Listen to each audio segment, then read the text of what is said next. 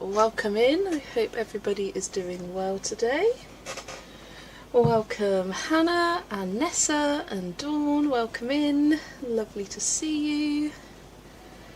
Yeah, hopefully I'm going to finish off the axolotl double page spread today. You can't really see it all in the camera, but when it's done I'll probably hide this so you can get a full picture. But yeah, I did do another layer of Neocolours. I applied it like a watercolour on top of the page, and that has definitely smoothed things out a lot. So happy with how that turned out. Yeah, I'll just give it a couple of minutes, wait for other people to join on in. Hopefully everything's working okay.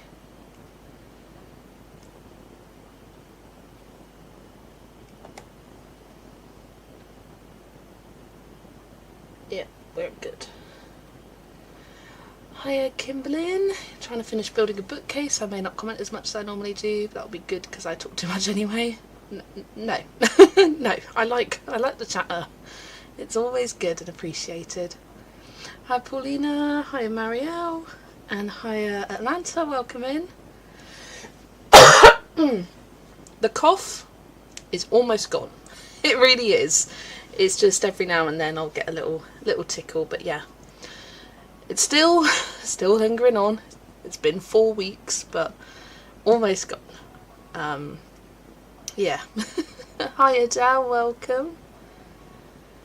I am feeling better, thank you. Yeah, I just had a really meh week this last week. Had the week off work, and yeah, feeling much better now this weekend. So glad to be feeling more like myself.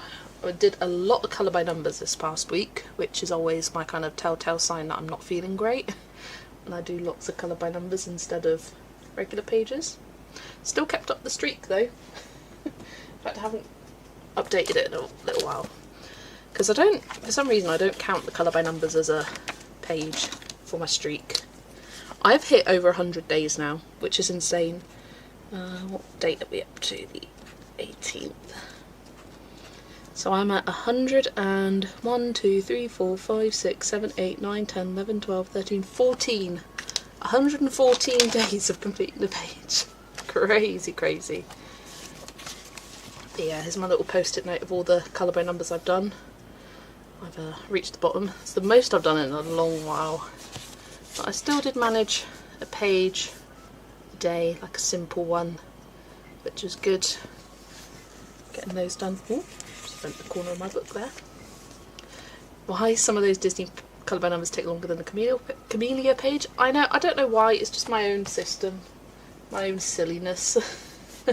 Hiya Penny, welcome, thank you. I do mandalas when I can't do anything else, that's good, yeah. Yeah, I don't know why I put these restrictions on myself, but consider I've always done that. And I think it's because, actually I know why. It's because in my journal I've got all pages I do here listed down, and then the colour by numbers are on a separate post-it note. So if I saw a day that's missing here, I'd be like, why is that missing? But yeah, that's okay. We really need colouring Olympics. It would be Jess and Amy fighting for the title while the rest of us eat popcorn. I think Paulina would be in there as well. She is a bit of a... I think we're pretty on par in terms of colouring speed.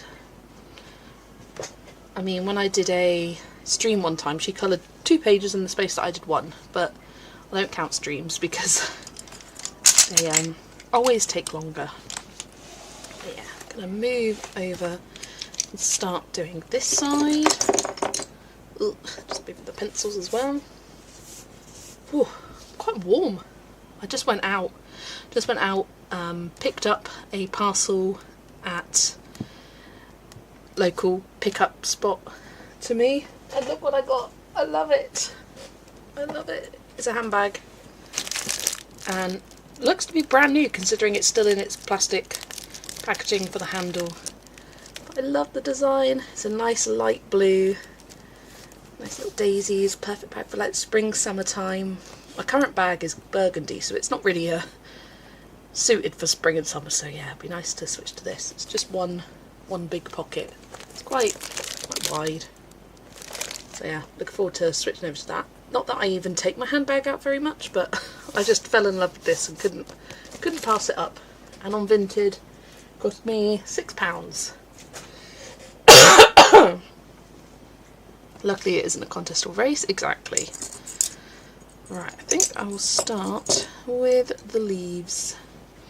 Talking about bags, can anyone recommend a good pencil case with individual slots that fit 150 pencils? I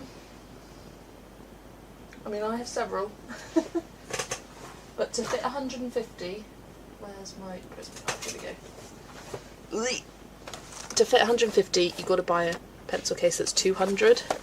So this is my Prismacolor one, and that means that you have 2 spare pages at the back. So I've got my Brutfina macarons here, but for a lot of my pencil cases that are in these 200 slot ones, I just put something else at the back. Like I've got Inktense at one of them, Staedtler Design Journey, what else? Stuck in that one. Oh, that's it. That's it. Yeah, those are the Brutfina macarons. So this doesn't have a brand. Honestly, I recommend going on Temu or AliExpress, but because they're all the same, like in terms of quality, and you can just get a cheaper deal. But you can find these on Amazon as well. I think they're quite expensive, these cases, honestly, for what they are, but definitely worth it. I've got 1, 2, 3, 4 big ones like that and 1 small one. So I've got my polychromos in here, and how am I going to fit an extra 20 when they come out? I'm not. So I'm not looking forward to having to transfer over. I also have this one, courtesy of my grandma. She got this, didn't get on with it, and this is one that has 1 zip rather than individual zips, and more kind of like individual pages, and these fit 3 slots. I personally prefer a single slot, because when you take it out like that, they move around. It's not as bad as I thought, and it does the job, but yeah, I just personally prefer the single slot ones. I can hear Lexi in the background. She's been asleep all morning, and now she decides it's party time. Let's start chatting. Let me go back up. You got your Japanese colouring books yesterday. Amazing, Penny. Which ones did you get? You've got to tell us what you get. You can't just say you got stuff. You've got to tell us what you got. Hiya, Kaz. Welcome. And hiya, Yana. Sound like I have a bad cold. It's a lingering cough. I'm absolutely fine. Thanks, though, Dawn. Yeah, it's almost gone. It's just every now and then I need to clear my throat. Hello, Lexi. Hello. Come on in. Come say hi. I'm staring at her. She's staring at me. Come on then. Come in. Don't just sit there. She sat outside the door. Got one from Ali, but it's a bit flimsy. Amazon prices are wacky. Yeah. Yeah, they are, like, for what they are quite expensive, I think, the pencil cases, but every now and then you can find a good deal. And my tip for Temu is add something to your cart and let it sit there for a day or 2, and they'll often drop the price. They'll be like, have a discount. Hiya, Kate, welcome. You got Midnight Tea Party for Stuffed Animals, Journey Through Fairy Tales, Magical Land Laura Mia, and The Flower Path of Cats and Cute Friends. All gorgeous books, Penny. Just open Ali and the excellent. Yeah, I think I just read that, but still. Right, colour in. Let's go. So I've got Chrome Oxide Green here for these darker leaves.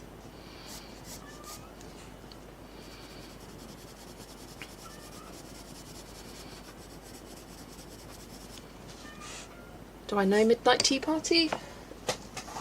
I'm sure when I show it you'll know it. This is Midnight Tea Party, the stuffed animals one. I think it's really, really cute. Oh, look at that page. Simple but adorable. And I love that one. It's probably towards the bottom end of them, but as I'm flipping through here now, I'm like, I love that one, I love that one. That's the one page I've done so far. Lexi, why are you being so noisy, girl? Yeah. It's just me and her in the house today. My parents have gone out for the day to my grandma's. Just giving you a little flip through of this now.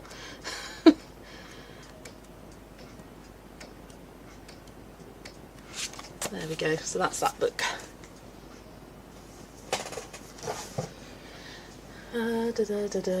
Hi Tara, welcome. Welcome, welcome. Hope you're doing well. I feel like I haven't spoken to you, Tara, in ages. I keep missing your lives because I'm busy doing other things. And I'm like, no. Next month I have to actually colour in my Japanese books and not just look at them. Buddy colours help with that, Penny. Definitely do. Still can't get myself to buy from Temu. I've heard such horror stories. Sure they're not true, but it's old age. Yeah, I got you, Jeanette. I completely understand if you don't want to support those sites, like, they're not great, but often they do sell the same stuff as Amazon, and so I think get yourself a cheaper deal. Like, save yourself some money and don't put it into Amazon's pockets instead. Yeah, I think that's fair enough, Adele. Avoid Temu on principle, but get stuff from Ali when I'm out of other options. Fair enough. Next, probably hang out with you more then. Yeah, exactly. Hi Amanda, welcome. And hi Nif, welcome in. Oh, I've got a Jimmy's coffee that I got as part of a meal deal a couple of weeks ago and thought, oh, I'll save that for a Sunday stream. Just need to be careful about fakes. I saw polychromos on Temu. Yeah, I'd never get any branded stuff from Temu, AliExpress, anything like that. I'd only get, you know, the non-branded stuff. There we go. There we are. That was quite difficult to open. Hello, is it Jula? Jula? Jula? Please correct me, but welcome in. Amazon isn't good ethically, but probably safer on my bank security. Yeah. For like €50 to know where they're genuine. Yeah, no, I would never buy any sort of pencils like that. You can get brute funers from them, and I think those are legit. That's about it. That's how I'm feeling about all of them lately. Getting annoyed with all of them. Yeah. Your name is Yulia. Great, thank you, Yulia. Welcome in, lovely to see you. Thanks for saying hi on stream.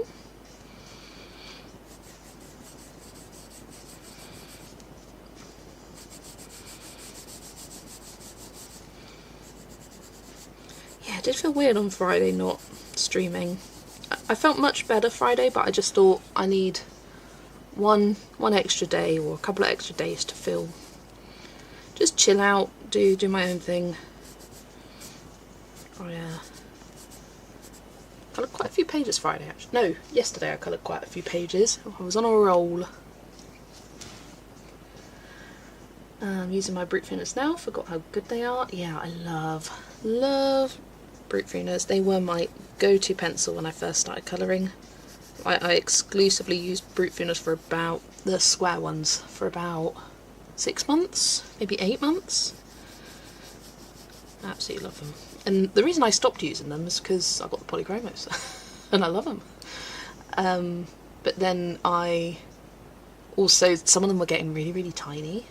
But there's still quite a lot of good ones. Not good ones, like long ones. Still a lot left. And I can always supplement from my other sets. They're just, because they're not in a pencil case like that, they're in the original box. I just don't think to use them. They're a bit of a pain to get out. So maybe when I have to transfer my polychromos to a bigger pencil case once the 20 new colours come out. I might put the brute Funos in that case instead, because they should fit.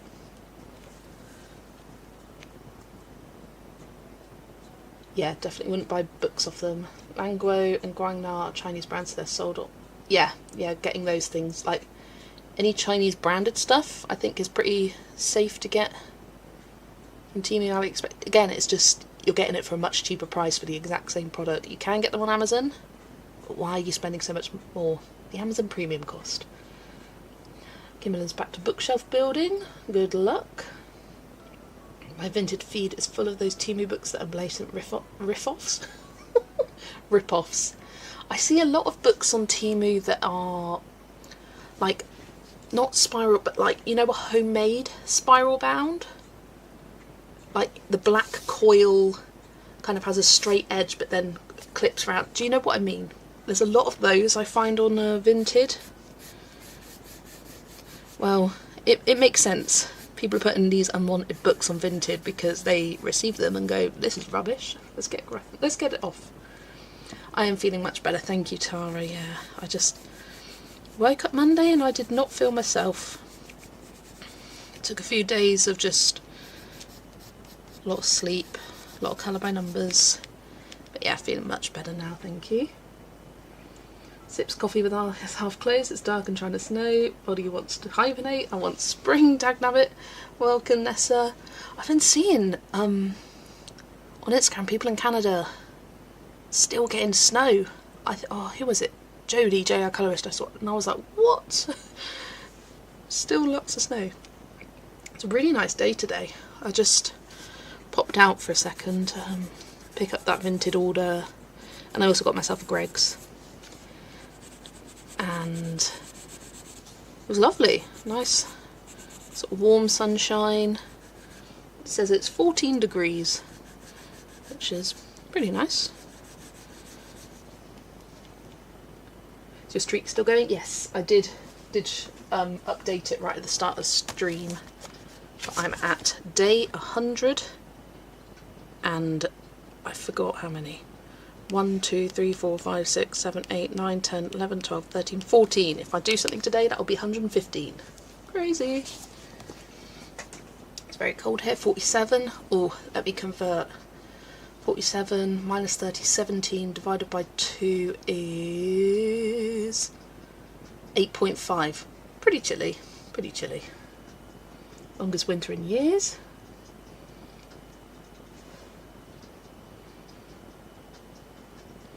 People are selling for the price of a real book, so it's like a double scam, literally. Blocked a seller who's only selling those, fair enough. Longest winter in years, I swear. Yeah, for us it's suddenly gotten really quite nice. It's been very classically April, lots of showers, but not like days of just solid rain like we had in the previous kind of few months. Oh, your granddaughter was born on the 17th. That's so exciting!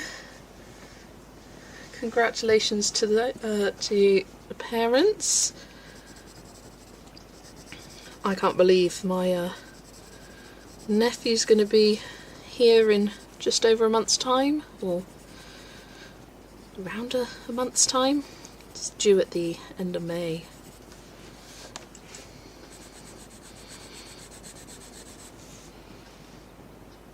And the 6th due any day, number 5, wow. Nice.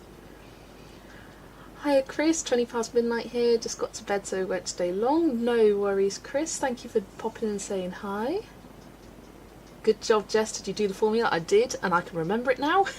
And I can even do it the other way. I'm feeling pretty good. So yeah, 14 degrees Celsius in Fahrenheit is roughly 28... No, yeah, 28, 58-ish.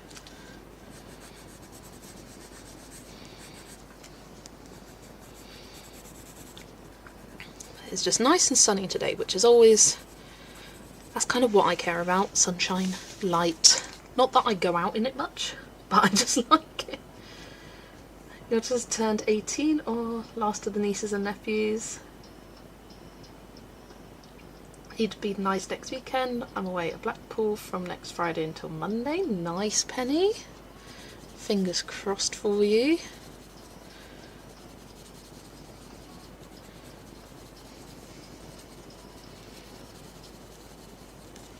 Yeah, luckily at the moment it seems that even if it is a rainy day, it's not rainy the whole day.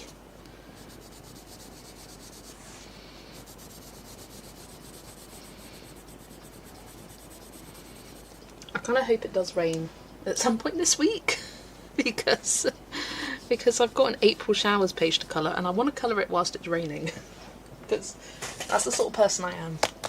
And I was saying this to Zoe, I was at her house last weekend. I remember last year in April it barely rained at all here in the UK because I remember thinking, oh, I'll colour lots of April shower pages, and it never showered, so I didn't feel like colouring the page. But this year it has been quite showery, but quite nice and bright. BBC weather. Oh no, it looks like it's going to be lovely. Oh, the 30th. 30th could have rain.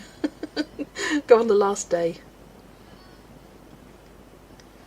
Lovely weather this next week. We got 14 degrees for the next 2 days, then going up to 17, 19.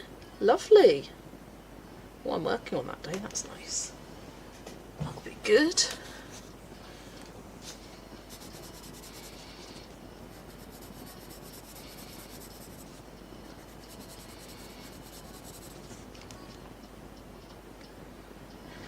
With flooding here in Michigan, it's rained so much. That's what we had at the start of this year. It was awful. It seemed like, I think we had something like 50 days consecutive rain in some places in the country. It was horrible in sort of January, February. And it got a little bit better in March, and now April is pretty nice as well.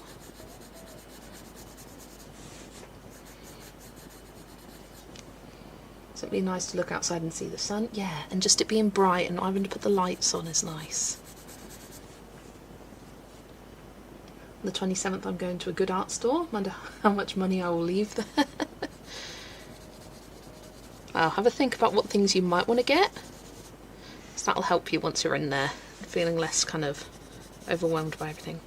My trouble is with art stores, I'm always someone who looks for a bargain. And I go to an art store and they are very expensive, and I'd love to support these small independent, but I'm just like, I'm someone who, if I can save 10p here, then I'll do it. I'm a big penny pincher, always have, probably always will be. Kind of just how I was raised. Save money everywhere I can.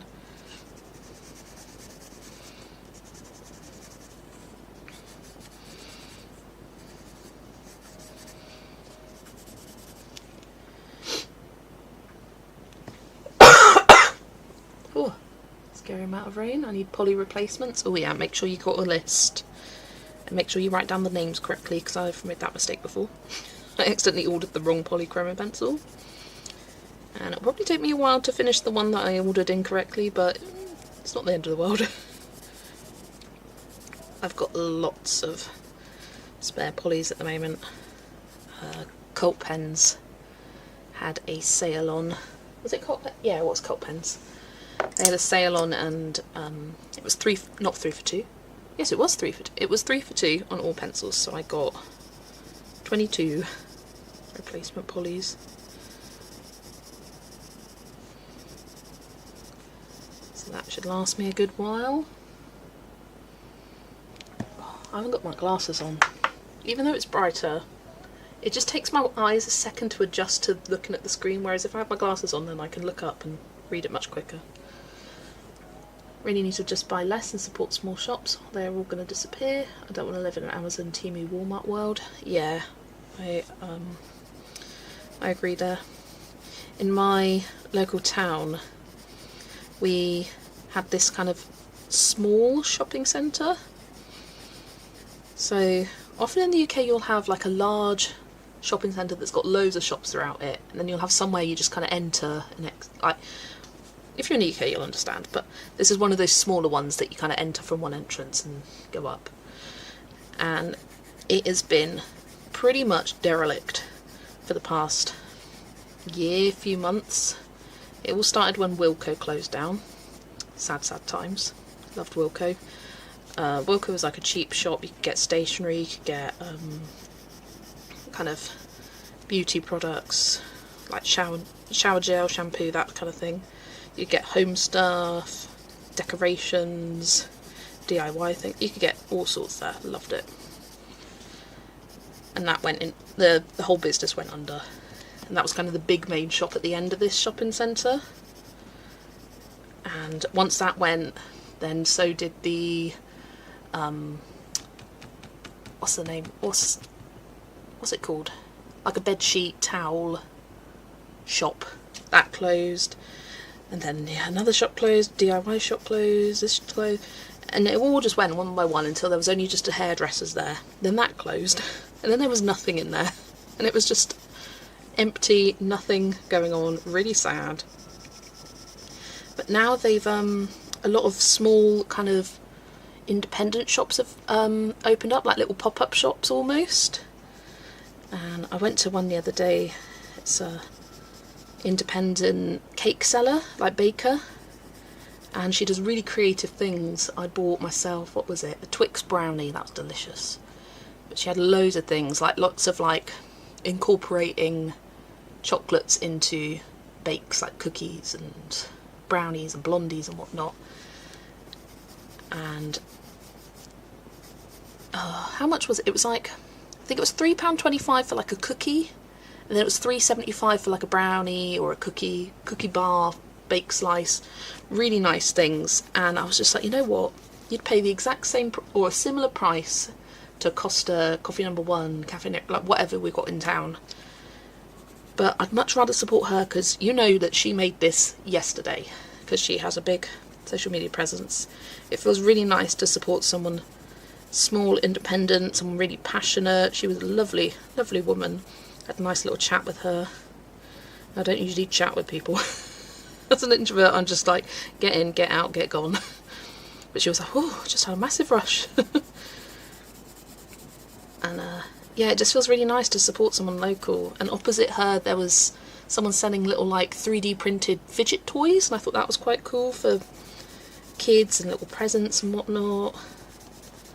And yeah, there's some other pop-up shops in this shopping centre, so it's like become quite a really nice lively place. And I'm just like, yes, see, if you lower the rent of your units, people will come, because they kept just putting the rent up, putting the rent up, putting the rent up, and it just meant that people would have to leave because they couldn't afford to pay the rent.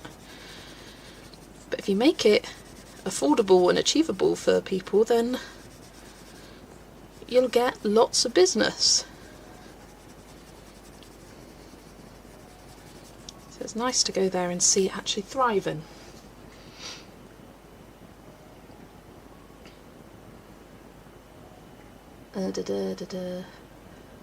Don't write the same pencil down twice. I have so many green polys instead of the earth green. Oh no. Oh, so many May green. Yeah, I got, what was it, earth.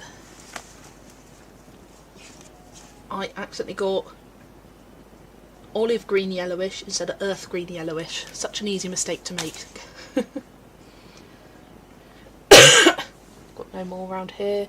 It's not great shopping centre, like there's barely anything in my town. It's kind of rubbish, but it's pretty typical for the UK.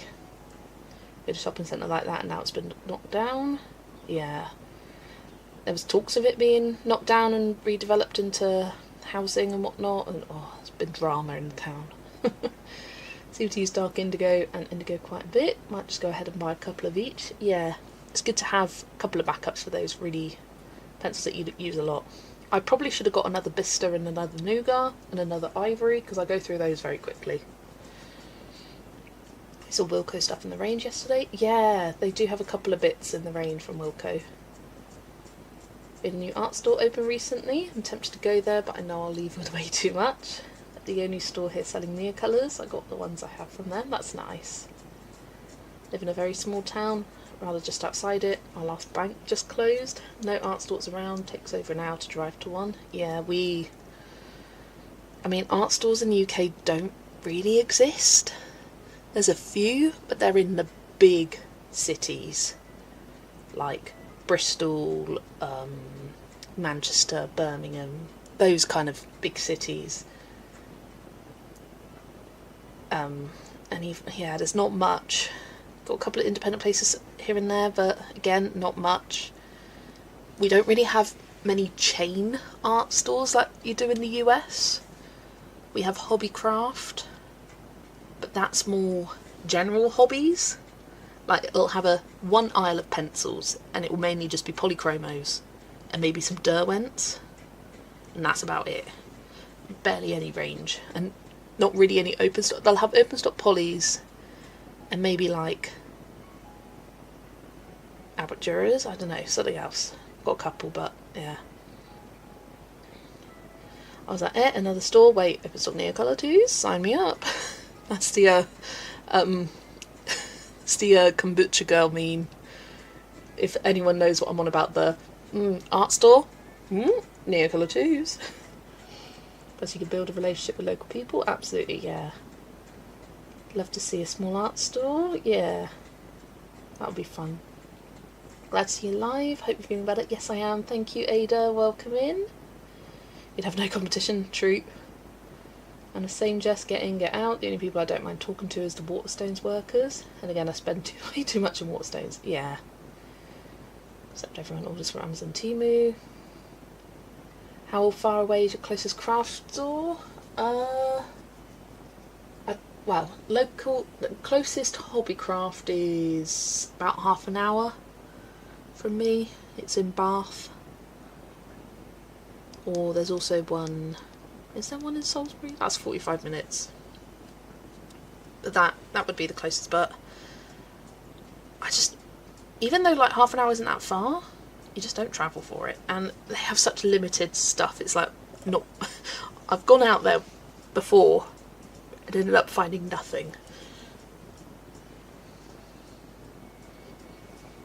Hobbycraft had the millions of range of books in yesterday, nice. We do have the Works, which... The Works is more of like a bookshop, and that can sometimes you can find some good bargains of... It has the most random range of books, the Works. It had those Fabiana Attanasio books, where it was the only place you could buy them. Occasionally it'll have a Kirby, like a compilation Kirby. It had A Million Hugs and Kisses for a really cheap price there. But it'll always be for really cheap. They often have the Lomart books when they get released. But it's quite an unreliable stock. I think they order a bunch, sell them cheap, and then once they're gone kind of thing. What else do they often have there?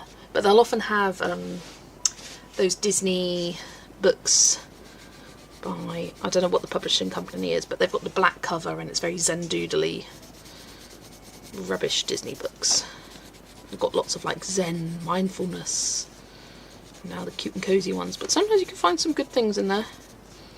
Melpomene books, they tend to have. Lomart, they tend to have a few Lomart, probably because it is a company based in the UK, or a publishing company based in the UK. And then we have W.H. Smith, which it used to be called, it's now T.G. Jones, horrible name, and they sell books. It's a bookshop, stationery shop. And you can find things there, but it's all the RRP in that shop, so I never get anything. But I like to browse. They often have Kirby's and all that. I like to just flip through them. They often have Millie Marottas and Johanna Basford. A lot of the big ones. Usually most of like Luna Mayer's as well.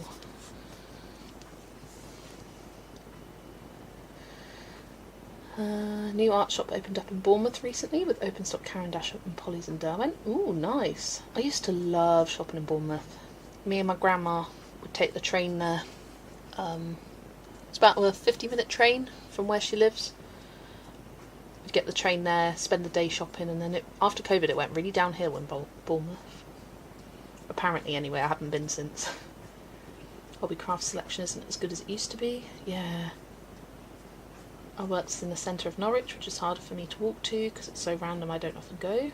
Yeah, we've actually got one in my town centre, so it's one of like the only, in my opinion, good shops there. Hi Zoe, welcome, welcome, welcome. Lovely to see you. Hope you're doing well. We have no art stores here either. There was one chain that was kind of a bookstore / art store, but now they sell a bit of everything, and also the prices came kind of high. Do they sell kind of? I answered. You're all good. Yeah. TG Jones just sounds ugly. And what was the point? I know it's all like licensing and whatnot, but what was the point? WH Smith to TG Jones. It's like, it gives the same energy, but it's just worse. I just hate it. Also, try saying it 10 times fast. TG Jones, TG Jones, TG Jones. It's like a vocal warm-up exercise. Dame Judi Dench, Dame Judi Dench. TG Jones. Horrible name. I will never call it TG Jones. It's always WH Smith or Smiths. I asked if our local bookshop could get colouring books. They did, but a choice of 6. Was it like 4 of one and 2 of the other? I mean, great.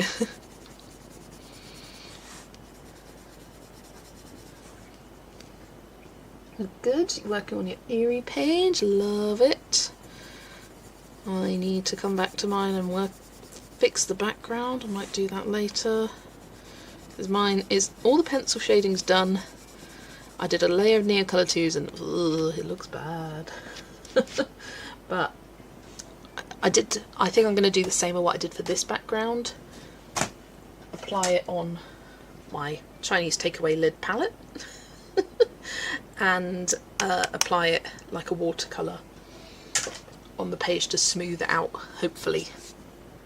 Centre of Bournemouth is dead. The art shop is one of the connected towns. Ah, right, yeah. I used to go to the Hobbycraft in Bournemouth a lot because I used to live in Dorset, right down in a teeny tiny village right by the coast. And by teeny tiny, I mean there was like 100 people who lived there. Not that I knew any of them, because it was a teeny tiny village, but the village was over here, down by the seaside, and then where we lived was up round here, like a mile away. It was on we lived in the back of a stately home, like this old, I think it was built in the 1500s or 1600s, but we lived in a flat behind there, and my parents managed the lettings and ran a caravan site. But Poole was our closest town, so we went shopping in Poole a lot, and occasionally would pop into Bournemouth to go to Hobbycraft, the Range, Dunelm, that area. Which, if you don't know that area, you'll be like, she's just talking rubbish, but like Poole, yeah, Poole, we literally went to every weekend. Still good. Yeah, still good, Poole. But Poole was the closest town, or the closest place to go shopping, and that was a 30-minute drive away. We literally lived in the middle of nowhere. Know all these areas, woohoo! Night, Chris, you take care. Always going to be Smiths, absolutely. You cannot get colouring books in Hungary other than Joanna or Sendoodle. Yeah. I don't think I said hello, but hello Gabriella, welcome in. I might have, and I might have forgot. I do this all the time where I'm like, did I say it? Or did I just read it and then think I said? But I'll say hi twice, even if I'm all reading books in the works and anything. I did get a million hugs and kisses. That was the last thing I got from the works, fair enough. Yeah, I like to pop in and get like washi tape from the works. If I read, I'd get a lot of books from the works.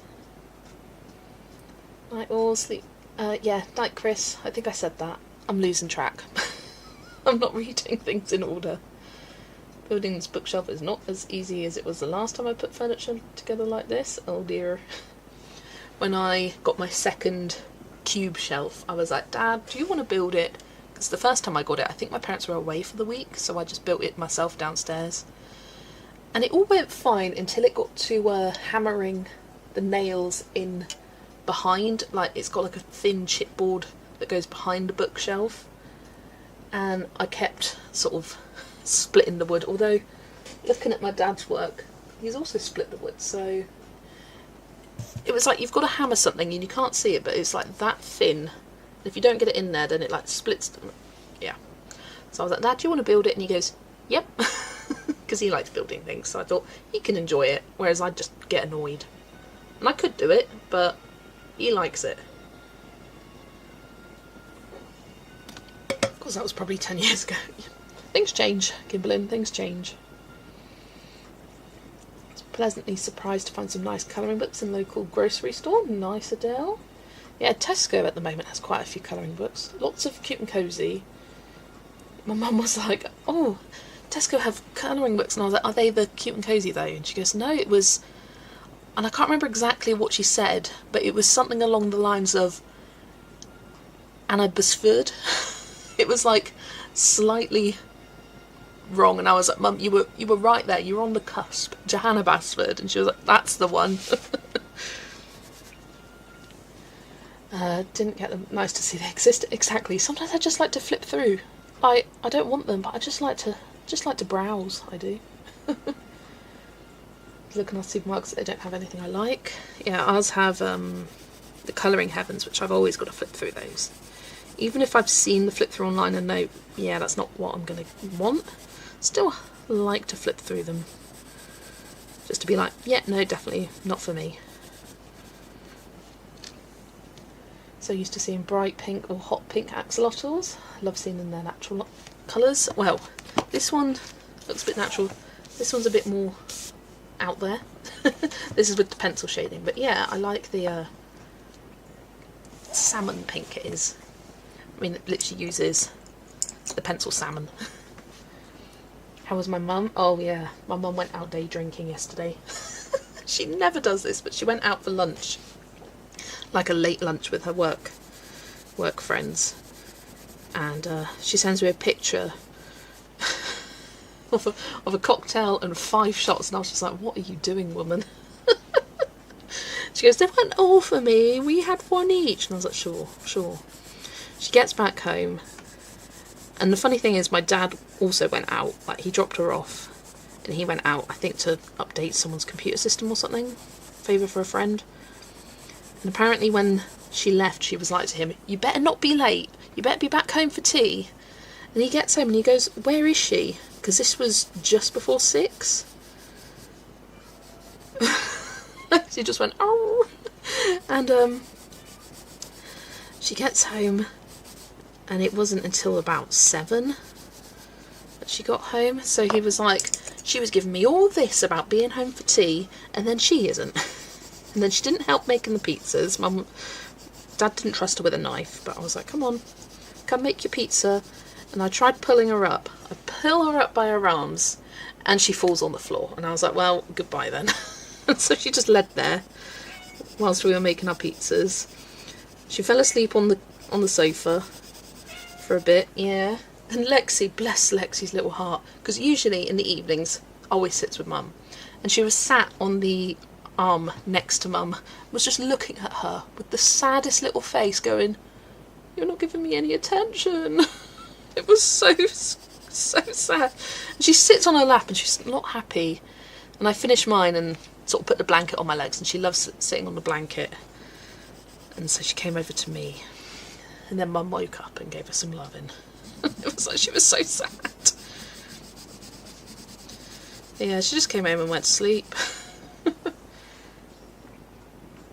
They're warning me that this bookshelf is a tip risk, and I'm hoping I don't have to bracket to the wall. Depends what you put in it, and I mean, you haven't got any kids around that could tip it. I mean, you got Hunter, but as long as he doesn't like try and jump up in the shelf, you should probably be alright. This page is one of my faves I've done in Fragile Worlds. Yeah, I just felt quite drawn to it, I don't know why. Right, come on then, say hi. Oh no, she's on the bed. Yeah. The Disney Colour by Numbers are in Asda. Yes, someone showed me that, and I was like, ooh. I mean, all of the ones that they've got in the English editions I already have, so it doesn't really mean much to me. Right, Lex, please don't come round this way. Don't jump on my laptop, please. She doesn't want to come up and say hi. She's just meowing around the place. Question to Grayscale colorist. Does Grayscale have to be covered for page or to be done, or is it okay to leave it as part of the page? Adele, you do what feels right. It does not matter. Because you could leave the Grayscale as just shading white. Like it's just a bit of shading for like a white part of the image, so that's fine to just leave it. You go with the flow. It's nothing like flipping through a book in real life. Exactly. Oh gee, she's a legend. Was she lit when she got home? She was just like, I'm gonna sit down. I'm quite drunk. And then she just went to sleep. She was quite boring actually. Hi Brittany, welcome. Welcome in.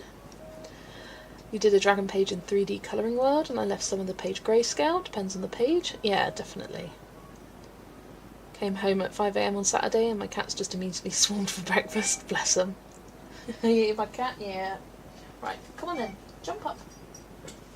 Come say hello. Hello everybody. Yes.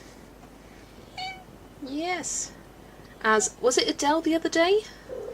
Who said, don't apologise for cats being noisy on the screen. Just show them. Yeah. Yeah.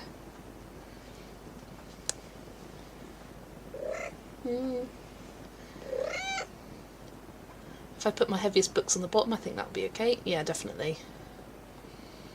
I despise both Apple and Microsoft for making it beyond difficult for an everyday person like me to change a forgotten password. Oh yeah, that's such annoying. Gotta go to the Apple store to get an Apple Technical to erase passwords. Ugh, that is a pain. And colour the rest of the day. Too cold and wet to work outside today. Fair enough, Yana. Pet tax. The pet tax. The pet tax. Yeah. Just waving with her tail. Hello. Hi Adri. Just finished your stream, have you?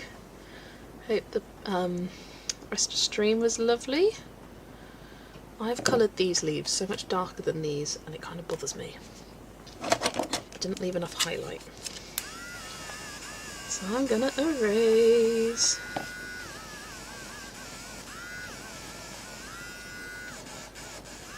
See, this is why I tend to colour all the elements in one go, because even just a week apart you colour things slightly differently.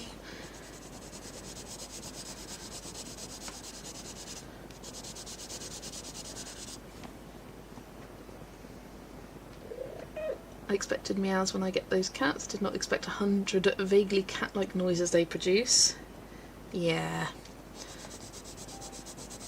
Lexi does this cute thing where if she sat on my parents' bed and you kind of got to go into their room to see her, she'll look up and she'll go, "Arr."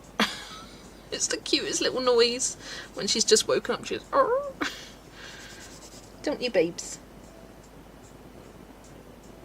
Yeah, she's purring away, sat on my lap now. I'll give you a little pan. Pan the lap. She is. She's looking up. Look up and say hello. Ignore the mess. Ooh.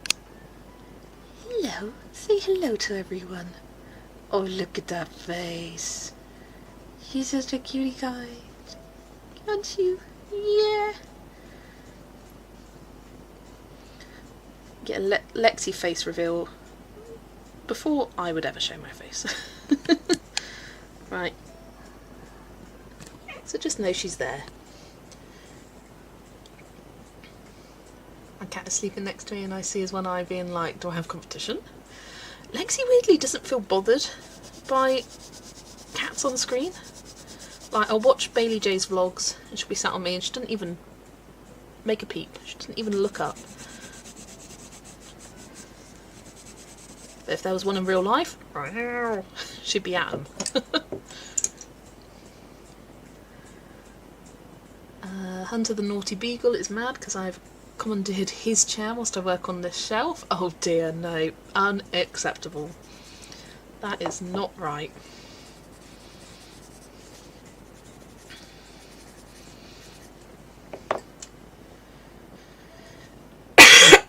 She does not like it when I cough though, so she has not been happy these past few weeks. When I cough, she often runs away. Bless her heart. You don't like it, do you? What do you use to outline your Disney colour by numbers? I use this. The Artistro black paint pen. As you can see, this one is almost run out, although I just had ink. I think I've got 2 sitting around here. Yep. Because sometimes I'll have a colour by number downstairs, and so I'll keep the colour by number with the pen downstairs, but then I also might want to do something upstairs. I like having 2 on the go. But yeah, I genuinely do use them up the entire way. And it's the same brand I use for the white. This is one that has pretty much run out. I like how the barrels are clear. It's much easier to see the black barrel than the white, because it kind of just gets a bit crusty around the edge. But yeah, this one is definitely dead. But I found that a pack of 6 lasts me about a year, because I just recently reordered some, and it showed me when I last ordered it, and it was a year ago. So I was like, it's pretty long lasting. Yeah, exactly, Kimberly. How dare you sit in his chair?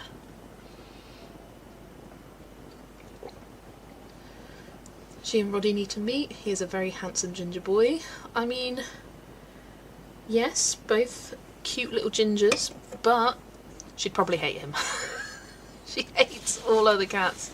She fights them. She gets real nasty. You wouldn't think it looking at her. She's such a cute little face. But she's a fighter. She doesn't like him. One of my cats goes meh meh instead of meow, and puppa instead of purring. Strange broken kitty lol. I mean, Lexi makes a whole register of sounds. She has been very noisy recently. She'll go through phases where she just won't stop meowing, and you're just like, shut up, girl. Just leave us alone.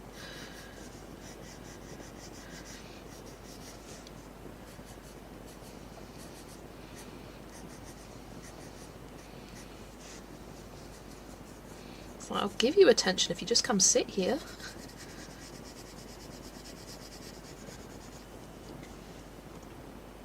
My co-worker has a mute cat, and that's so cute and funny. Yeah, literally. My grandma's cats barely meow, and you'll kind of talk to them and it's like, why aren't you talking back? Get the harness out and my cat doesn't stop meowing for me to hurry up. Oh, bless. No worries, Jasmine.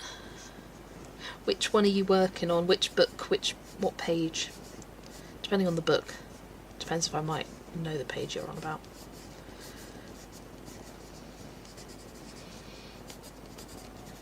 Done a lot this last week, and then a good variety of different books as well, which is nice.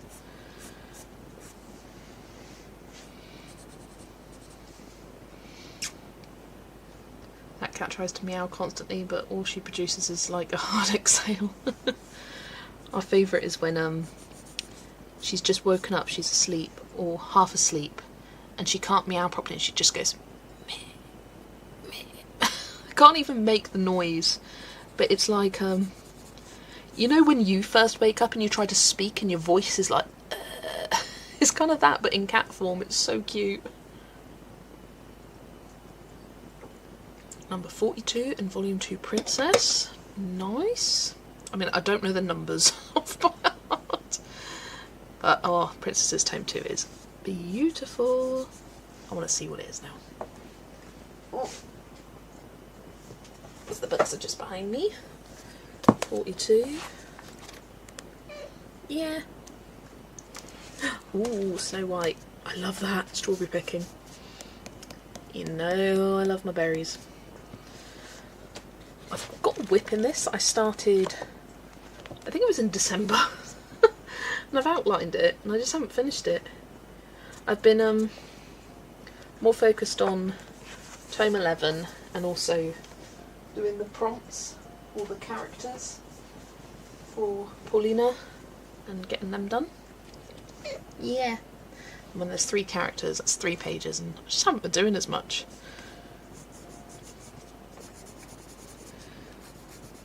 Yeah, I've done a couple of double page spreads this month, which is fun. They always look so good when they're done next to each other. Just out of curiosity, what's my favourite Kirby? Dark Fairy Tales. I love that book. Just love it. If you want to know all my thoughts on all the Kirbys, check out my Rank and Break series. Shameless plug. Yeah, where the Rank and Rate series, there's a playlist on the channel for them all, and I've done it for almost all the artists that I had a few books. There's a couple that I haven't done. I'm thinking once Myths and Monsters is out by Camilla DeRico, I'm going to do a Camilla DeRico Rank and Rate, because at the time I think I only had 3 books by her, and now I've got 5, and then with the new book out that'll be 6. But yeah, I've done pretty much every other artist, including Disney Colour by Numbers.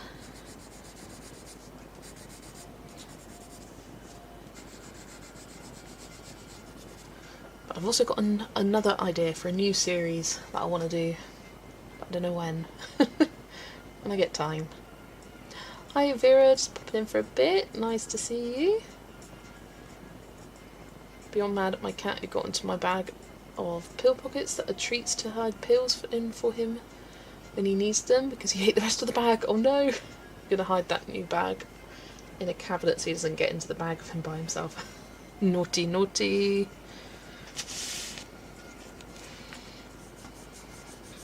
Lexi is really not food orientated.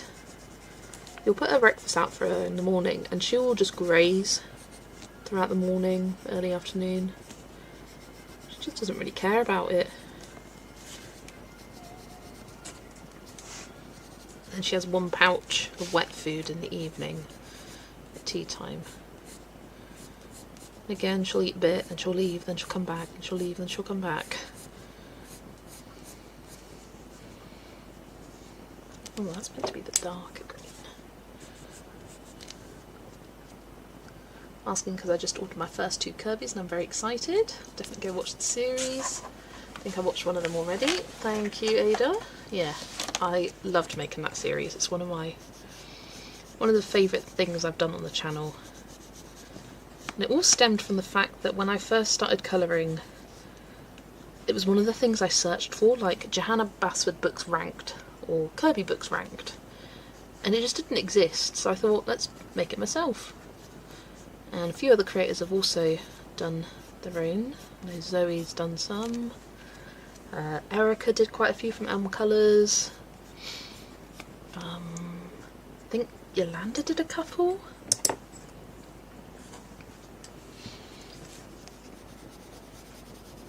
Yeah, sometimes you just want to see them all and see what people like versus dislike about things. Oh, bye Lex. Bye bye. But I think if I did the rank and rate now for Kirby, it would be different. Because I think this was quite low down on my list. And it's kind of, I've changed my mind on it. I really love Fragile World now. I mean, obviously I've been colouring in it every month this year.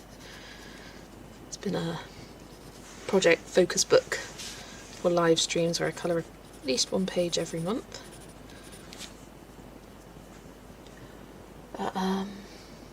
Yeah, tastes do change, and I think it'd be nice maybe next year to go back and do it again.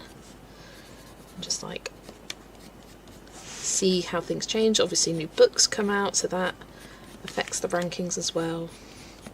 But I can't even remember how I ranked it. I know Dark Fairy Tales was definitely number 1. I want to say Mythic World I put at number 2. Then Worlds Within Worlds. Then this. Then Mythomorphia. Then Alien Worlds, I think. And then the compilations.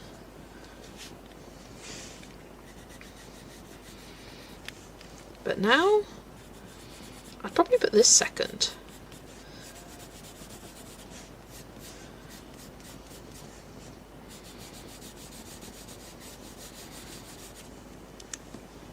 Mythic World's my fave. I do love Mythic World. I haven't coloured it for ages, and that reminds me. Oh, that reminds me. That reminds me. I need to write this down somewhere. Let's write on this list.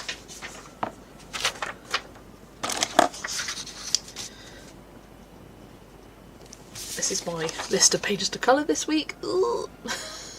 I wrote this on Sunday, and then I did not feel well from Monday onwards, so this list has not really happened. I'm looking at it. Have I completed any from here? I completed this one. I completed that one. These are ones I just wanted to work on. I did work on that, so I can tick that.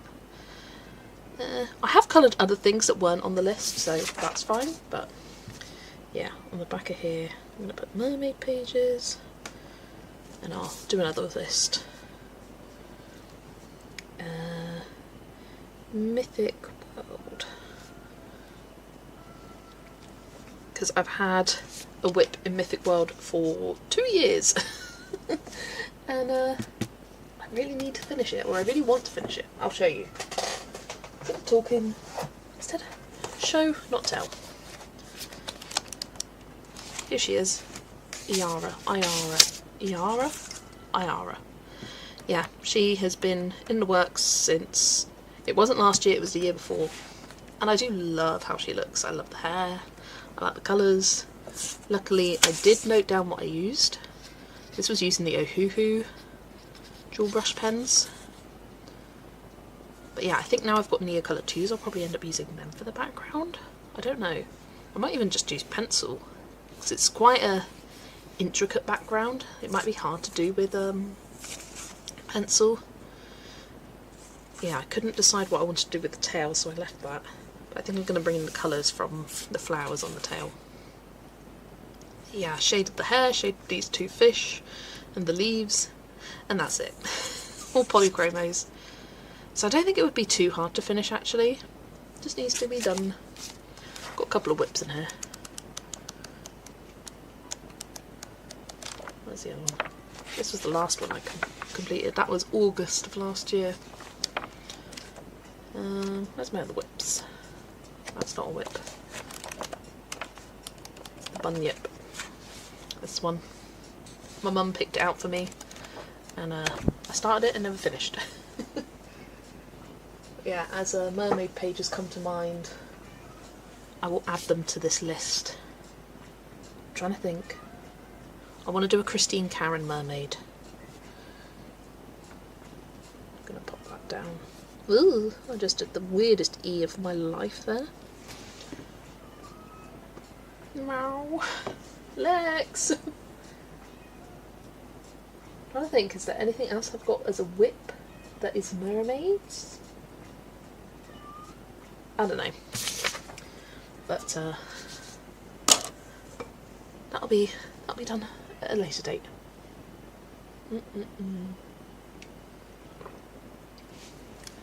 It's a great idea, especially useful for when people are just starting and to kind of decide what to buy. Exactly, and that's what I created the series for beginner colorists who kind of just want to see. Because yeah, it's great seeing collection videos, but sometimes you want to hear some opinions about it, like, I like this one because of this, I don't like this one because of that, and seeing like, okay, I kind of align myself with her opinions on this, so I'll base my purchases off of that kind of thing. Because everyone's interest is different, and it doesn't mean I hate the books, it's just a preference. Hi Trini, long time, haven't seen you, hope you're doing well. Yeah, I know you can only do the Sunday live streams because of the time zone difference, so yeah. The last 2 Sundays I've been busy. But yeah, nice to see you. Dark Fairy Tales is stunning, but I'm intimidated by it. Yeah, it is a intimidating book for sure. Hi Michelle, welcome, and hi Lauren. Can't believe I finally caught you live. Welcome. Yeah, you can hear Lexi in the background. she did appear earlier. If you go back on the stream, I did do a little shot of her. Oh, yeah. And now she's just in the house meowing away. She might want to go outside, to be honest. I'll do that when I have a break in a minute.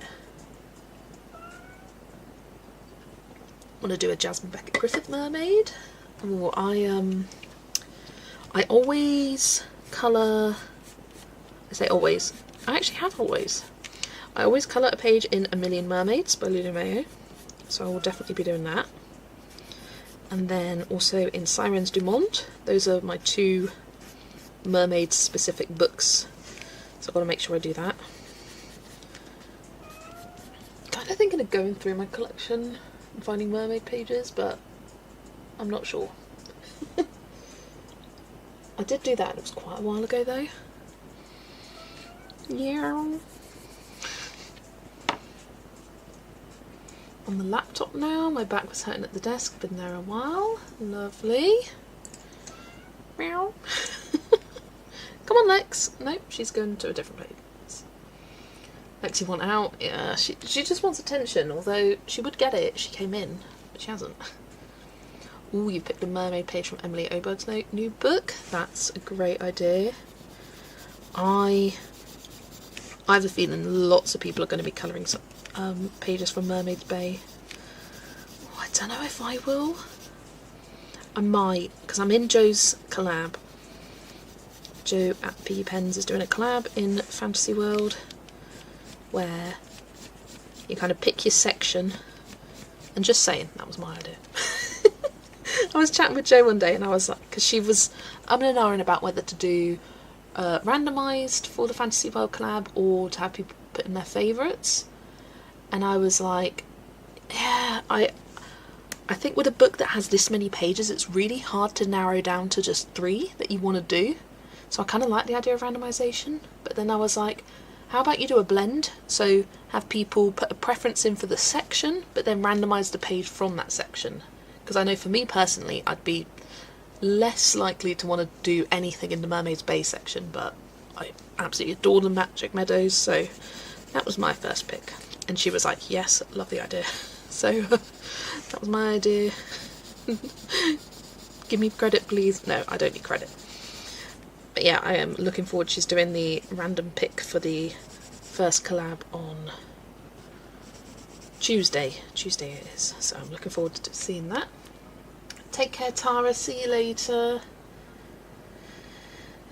We're looking at the Mermaid Enchanted Earth by Malcolm Many. Oh, Ada, I have wanted to do that page ever since I got that book, and I've got an idea, but I just, every year I plan it and every year it doesn't happen.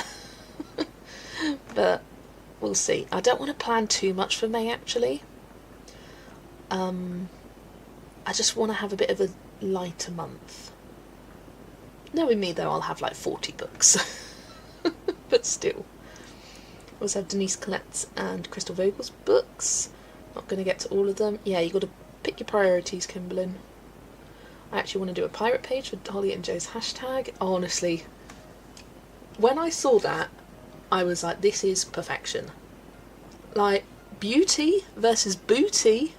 Top tier hashtag light v dark theme, especially like with certain accents, booty and booty.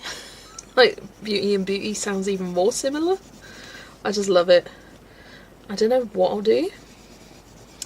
Yeah, I don't know what I'll do, because there's that pirate page from Nelko Neko is such an epic page, and I am in the group, and that's one I haven't done that the group has done. And if you're wondering what is the Nelko Neko pirate page, I will show you. Will I? It's a different stack. Ugh, here we go. Nelko Neko pirate page. Here. It is an epic double page spread. Although actually looking at it, it's not too crazy. Like, you do the water, you do the ground, you do this, like, do all this rock work, then you just have the cats and this pile of treasure. Like, there's not too many details to it. So especially if you base, it probably wouldn't be too bad. Oh, pardon me, had a hiccup. I say that, but probably will take a while. But But yeah, that'd be great for that hashtag. Also the book Beauties and Beasties by Camilla Dorico, that would be a perfect book for that hashtag. Although, I don't know if it actually would, because I think by beauty they're meaning like portraits of pretty women kind of thing. Or beautiful people, I should say. Yeah. Rest for today for colouring, enjoy others, no worries, Trini. I'm back, been listening but cleaning a bit and took a shower, got my cup of tea, now ready to continue colouring with company here, best plan ever, definitely Adri. What are you colouring at the moment? What is everyone colouring at the moment? I will do a picture but I didn't join in the collaboration, wouldn't be able to do a big portrait. I don't have any Millie Marotta books, they are not for me personally. I picked the Mermaid Bay, and if I get a portrait I may do an alternate skin colour. Ooh, nice. I did a alternate skin colour just the other day in Wildflower Folk, and it was challenging but really fun. Really fun. That's my first real page in the book. Yeah. So I've got Pirates by R.J. Hampson, that would be great. Always did that, Kim, but not quite that clever yet. Watched loads of others doing them. You're assembling in chunks in the living room and carrying upstairs. It's for my craft room / office. Nice. Talking about your shelf. Almost done with my dragon spell page. I'm a bit early for the group. Nice. You always do such amazing work on those pages, Lauren. And it's always fun seeing your finished page and how you actually do it every month. Very... because some of those pages are tricky. I don't think I'm going to do that page this month. I really need to prioritise because I haven't been colouring much this last week. I've still got a lot of buddies, and any buddies watching right now, I'm going to try my best, but if I don't, I don't. If I don't complete it, I don't, and I will just roll it over to the start of the next month. And I'm just going to... I've got a couple of buddies already planned for May, but other than that I'm going to keep it really light, just so I have that pressure eased off me. Because the buddies are great for helping me get into the books that I already wanted to do. Like, I've got a lot of buddies from my spring randomizer, so that's been great. But yeah, I just take it as it comes, one page at a time. Well, not necessarily one page at a time, but often I start several pages. I think I'll do a whips of the week for next week. Ooh, I just suddenly remembered another video I'm going to be doing, because I'm getting back into videos again, as I wasn't feeling well, didn't do any last week. Did a little quick flip through of the Petit Poupée books, but that was it. But tomorrow I'm going to do a walkthrough of Karen's website, the palette kit. She was very kind and reached out to me a few weeks ago now, saying, offering me a free month, and if I could do a review that would be great, but if not, and I was like, absolutely, I will do a review. And she was like, make sure you cancel before the 3 months are up, and I'm like, Karen, no. I will be continuing to pay the subscription for your website, because it is amazing. So I had a bit of a play with it a couple of days ago. Yeah, she was all ready to launch a couple of weeks back, and then I tried making my account and there was a glitch with the site where you couldn't, like, even though you got the membership and you added the paid membership to your account, it wasn't showing up. So fixed that glitch. Oh, I just need to double check the old account that was set up got deleted. I won't get charged double for it. But yeah, I'm really excited to see updates to the site. Probably send her a message with a couple of things that I noticed whilst I'm going through in the review.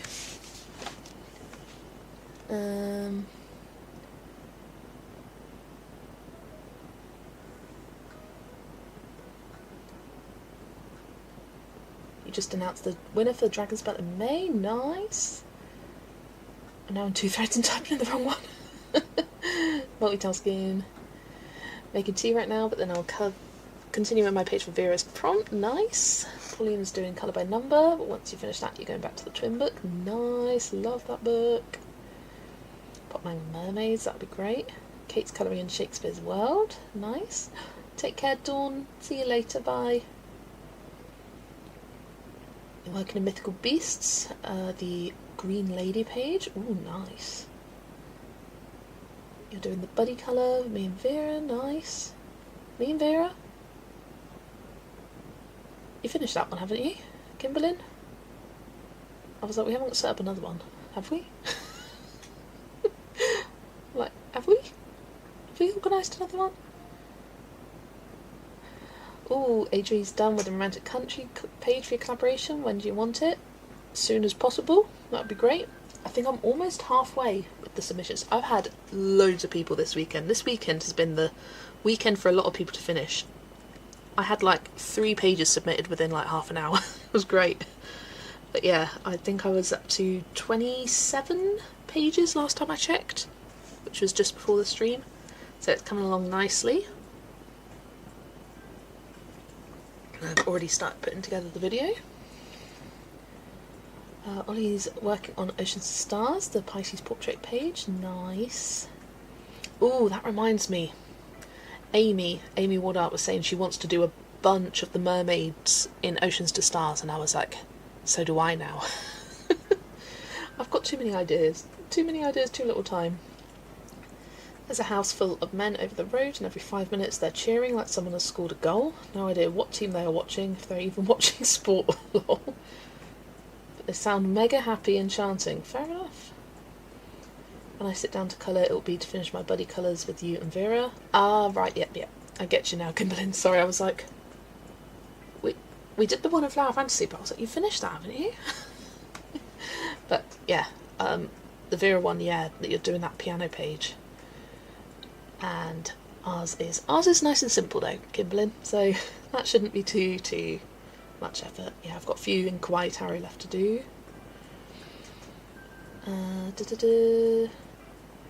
Watched the video earlier, looks amazing. Look forward to that video. Yeah, I watched her video earlier as well. Can't wait to try Karen's website out. It looks fantastic. Definitely watch your walkthrough. Mine's going to be kind of let's learn together, like see thing. I've had a bit of a play around, but I haven't like fully gone into it. Yeah, I'm really. I just think it's going to get better and better as well. And the price, it's very affordable. Didn't get to it last night. It's planned as in colour palettes and materials. You and I have one, Vera and I have one. Yeah, I get you now. Almost finished my first page on Flower Fantasy. Gorgeous. Zoe's got an adorable bunny staring at me. Bless her little meadow.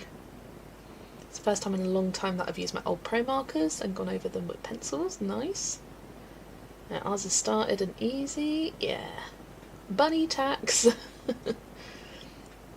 The markers all still work after 20 years. I have hundreds, so pleased to be back using them. Yeah, those pro markers are very good quality.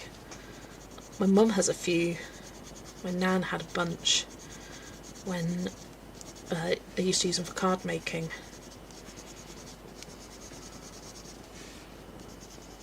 It's kind of my first introduction to alcohol markers, the pro colours. Not pro colours, pro markers.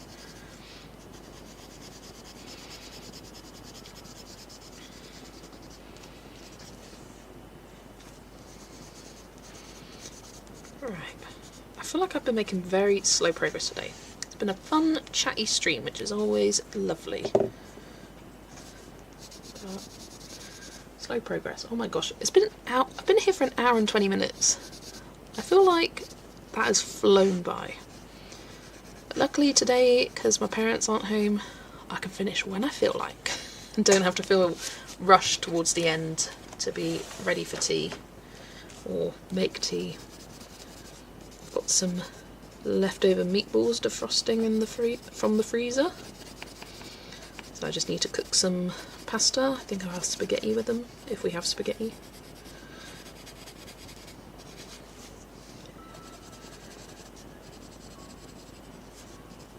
quite a late lunch, so I'll probably be good for tea for a little while. Bunny tax scent. Let's get the bunny tax. And also, I was going to go through palette kit with you ever so briefly. I will just finish up these leaves and then I will do a little kind of sneak peek. If you're like, what's palette kit or what's Karen's website, I will just give you a very quick overview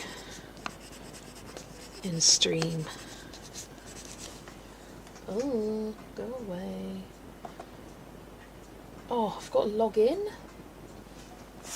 Oh, thank God. It's got a saved password. It says it's incorrect. Dang it.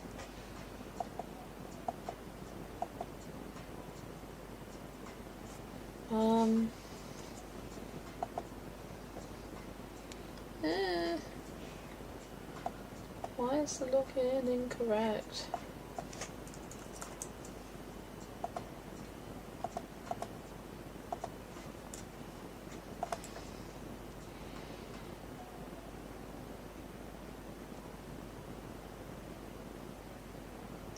Loading. Piano 1 I'm so afraid of ruining, but I just have to start it. For anyone who doesn't know, I'm colouring it as a tribute to Prince. The 10-year anniversary of him passing is Tuesday.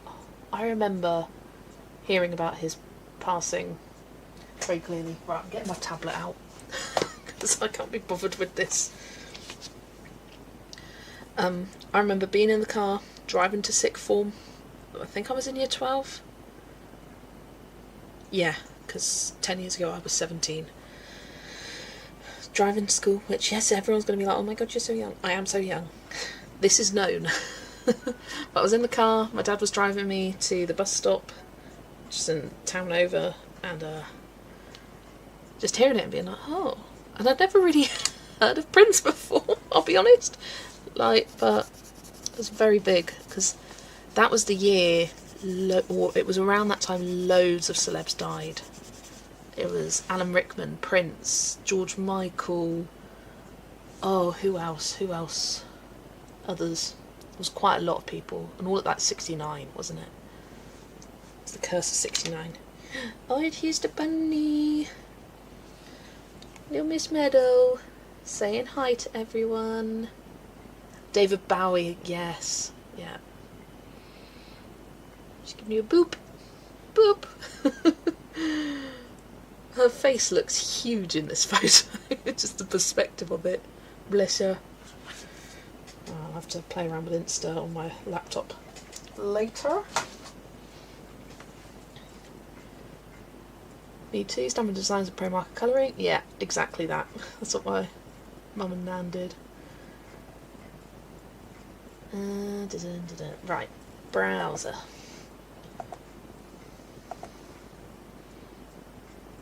No, that's not what I want. Window, properties.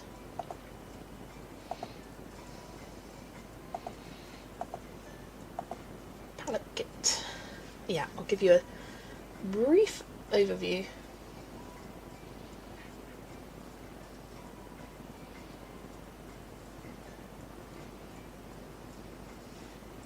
Here we go. So this is palette kit. It is called paletkit.com. And this is the webpage, and you've got some previews of coming soon features. I cannot wait for colour palettes. I am really... There's one feature she definitely needs to prioritise, being able to add full pencil sets to your collection. I think that's probably her next priority, but then after that I think colour palettes should be the next priority, because I think that's a really good feature. Got 16 pencil brands and lots more to be added.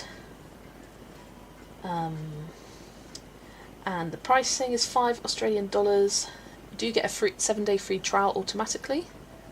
Right now you can't make an account on Palette Kit. She's got a little issue right now, but it's working on it, so I guess I've got to wait a bit longer. Fair enough. Yeah, she said because there were so many people trying to make accounts, it kind of broke the system.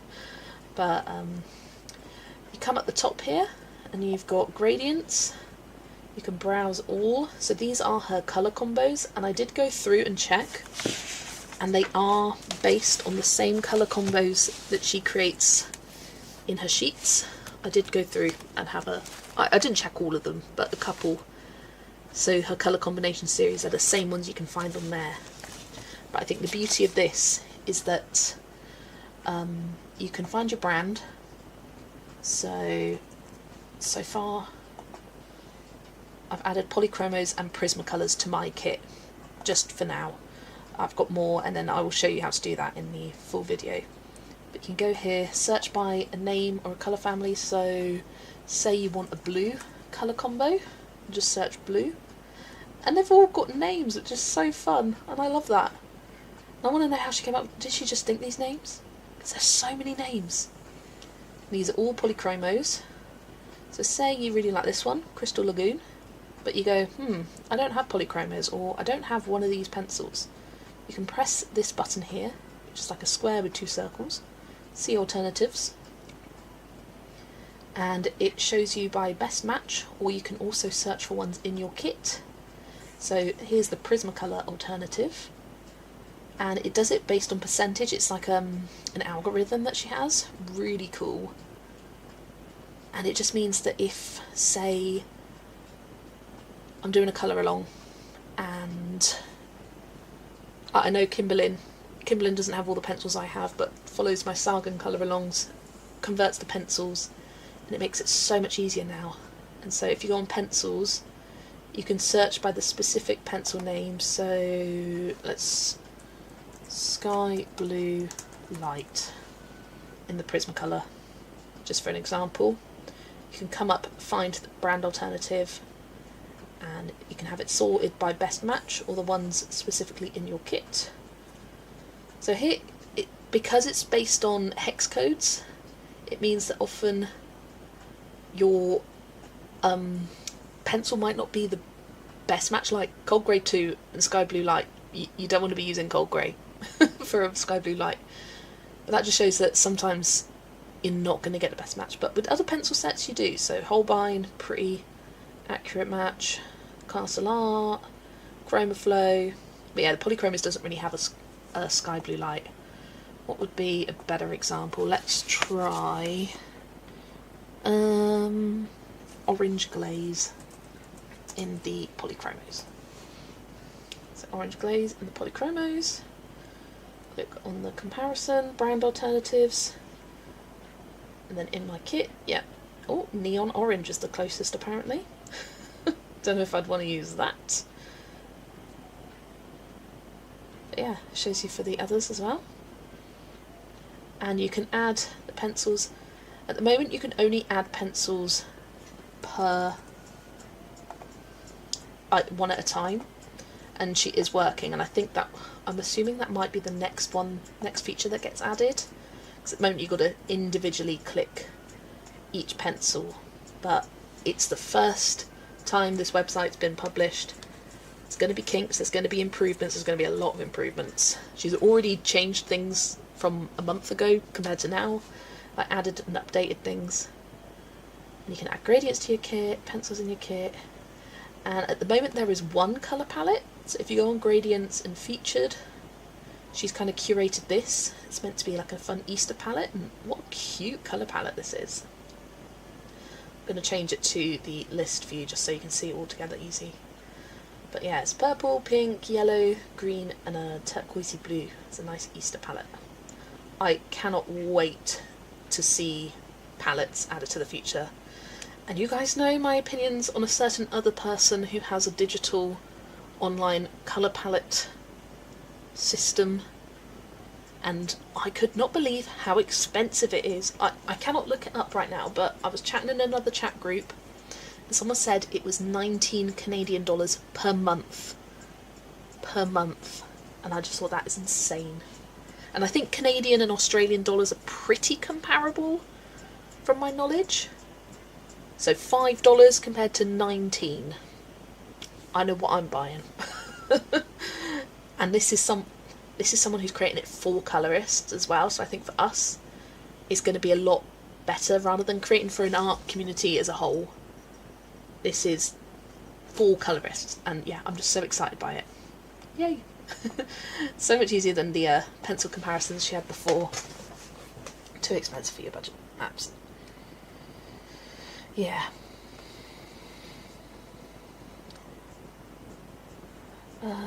Purple Rain was one of 3 albums I bought at the same time with my babysitting money. Oh, that's such a nice memory, that, yeah. Right now you can't... Oh, about the account, read that. Will you show which brands that those are? Because it says 16, but I only see 10. That's a feature that I'm going to mention to Karen. I'm going to talk about it in the video, write down some things that I noticed, and then message her with it, just to be like, these are some things that I noticed. But you can't scroll this. There's no way to scroll. So you can't see all the brands. You can put in different letters. Let's see, you got Ohuhu there. Does it have Woomer? It's got Woomer. So you can put in, search it, but you can't scroll this, and there's an up arrow, but there's no down arrow. So I just want to feed that back. And I feel like hopefully that should be an easy fix. But yeah, that's something that at the moment is a bit the UI isn't quite right there. So that's something that I will be feeding back to her and send her a little message. So I thought it might have been just an issue on my mobile, because I was just using my mobile phone. Why am I calling it a mobile? Just my phone. I was using my phone to start with,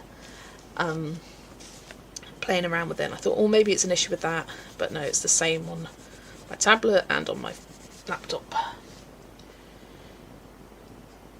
As soon as she said she was doing a website with them all on, I stopped doing my own. Fair enough, yeah. And when she showed it in her video, she was saying how, like, to add things, it's going to be so much easier on the website, rather than having that big document and you've got to scroll through it. Now you can just be like, okay, this is the pencil I want, search the pencil, there you go, easy, boom. So much easier, exactly. Spend so many hours matching up colours and different brands. Once printed off all the charts, but she had compared it was at 45 pages by then, and that was years ago. Yeah, and often sometimes it seems like a waste, because some pencils don't really have a comparison, whereas it seems like a waste to print that off to have nothing, whereas on a website it's fine. Half an hour before doing a page in Sargon. It's figuring out pencil concept versions. That is crazy expensive. This is way better. Exactly, yeah. And she wanted to make it really affordable for people because she understands. Like, she is a colorist. But she couldn't. I think if she could make it for free, she would. But there are costs involved with the website, and it is her brother doing a lot of work. And to have all these updates, that's why she decided to do it. Lexi! Why are you being so noisy? Come here. Come here. Thank you for showing the website. Have to run. Ruby needs his dinner. No worries. Lauren, take care. Surprised the 150 Crayola colour pencil set isn't on the website. And that the 120 is automatically included. I think it's based on what Karen had access to at the time, and she's going to keep updating things. So if there's something you really want, make sure to tell her, and she will endeavour to add it. I'm sure she will. Hiya Helen, welcome. Lovely to see you. Hope you are doing well. Made my own dot based on Karen's that just had polys, prismas and my sets because the other chart was so cumbersome. Yeah, I used it once and it was hard to find things, but this is going to be so much better. We're getting an annual pass to Karen's website tomorrow. Yeah, I think that's what I will do. I will get the annual subscription once my free month runs out, because you get 1 month free. But I haven't converted. I will do the conversions tomorrow, but I'm curious. 55 AUD and GBP. Oh, 30 quid a year. That's not bad. That's not bad. I know the conversion's quite a lot. So what's 5 a month? That's about £2.65 per month. I mean, come on. As she said, less than a cup of coffee, which, yeah.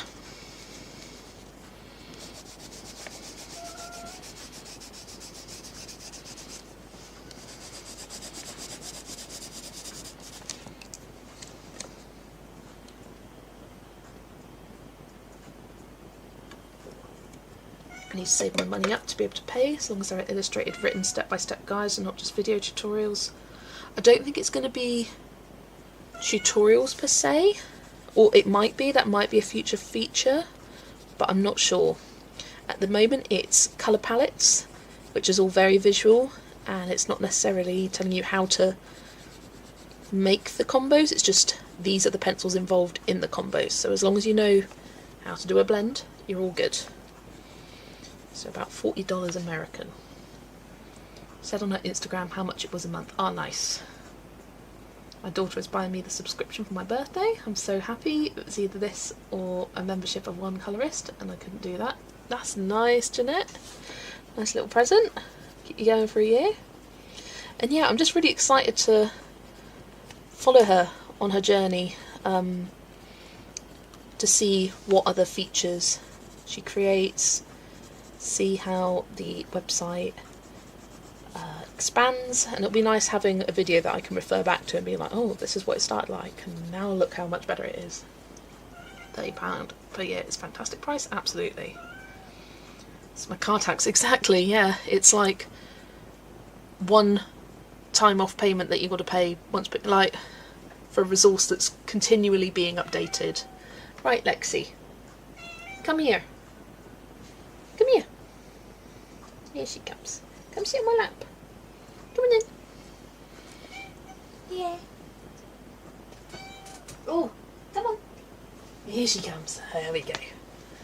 Looked at the website, there is going to be tutorials added, but it needs to be accessible for disabled people like me. Don't learn best or at all with video tutorials.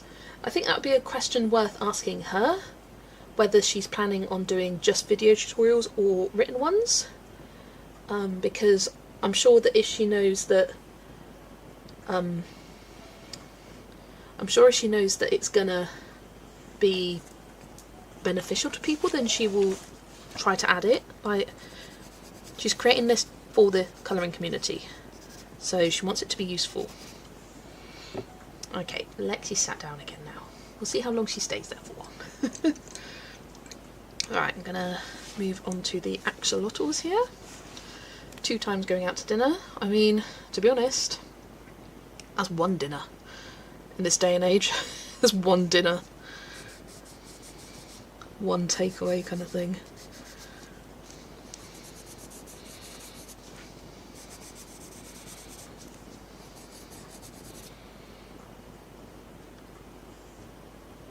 I don't think it's a tutorial thing, more like a database. Yeah, on the homepage she does have some future features. So it says advanced techniques, step-by-step tutorials for professional blending, layering and shading techniques with video guides to elevate your colouring. That's coming soon. How do we contact the owner of the website? She uploaded a video recently. It's My Colourful Country Life. So you could probably comment on that. I think she's been responding to a lot of comments.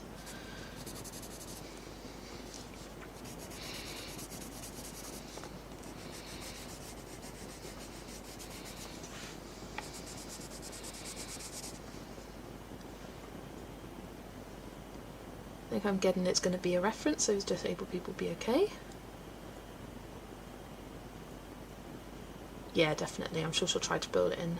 I also think tutorials with step-by-step pictures / description is not what she's described, more like verbal explanations.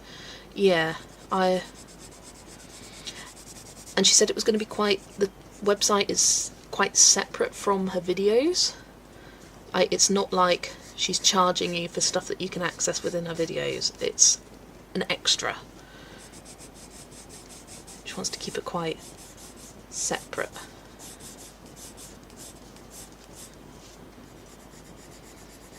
So I don't know how that's going to be implemented, but we'll see. We'll see when it comes.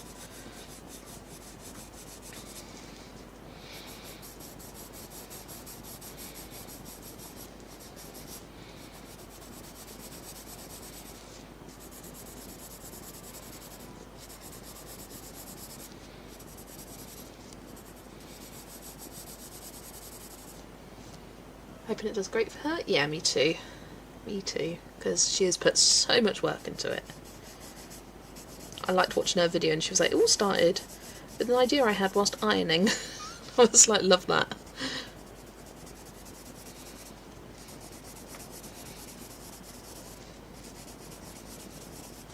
And how it really, like, her brother built the website, but it's really all her ideas at the end of the day. She sort of sketched out what she wanted it to look like. Very involved in the process.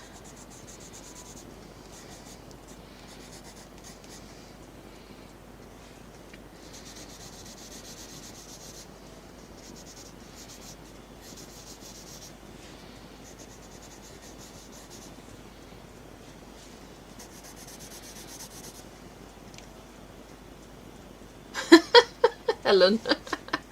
Love your colouring, but at first glance I thought, flying pigs!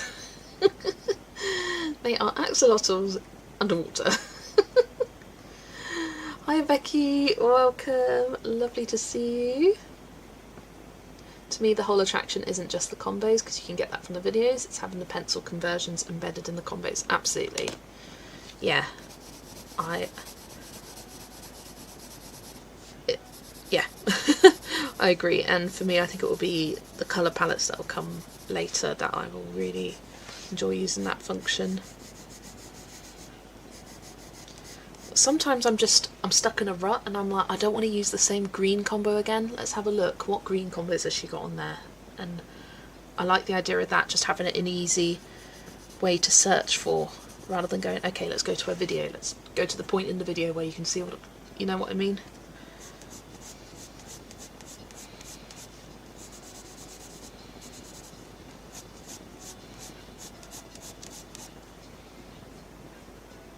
Usually best ideas happen when it pops in your head as if by magic, absolutely.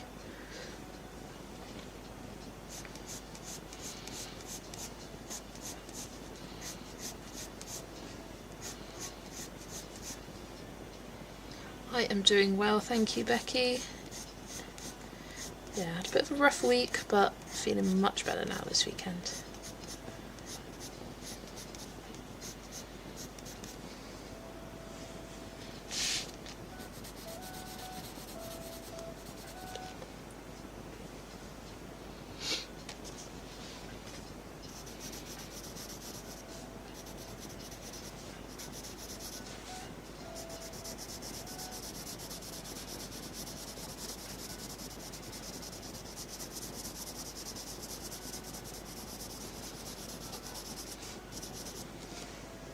Is this a new app or something you were talking about? It's a website created by Karen over at My Colourful Country Life called Palette Kit.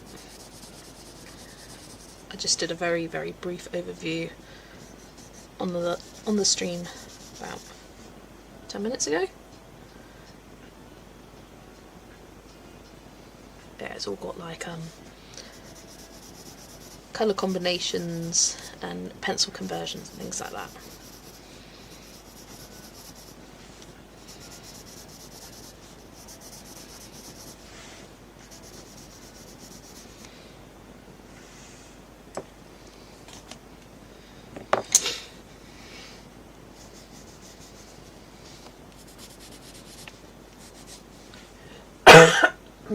Oh.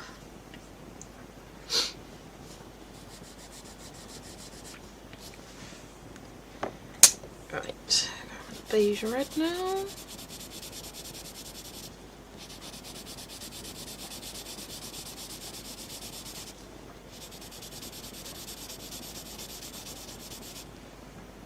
Wondering if this will lead to some drama in the future, because I remember Serenade Clark wants to do the same for her Colour Companion website. I don't know if it will be drama, because honestly I don't think Sarah knows of Karen, sadly, because Sarah's more art YouTube focused rather than colouring YouTube focused, whereas Karen is first and foremost a colourist. So they do have the different niches. I think it will be interesting, and Sarah's is more based on colour palettes, and then it also has, it's kind of like the focus of their websites are flipped. So Karen's is more focused on pencil conversions and colour combos, whereas Sarah's is more focused on palettes, and then also has conversions as a side feature as well, or as an additional feature. Whereas for Karen it's more of a main feature, I'd say, of her website.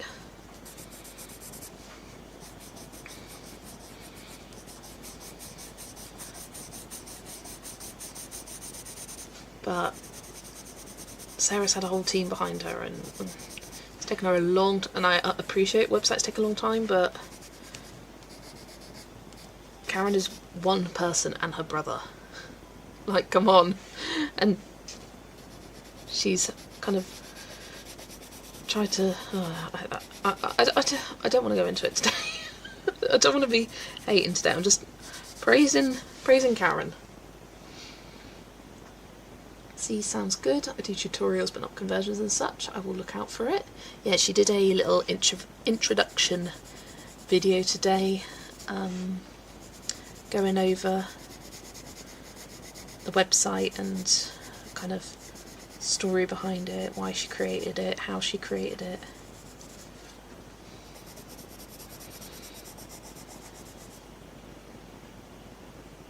I don't need to. If you've been watching streams for a while, you know my feelings over that drama. Me too. I just, when you've got the choice of two people to support, I know who I'm supporting. Dare to say Sarah's won't be as affordable as Karen's. I was actually amazed by how affordable her subscription is. I heard from someone in a group chat, Nat, say that they paid, and I'm not hating on them. People choose to spend the money however they wish. And she was like, don't hate me, but I did this. And I was like, why would I hate you? No, that's not me. I'm not going to do that. But her, she was paying $19, this is Canadian dollars, a month for a silver membership. And I'm just like, what? That means there's probably a bronze and there's probably a gold. What on earth is in that to make it worth that much per month? Sure, Sarah Renee Clark's knows her competition for sure, but I think art is now content on some YouTube channels, which muddies the water. Yeah, I get what you mean. I think it's cool that her brother is working with her. Yeah, and it sounds like, well, from what she said in her video, they really came up with it together. Like, she had the idea of like, I wish there was something easier. Oh, bye Lex. Wish there was something easier for me to do this. And he was like, why don't I build your website? I mean, I love that. I'm also colouring these axolotls now, and I think I used another pink in this combo because they look very different. Oh, see, every time I do some bits one week, some bits another week, I always regret it because you forget and you do things slightly differently. So I think I also used Rose Carmine. In fact, no, I won't. I can't be bothered. I was going to get up my live stream. I can't be bothered. Didn't note them down either, which didn't help. I thought, oh, I'll remember. Yeah, that looks better. So I've just got Rose Carmine here as the shadow colour, or the darker colour.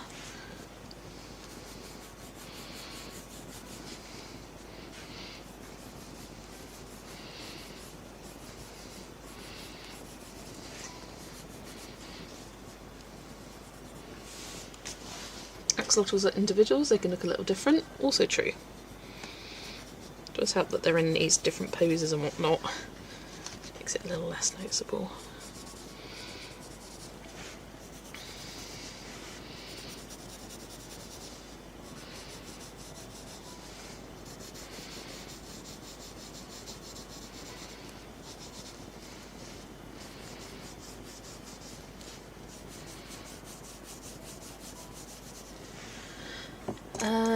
See you later, Vera. Hope you enjoy the film tonight. Look forward to seeing a video on that website. Yeah, I will get that filmed and uploaded tomorrow.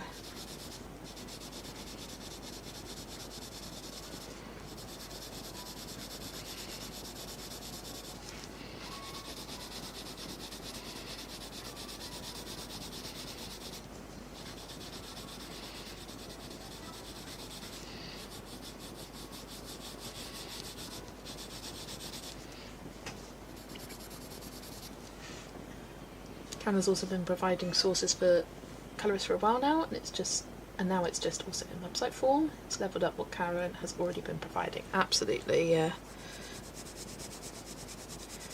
Making it easier for, I think, herself. Like, even though it takes a lot of work to build up a website, but now it's built, it's going to make doing her conversions so much easier from now on, because she doesn't have to do them by eye herself. She can just... She's got the algorithm, she's got the formula, it's based on the hex codes. You can just put it in there and it does it for you.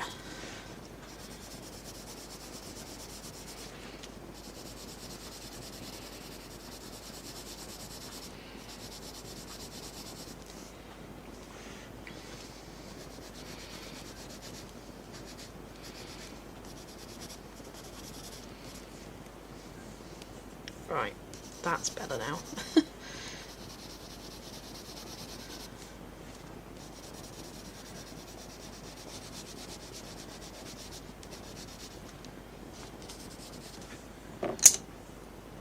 Now we still have a couple of weeks, but I'm so excited to see the finished Erie collab. I think it's going to be so magical seeing the finished book, absolutely. Probably won't go up until about a week into the month, but basically as soon as I have everyone's pages, will be as soon as the video's uploaded. But I am anticipating, I'm aware that some people might be a day or two late. I'm not going to be hard and fast. Because I'm editing as I'm going, I'm not going to have one big edit at the end.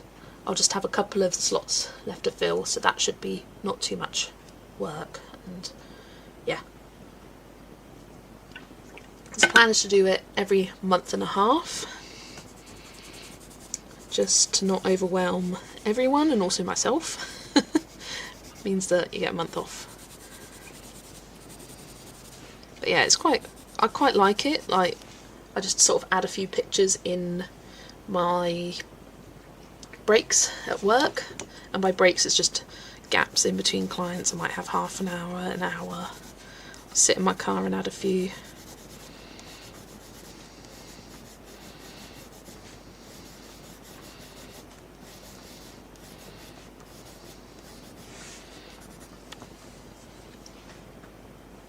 Use Karen's colour tracker sheet for every page I do, and it's so helpful when I'm using the same pencil set for multiple pages. Plus the website makes it more accessible, especially for people who don't have printers, absolutely.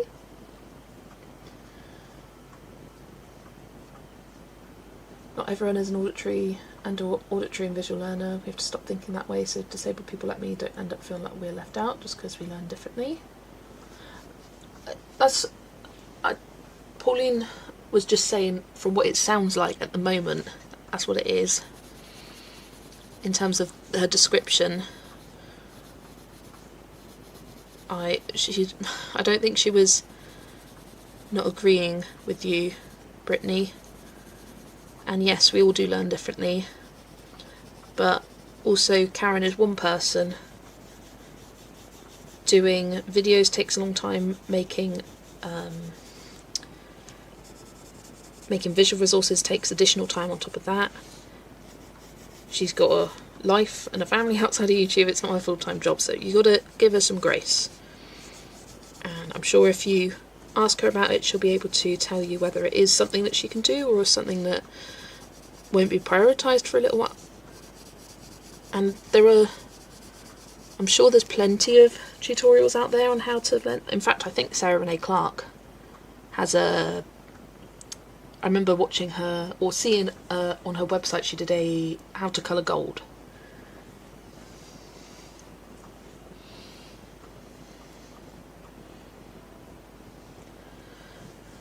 Hi Polly, welcome.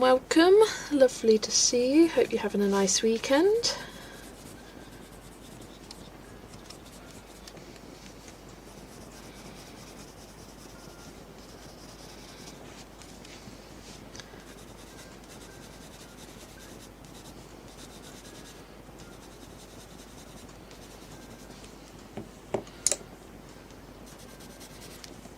Sharpen this one.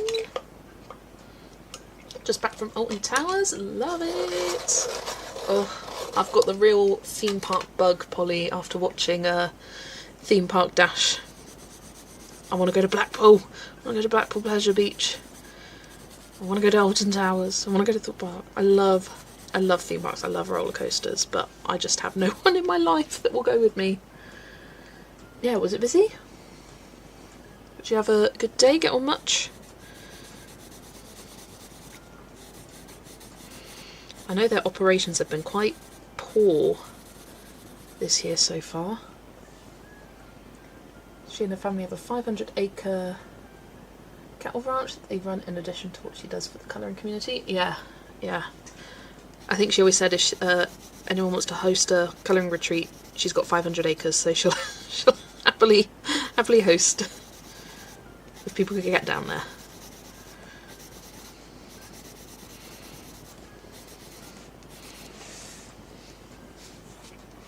Take yourself out and go alone.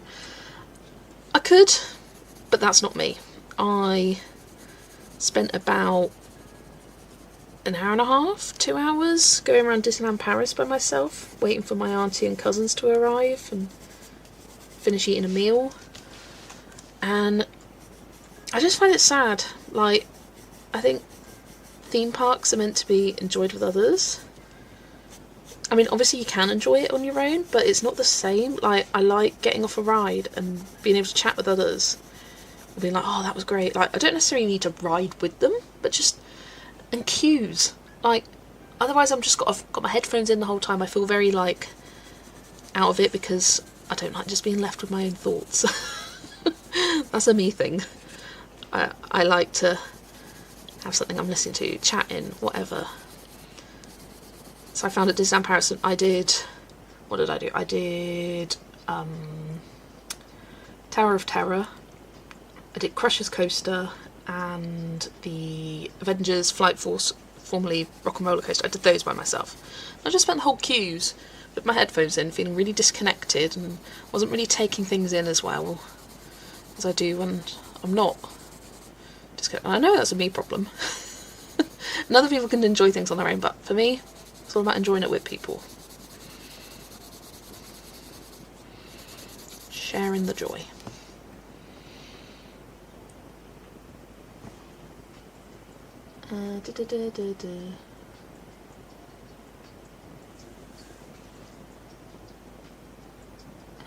Sorry Brittany, I didn't want you to feel left out. I was more curious about what you were hoping to see tutorials wise, to see if there's any ways to include that for instance of colour alongs.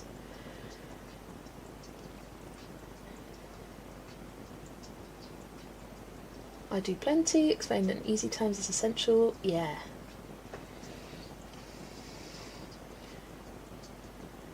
And I taught, we had 2/3 of our students who had additional learning needs with a specialist dyslexic unit.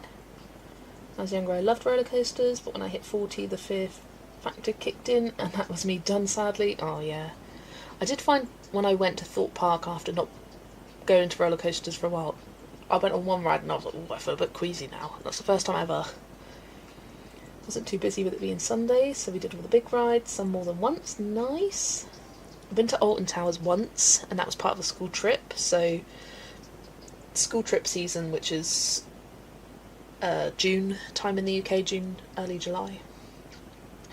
Went on a weekend on a Saturday, so I just did, what was it, the Big Six at Alton at the time. We did the Smiler, Oblivion, 13, Rita, Air, it was at the time, and Nemesis. Yeah, Big Six. Wicker Man wasn't open then. So we did all of them, and we felt very, very pleased that we managed to get on all of the big roller coasters at the park, because doing that on a school trip Saturday season was a lot. Yeah, I've only been that once and I'd love to go again. I can hear that about a theme park. It's always helped me as a teacher for students and their parents to explain to me what's best for them to learn. Definitely. Given the information, it was much more achievable to do individual learning plans, so it's easier if you explain, as I'm sure you know. Looking forward to doing some solo travelling as I get older, or if my body will allow. That'll be nice, yeah. Smiler is great. Yeah, I went, it was about a month before the crash, and I think just thinking about that crash is terrifying. and so very fortunate that we went when we did.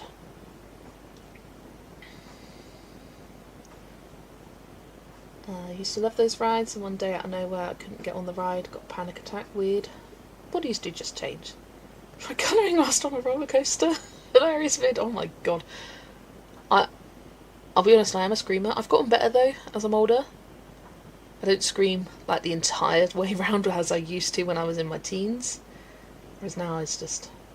I like one where you just woo! Love 13. 13 terrified me. It really did. I did not expect the backwards bit. I had no idea. Need illustrated, written, step-by-step tutorials that involves having written down instructions with image or photo screenshots. Oh dear. A bit more drink left.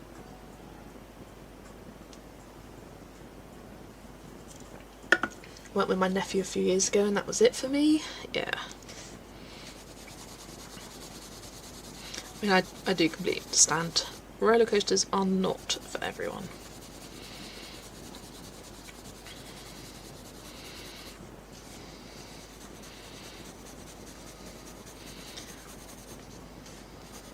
I used to have issues when I was little. I hated pirate boat rides, you know, the ones that swing. Hated them. Like, my heart felt like it was being pulled out of my chest kind of thing. And I just hated that sensation of feeling it. Like, really hurt me actually when I was little.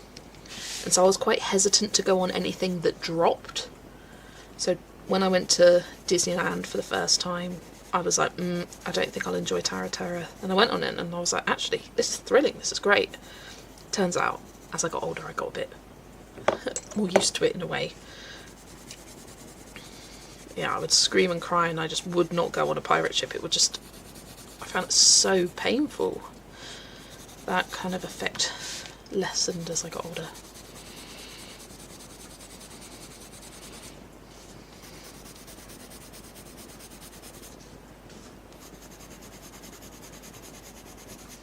But yeah, I'd be up for doing pretty much anything now. The only ones I wouldn't like are those really dodgy looking ones. You know, they're not necessarily roller coasters, but it's a flat ride that's you're like on a bungee and you kind of get dropped and you're kind of going on it like that. No, too much could go wrong on there. But if I'm on a track, I know it's a safe place to be. It really is. Yeah, anything that's like a kind of dodgy, temporary structure looking kind of disturbs me. Anything else I'd do? There's this one ride at Thorpe Park I haven't ever done. It's called Rush, which is basically like 2 swings that go up really high in the air. It's like adult version of a pirate boat, and I have a feeling that will not be for me. I could do a pirate boat now, but that, where you're going up like vertical in the air,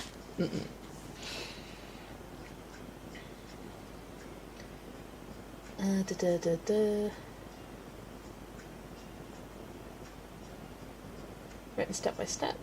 Yeah, Helen Elliston has lots of really gorgeous books on how to colour, special effects.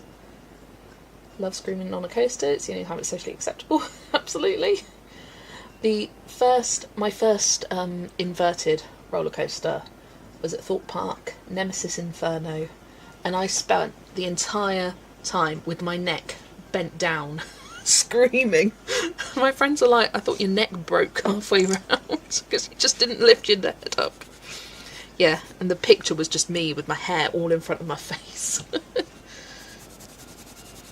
But I love a launch. Love a good launch coaster.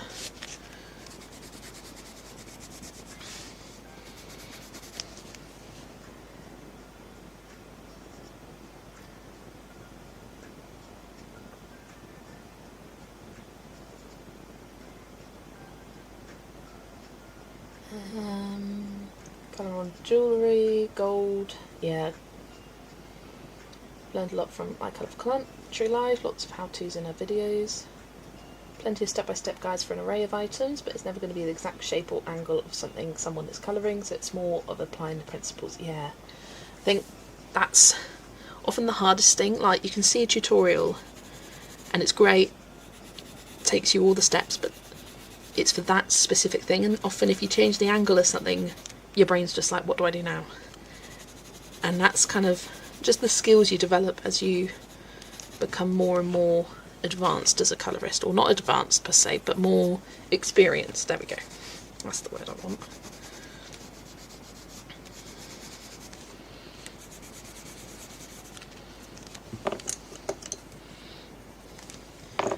Right, I think what axolotls, I'll go over this face a bit more.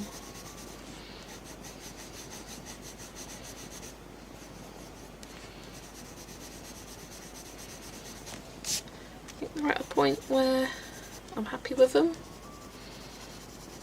I say as I continue shading. Ooh, but they definitely look like they're matching with the opposite page now. I think I just need to add a bit more beige red to these, and then it will look more cohesive, especially to this guy's face. Sorry, you can't really see. Let me move across. The only one I didn't go on at Alton was the one that goes underground. That one, when I went, wasn't open. It had several years of it being closed. Nemesis Subterra. Nemesis Subterra. I'd love to go on that. I really want to go back to Alton. As well, there's a lot that I didn't do. Like any of the smaller rides I didn't do. The dark rides. Didn't do like the Runaway Mine Train, although that's not been open this year. Nemesis Subterra wasn't open. Wicker Man. I really want to do Wicker Man. And I really want to do Hyperia at Thorpe Park. If you're not into theme parks, or you're not from the UK, you're probably like, what are all these words? For those that are. When Chessington first opened the Vampire Ride, it was the first hanging roller coaster in the UK. Loved it. Yeah, I've been to Chessington once when I think I was about 18 or 19. I was in my late teens and we went as a family, and I was really pissed off because we were gonna do like a 2-day trip thing where we went to Chessington one day and then Thorpe Park the next day, because they're quite close together. We'd stay in a Premier Inn overnight kind of thing. But then my sister went to Thorpe Park like the month before and she was like, I don't want to go again. So we didn't go to Thorpe Park. And I was really pissed off because I was really looking forward to going to both. So Chessington's more for kids. Well, not kids, it's more family oriented, but I still wanted to go there because never been, wasn't that far. And yeah, it was a cute park. Cute park, but yeah, did pretty much everything there, or a lot of things there.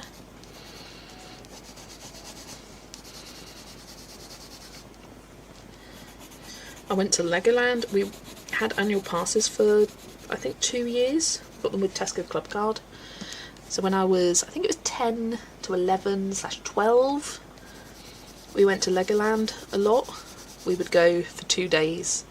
So we'd go first day, stay at Premier Inn overnight, and do the next day, so then we could like fully get the most out of it. Because we always went during the holidays or on a weekend, so it would always be quite busy. So we went there a lot. I think it was 2010, 2011 that we had the annual passes for. So I love going there. And then I went a few years ago with my now ex-boyfriend, and honestly, you go to a park, even though it genuinely, Legoland is built for kids, it's for kids, but you go there with an open mind and just there to have fun. You have a great time. Like, yeah, we may have been the only adult pair in the park, but we had a great time. Because I love a thrill, I love a roller coaster, but I appreciate theming at the end of the day. Should have left your sister at the hotel and went anyway. Honestly, I was just like, come on. You can go on some roller coasters again. It wasn't like you went there yesterday. And I was like, who doesn't want another go on a roller coaster? But it was like, oh no, she didn't want to go. And I was like,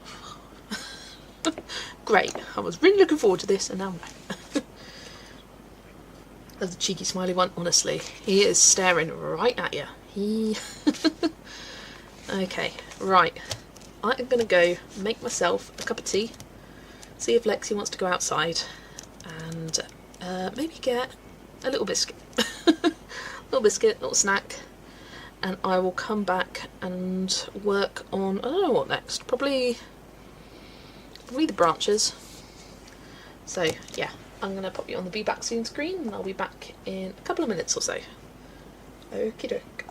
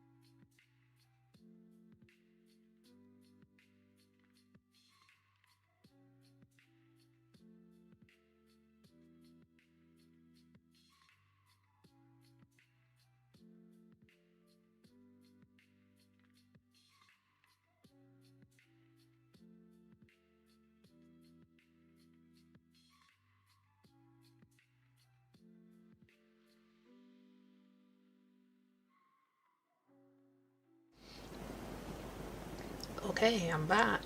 I'm back. Hi Roslyn, first time catching a stream, lovely to have you here. Just made myself a cup of tea, and I also have some Tim Tams. These are the sweet and salty ones, quite nice. My parents bought them and I have now eaten them all. But I'll offer them things and I'll just be like, nah, I don't want it, and so I just end up eating them all. Not in one go, but I'll rebuy them if they want me to.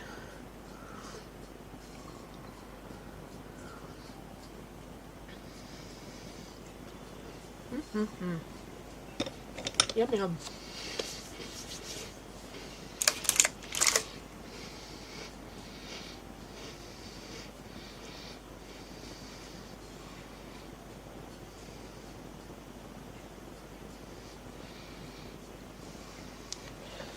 Ooh, right, carrying on.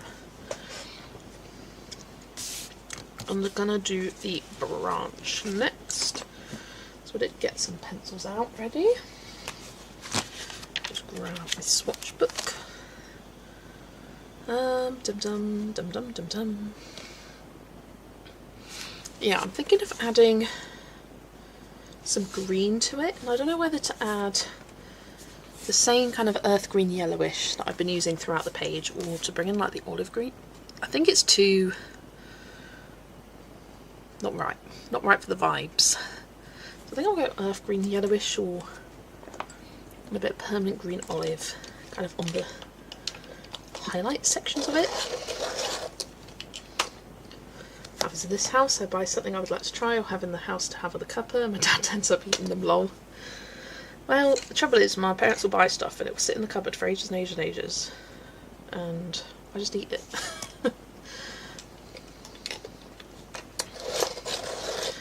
It was when we went to my uncle and auntie's house for Easter, and they've got a boy and a girl.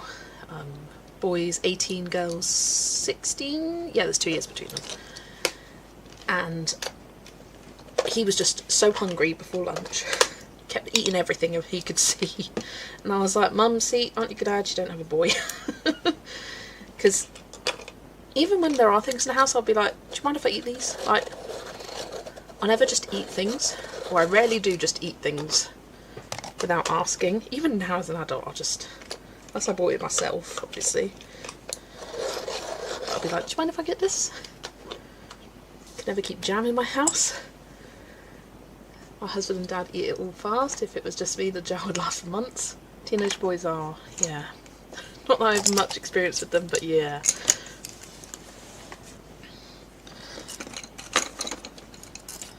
I mean, being a boy that's well over 6 foot tall and living a very active lifestyle, it's understandable that he eats a lot. Like, he burns that energy.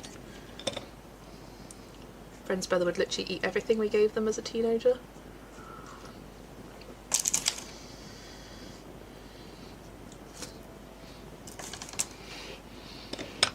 Like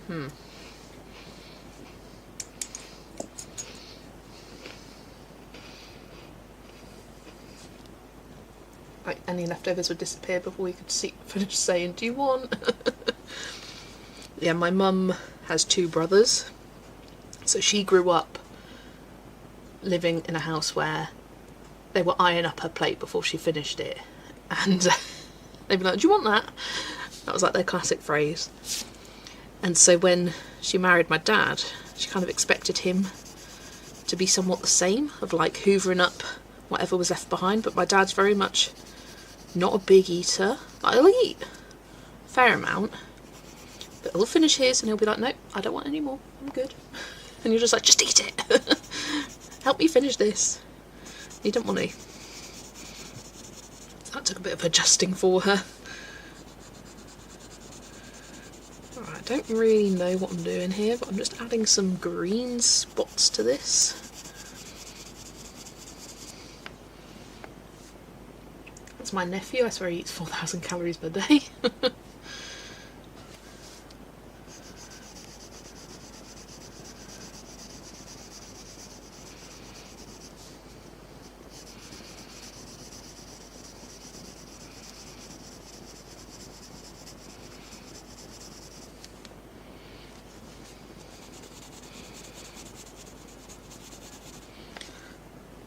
To be fair, I ate a lot as a teenager too.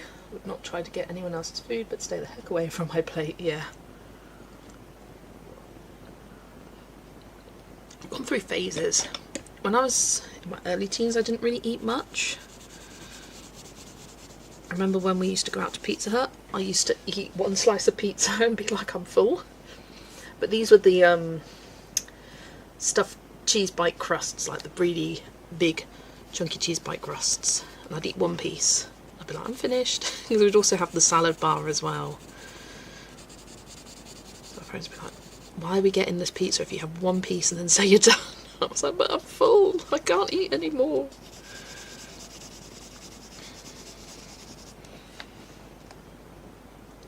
Holidays, Ford puts so much on his food on this plate, then we all start eating and we finish before he does. Someone will want to go for seconds in particular whilst he's still finishing. Yeah. Ooh.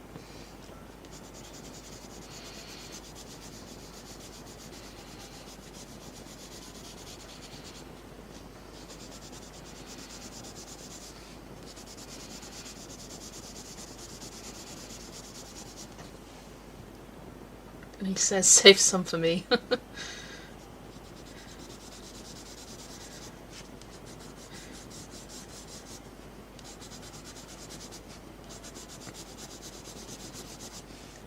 It's like I've never been someone who eats a starter, really.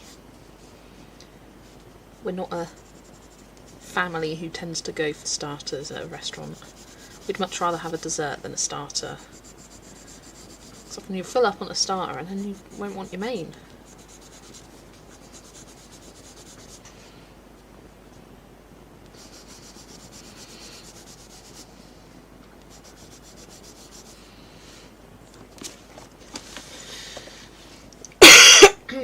Pizza Hut slices are so filling, they really are. We went to Pizza Hut a lot growing up because I don't know if Nif's still here, but going back to pool, we'd go to a place called Tower Park, which had a cinema. It was like one of those big complexes which had entertainment things. So it had a cinema, loads, like almost every chain restaurant you can think of: Pizza Hut, Pizza Express, KFC. What else did it have? I think Frankie and Benny's, like a world buffet, like everything. TGI Fridays, that sort of stuff. And then it also had like a indoor water park and a bowling alley, and then also a Tesco opposite.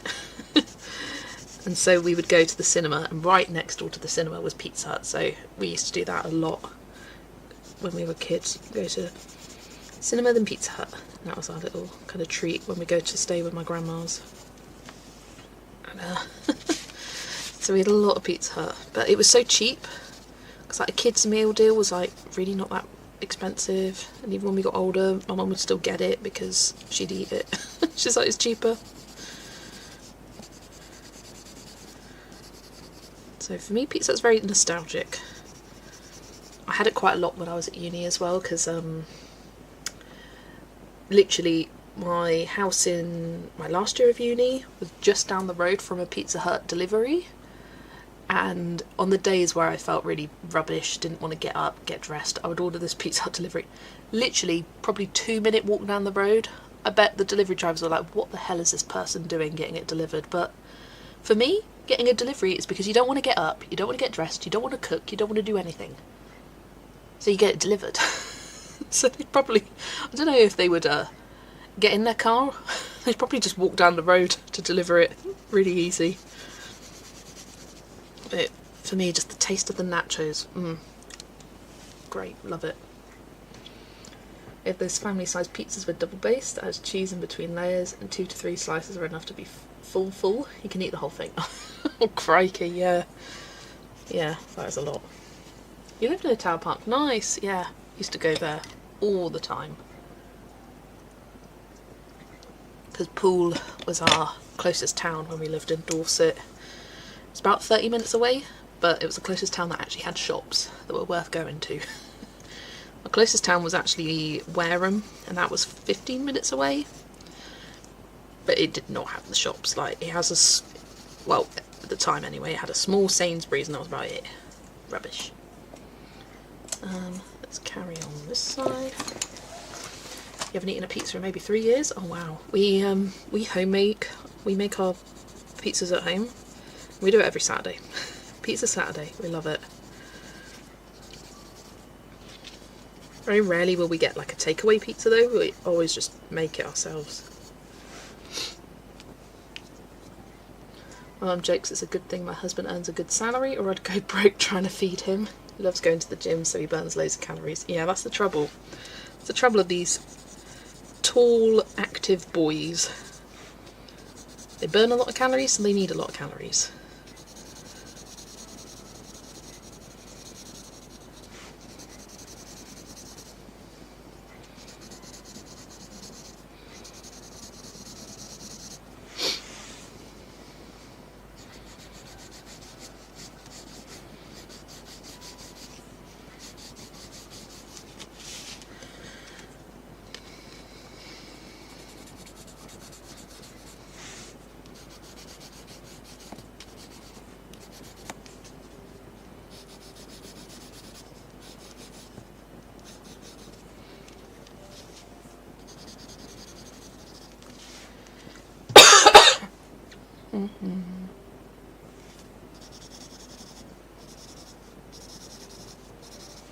Right, I think that might be it for spots of green. I'm now going to go in, where's it gone? Bista, here it is. A little bit more Tim Tam.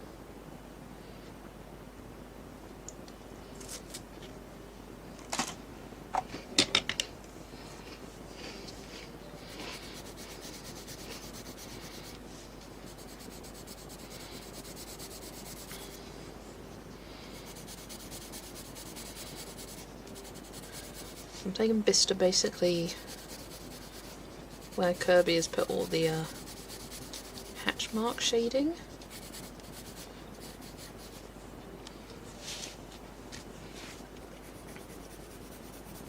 Like Kirby's pages, they are crazy, and some of them are super detailed.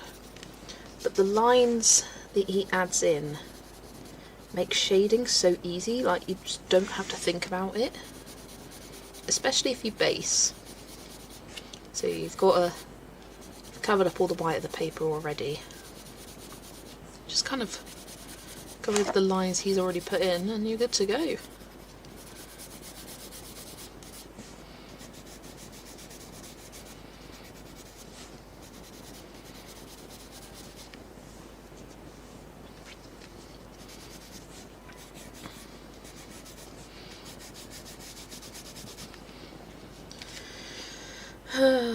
Don't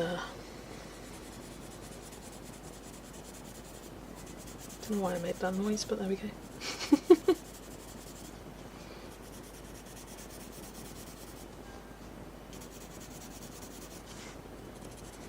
Oh yeah, I was going to mention, I did mention, or I did talk about doing a day-long live stream this Sunday, which clearly you can see I have not done.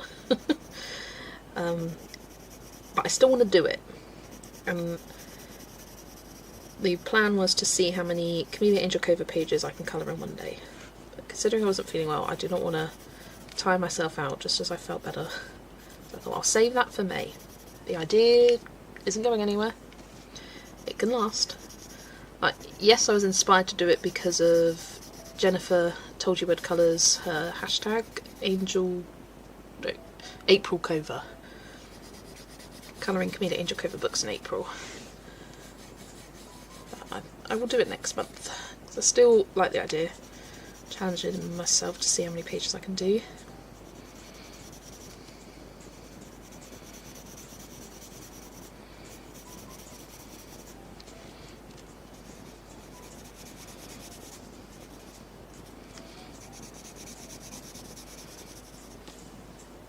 Hi Ali, welcome in.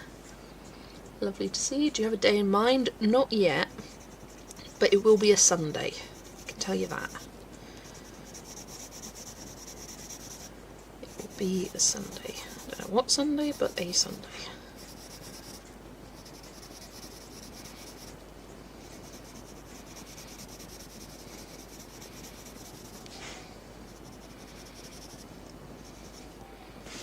I don't think I've got anything planned in May. Check the calendar, see if my parents have anything planned.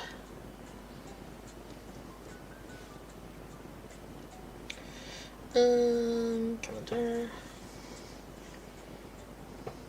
Well, absolutely nothing. Oh yeah, we got a couple of bank holidays next month. Not that means much for me.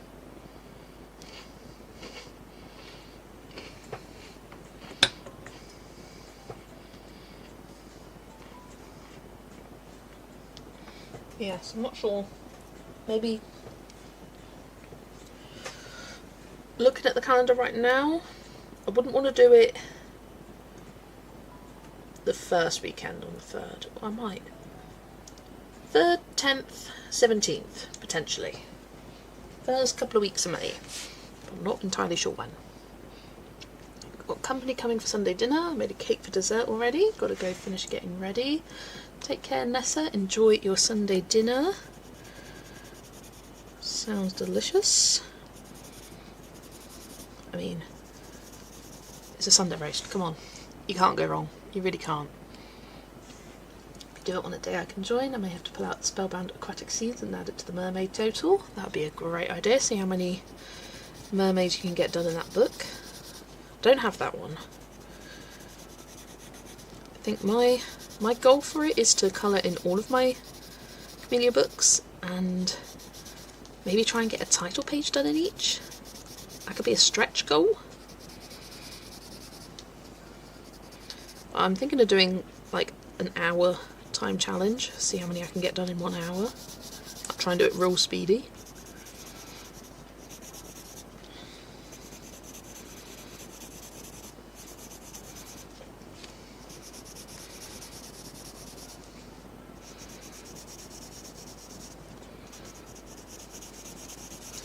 Yeah, not sure what page I'll do in this book next month, but I think it would definitely be a single page. Definitely be a single page.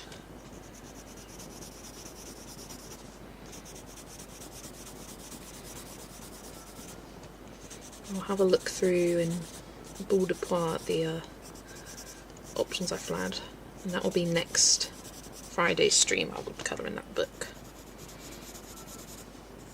I've still got planned to do the Tiny Tales Volume 3 and also Saucier et Creature Ferique. I had requests to colour them on stream, so I will be doing those. Bye Jess, iPad is about to die, first I've done the whole grass at the bottom. Take care Jasmine, enjoy the rest of your Sunday.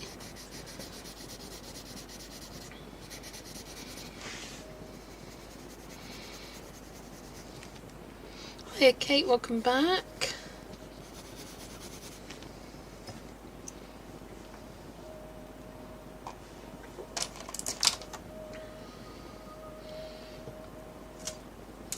Ooh.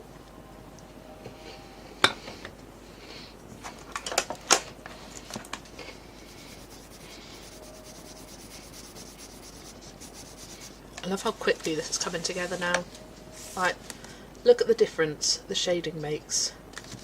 That side of the branch to this side. Like, wishy-washy, nothing. Bam, we got a branch.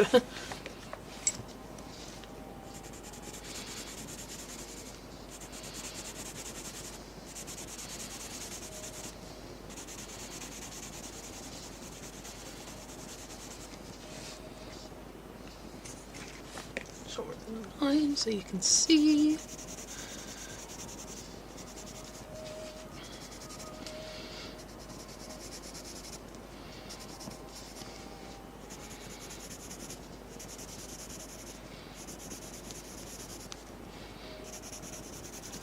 Yeah, I still got the what's it called? Tag. Books Have Personalities tag. I want to film. I was planning on doing it this week, and then this week happened. Yeah, next week I'll have that. Got the I need to film the Sagan colour along actually. I'll probably pick that out today, because usually I try to have it a week, but not being well has kind of set me back a week, so it may be a bit close together between the colour alongs. But with the website Kimberlin, it'll make it easier for conversions, for finding your colour palettes if you want to do that. Because I do the live stream for my members on the last day, not last day, the last Sunday of the month, which is next Sunday.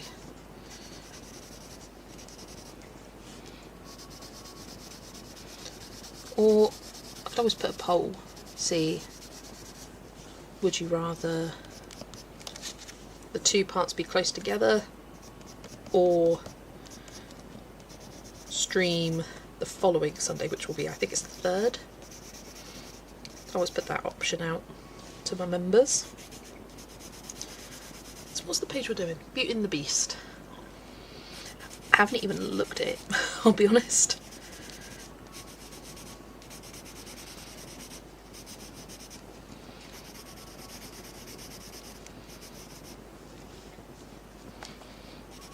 Yeah, that'll definitely be a priority for next week, filming the colour along for that.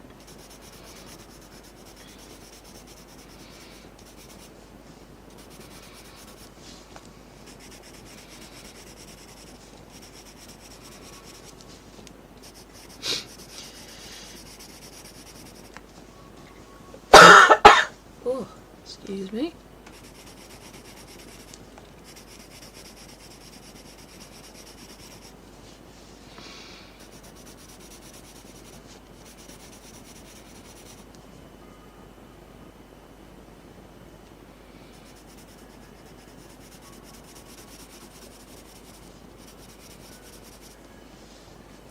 As I said, I have such a busy April and May, I have no idea what I'm going to be able to do. Just got to take it as it comes, Kimberlin. If you do something, great. If you don't, absolutely fine. Just low commitments.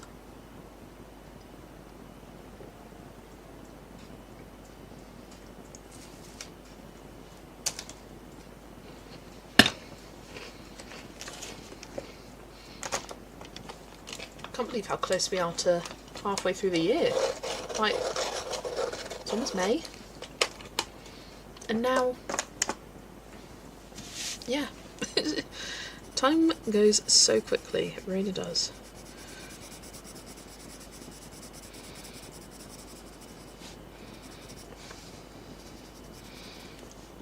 I've decided no buddy colours next month because of the commitment to Jo. That's a good idea. Just make sure that's your one big priority.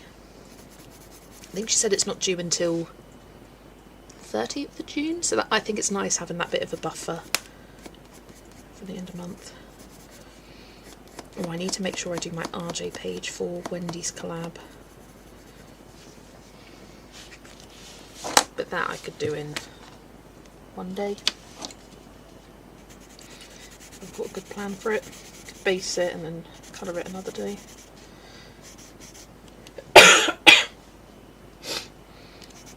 Yeah, I've decided to make it quite light for buddies for the next month, and basically my plans are going to be a few mermaids, pick out some mermaid pages, and then any remaining books from my spring randomizer list, which, in fact, I haven't updated this in a while. Side tangent. Spring randomizer. How many do I have left? A lot of these are buddy colours. Oh yes, that's what I want to do. Magical creatures and mythical beasts. I want to do the Selkie in there for colour the fairy tales. Add that to my mermaid pages.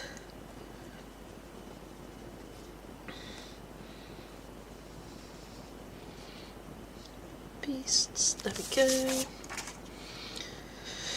So I've done forest girls. That's a buddy colour, that's a buddy colour, that's a buddy colour. And that one is, I haven't got anything planned on that. Done one in Wildflower Folk. Tiny Worlds will be next month. That's a buddy colour. I'm hoping this month, but if not next month. That's the Peaceful Rabbit book. Warm Four Seasons, I really do want to get to that. Language of Flowers, oh yeah, I forgot about that one. That'll be next month. That's a buddy colour. Crystal Colouring has a good mermaid page in it. Potential. Artist Vault, Cats on a Flower Pot, really need to get that. I'll probably prioritise these untouched books first. Oh, I did one in Spring Sunshine last night. And yeah, quite a few of these I've already started. So I think that's it now. 1, 2, 3, 4, 5, 6, 7, 8, 9, 10, 11, 12 out of 30. And then I will definitely be finishing 1, 2, 3, 4, if not 5 or 6 more from that list. That's pretty good. But yeah, spring randomizer is going well, and which means that it will almost be time for the summer randomizer. And I think that will mark a full year of doing the seasonal randomizers.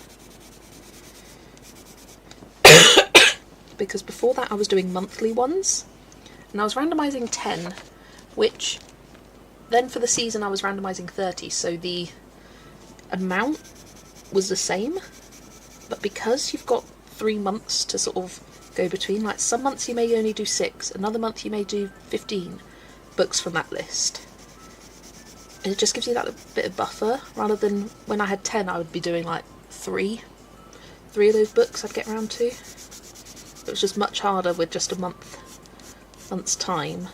We'll say you start on one month and you finish it the next month. Having it for the season gives you that little bit of a buffer.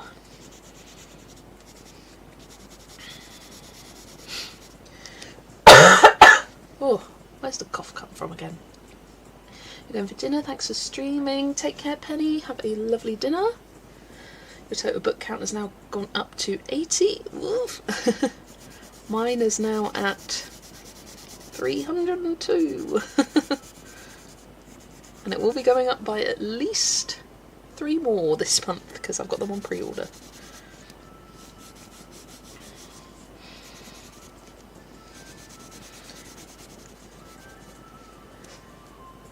Are you talking about a randomizer? Yes, the randomizer. Seasonal randomizers.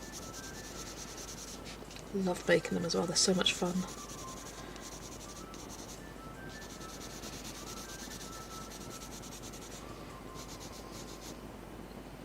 Don't talk about book of Summon Yolanda, the spirits of her.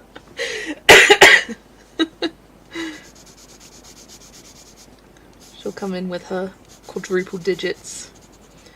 And you know what? No shame to anyone. I think it's something as a community we just need to stop doing. We need to stop going, oh my gosh, I've got this. Like, it doesn't matter.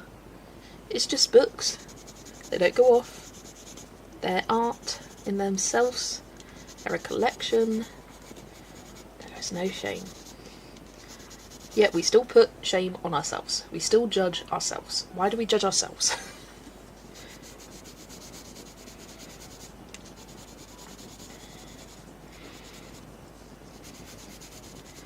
And like with the amount that I've coloured this year already, if I planned it correctly, I could colour a page in all of my books in a year.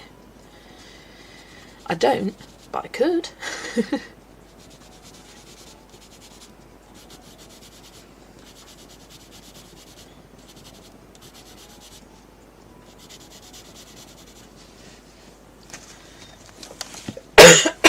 Oh, let's have another drink.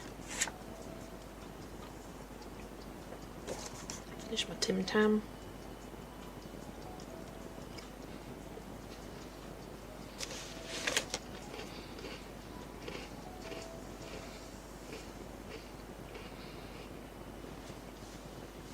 Honestly, the amount of work this branch is doing, it's really bringing that page to life. It was looking a bit flat, because it was. For me, it's not about shame, it's about having a collection of what I really want to colour and nothing that is just there, but I don't want to colour. I agree. For me, I have always, believe it or not, but I've always been quite selective. I know some people have a rule of they must like at least 50% of the book. For me, it's got to be, I've got to like at least more like 75 to 80% of the book. I'd say there's one book which doesn't fit into that I can think of at the top of my head. And that will actually come up in the Books Have Personalities video. So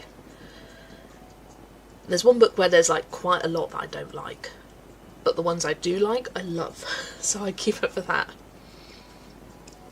You said something last week that stuck with me. People that read a lot don't question their book purchases. Why do we do that if colouring is just in the same level? Exactly. I had a phase, it was quite a while ago now, where on so many of my videos, well, not so many, but several times I would have people commenting on a haul or a collection video and they'd be like, why are you continuing to support an over-consumerist society? You will never colour in all these books. And I'm like, maybe I will, maybe I won't, but it brings me joy. And why should we? Like, you would never look at someone with a library of books, walls covered in reading books. You would never look at them and be like, you're an over-consumerist. You'd be like, wow, that's an impressive collection. What a nice library you have there. Same thing with colouring books. Like, it's just the same. I mean, I'd say colouring books almost have more value because you can look at them and appreciate the artwork inside, whereas you don't appreciate the artwork of letters in a reading book necessarily. But yeah, it's, some people buy to collect. Like, they may not like a book in their collection, but because it's by Hannah Carlson, Johanna Basford, and they've got all the books by them, they want to complete it, they're a completionist. Fair enough. I get it. Like, there's so many things that people collect. And you know what? At least it's paper. You can recycle paper, not plastic toys or whatever. Like, and even if you did that, like, it's fine. It's fine. You collect what you want to collect.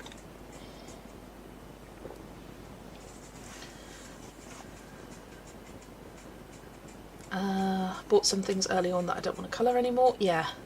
And I think we all do that. Like, your tastes do change.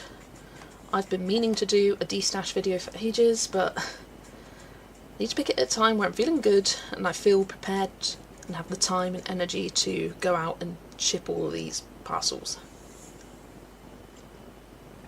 It's not a very big selection, but there's some good books in there. I don't remember who said it, but what helped is looking at the books like art books. Oh yeah, who was it? Oh my gosh, I can think of the YouTube channel. Jojo Zahana. I think it was her originally, her line art museum, and I just love that. Like, yes, it's a collection of line art. I also think the book is better served in someone else's hands who will really love the book. I agree, yeah. Like, for me, whether I keep a book, and that's how I worked with my de-stash, like, it's a very small de-stash pile, to be honest. I think maybe 12 books, something like that. And how I judge it is, would I want to pick this book up over all the other books in my collection? If the answer is no, she's gone. Especially if it was uncoloured, she's gone. Like, if it's been uncoloured for such a long time, then there's a reason. And there's some books I have which I really do love. One that comes to mind is the Green Witches colouring book. I bought that kind of on a whim. And it seems to be anytime I buy things on a whim, where I'm just like, buy it, then I come to regret it. And that's something I've learned over the years. And you kind of don't learn it until you do it.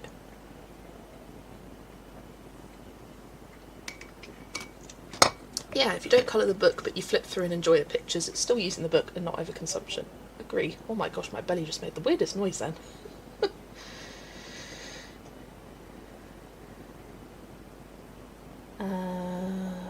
You never tell them their life won't be long enough to read them all. My sister was here and she said to me that you won't live long enough to colour everything you have. I was kind of offended. I mean, not even, like, it's just like, I would say and. I'd be like, so what? Oh, I love Amy Woodart with her spreadsheet that she has. It kind of can calculate how many years it will take to colour every page in her collection based on her monthly average. And I think she worked it out and it was like 40 years. Something crazy. And I think I tried working it out, like a very rough estimation. Like, I don't have a spreadsheet that tells me exactly how many pages are in each book, because some books have 70 pages, some have 25. Like, it's a very big difference. So I think I averaged it to about 60 pages at one point, and yeah, it was a lot of years. And it's fine. It's fine. Like, I think we all have those books in our collection where you're like, I probably won't complete this, but I'd enjoy colouring the pages I do. Actually, no, that's a lie. I know people like Vera. She wants to complete every book in her collection. I know Paulina wants to complete every book in her collection. And yes, I would like to one day. But you've got to have priorities. And also your priorities shift. I had some books that I wanted to complete at one point, and now I don't really care to. And that's fine.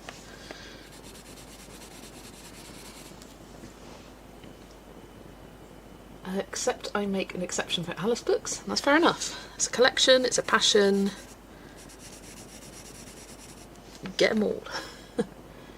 I have some that I don't want to colour over other things, but I keep because I like seeing the different interpretations. Also true. There are books I know I don't want to complete the whole thing. Yeah, exactly. Or there are books where I'm like, well, that would be one that I'd leave to the end, or I'd want to complete this, but I don't necessarily like this page, but I'd colour it anyway. I love Paulina's system where she colours a page she hates and then colours a page she loves, and it kind of rotates between the two, so that she actually does work on completing her books rather than avoiding those. And I don't necessarily alternate like that, but say with Kawaii Taro that I'm looking to complete, I purposefully leave certain pages to the end that I love. I'm going to show you examples. Like, a good example is the fact that I'm doing all of these at the start in order, and my favourite one of all of these is the Wheel of Fortune, not the Wheel of Fortune, the World, right at the back. So I know that I'll be saving the page I love for last. But it's like with these, I struggle with the mountains, I really do. Lulu May's mountains I struggle with. These ones are fine, but the more kind of doodly ones I struggle with. So those are ones I'm leaving till last, but like this, favourite, I'll probably leave that till last. I probably won't colour that until the last month or two. But then there's other favourites that I've done. These I'm saving because I know that I'll feel, that was an odd accent, I'll. Because I know I'll feel more inspired to colour these underwater themed ones in the summertime, and also mermaid. In fact, I think I'm planning on doing at least a couple of them next month. And like these, there's quite a few left in the cups section that I haven't done, but I've still done a few. Love that one, although I've got that planned for this month. So I was saving that. That's another one I love. I'll be saving that towards the end. But yeah, just like noting like, oh, I really like this page, I'll won't do that right at the start, so yeah, I quite like that one as well. So yeah, I've still got ones that I'll look forward to, because I'd hate to be at a position at the end. Like, what's one that I've coloured that I really wasn't drawn to originally?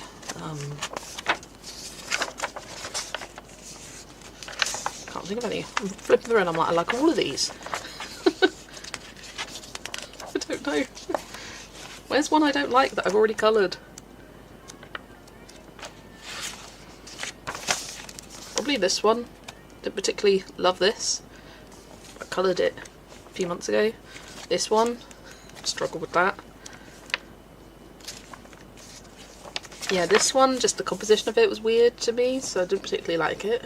But I do love them now they're coloured next to each other. Get some sneak peeks next month. But yeah, I've still got this to complete for this month. I'm not sure if I will get to all of them. This one, and this one. I think I want to do this or this first, because it's a buddy colour with the same person. I want to make sure I get at least one of them done this month. I might not get both. And then the other one's a buddy colour with Jana, and she just sent me her page. And I would love to start with that one, but I'm gonna save that until I've done one of those, and then I'll go to the other one. Trying to come up with prompts for May. I'm struggling a bit, and I don't know why. So I'm getting to the point where basing prompts off pages I've yet to complete in Kawaii Tarot, because yes, that's how I pick my prompts, is getting harder and harder to do prompts that I've not done before that feature in that book. So I'll probably drive my decisions less over the next couple of months based on my prompts for that book.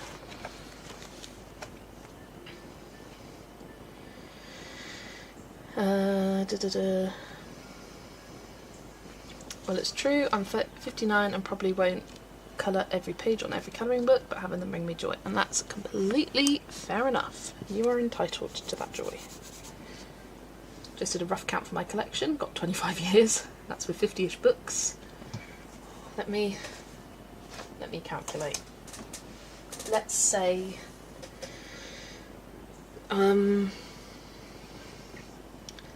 on average 50 pages, because I've got some 70, some 100. 50 times 302, it's 15,100 pages. Divide that by 365. 41 years.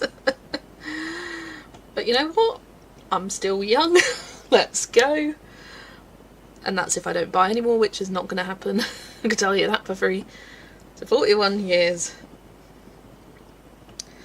So I'll be retired. I might be 68.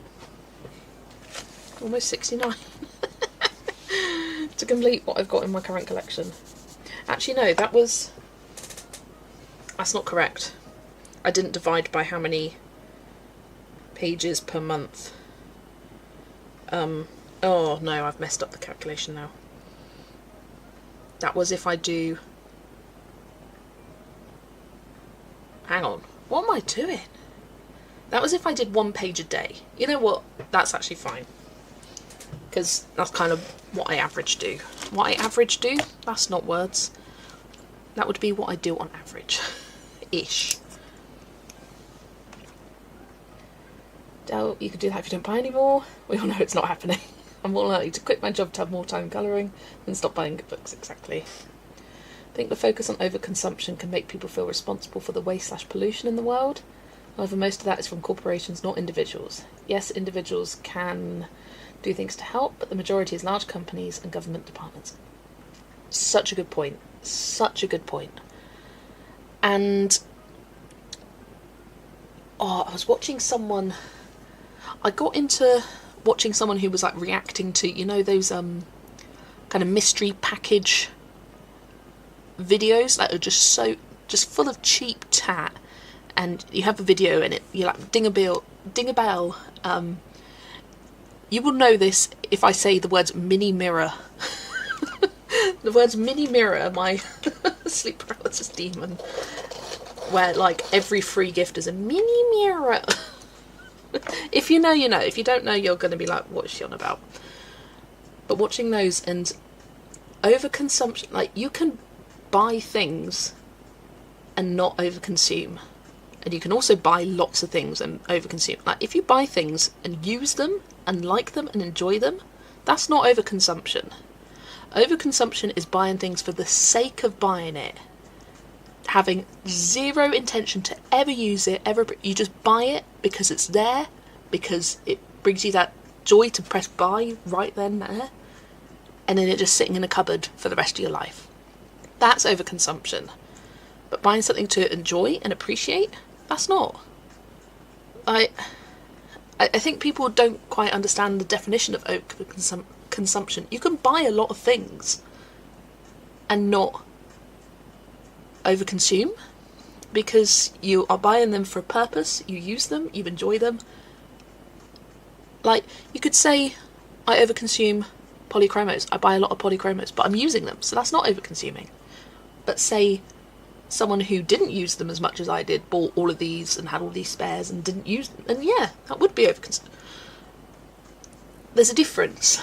Like, just because you buy a lot of things doesn't mean you're an overconsumerist.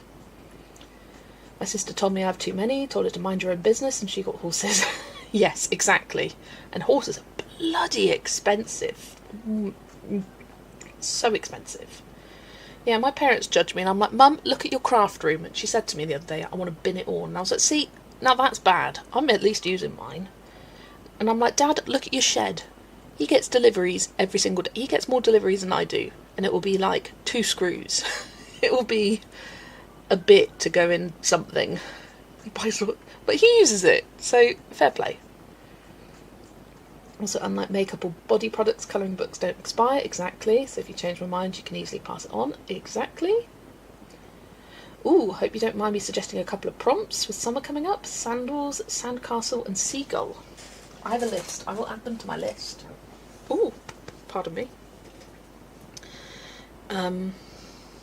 I will add those to my list, because I have a list on my phone of prompt ideas, because otherwise it gets a bit overwhelming. But I will add those. Seagull's a great one, because they do pop up quite a lot actually. Where's my bold? Ooh. Sandal. And sandcastle would be good to go for the unique prompt as well, because I feel like they pop up occasionally but not too often. Like those prompts, I've put them on my list. You may see them in the future, and if they don't appear in the future, it may appear in the next year, because it's just a ongoing list. The only colouring related consumption that gets me going, you sure, is people getting big sets of expensive supplies just to try a hobby before they know if they like it. I agree. Like, go cheap, go with what you have. It's people wanting to start channels as well. I'm like, use your phone, see if you like it, then upgrade to things. You may not even want to upgrade. I don't want to upgrade. I could, but I like doing it all on my phone. So then your life, yeah. Then again, go ahead, I'll snatch up those sets on Vinted when you're bored. Yeah, it's people who go, oh, cute and cosy, love it. Buy 300 set of Ohuhu alcohol markers, colour, 1 page. Not for me. Like, now that's, yeah. Buy yourself a small set, a cheaper set. See if you like it. If you then use it a lot, then buy a bigger set. Like, with my colouring supply collection video I did last year, I kind of did it as like my journey of going, okay, I first bought, well, my first pencils were some cheap ones my parents got me, little watercolour pencils. They were rubbish. Thanks parents, but they were rubbish. And then I bought a cheap set of Creative Peaks, like less than 20 quid on Amazon, and thought, okay, if it's not for me, and I bought 1 book. I had 1 book, 1 set of pencils, and I thought, if I don't like it, then it's only 25 quid, gone. And then I just slowly bought and bought and bought and bought until we're at this point now. And even then, like, I still don't have the biggest collection out there, but still big. Do that more than that, it would only be about 30 pages a month. Yeah, so it could be half. My maths at the time isn't great. Don't particularly feel the need to have a bunch more pencil sets. The media is not the attraction, it's the books. I agree, I'd rather have more books than pencils. And some people are the other way around. They'd rather have more supplies than books. And it's Different strokes for different folks, eh? I'd have to live to 108 if I coloured 5 pages a week. Go on, Becky, you live to 108. You do it, and you'd be colouring to that age. Whoops, cat landed on keyboard. I did wonder what the 3 was. I was just like, okay, Adele's just put 3 to something. That's funny. To each their own. I'm definitely looking into more pencil sets because I find 72 colours not enough. I know, steak too juicy, etc. Oh yeah. For me, I had a 72 set of pencils and that's what I was missing, like the larger range. So that's when I upgraded to the brute thinner squares. And having 120, and once I had 120 I was like, can't go back now. Every pencil set I fully commit. Some people will buy a couple open stock, but for me that just doesn't work. It just doesn't. Tested alcohol markers with the cheap 48 set from the grocery store brand and realised they are lovely and committed to the Ohuhu 320 set after half a year. Yeah. That comment wasn't a response to you, it was just talk about myself. Yeah, fair enough. It's the reason why I haven't bought expensive alcohol markers. I got a $15 set and I'm still deciding if it's for me. I will say though, having a slightly better quality alcohol marker set does make a difference. Like I had these cheap ones, they had touch art on the side of the barrel, and they had a lot more water in them, and you could tell because it would wrinkle the paper. I found that in my Camellia Angel Cova books. And having a higher water content in the marker meant that it dried a lot faster, so then you couldn't get the easier blends. And I find it easier to blend with a brush as well. So yeah, but when you're first testing it out, like, am I using alcohol markers? Do I like using? Because for some people, just no. And all alcohol markers are going to bleed crazy over the lines. Like, that's not a brand fault. But in terms of like blending, I think that's when a more expensive marker becomes more useful. But if you're just doing flat colour, you'll know if you like it or not, even with a cheap set.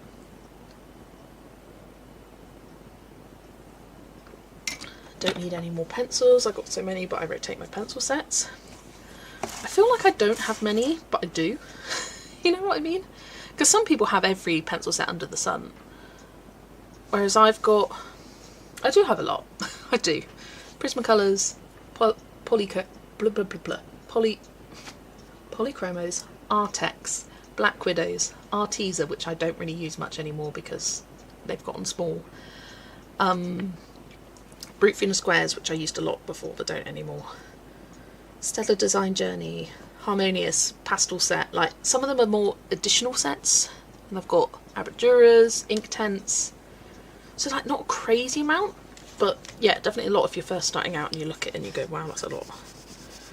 But I didn't get them all at once.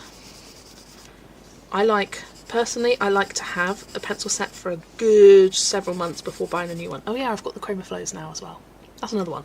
So yeah, because I just got the Chroma Flows, I'm using them so much, guys. And oh, I got these from Amazon.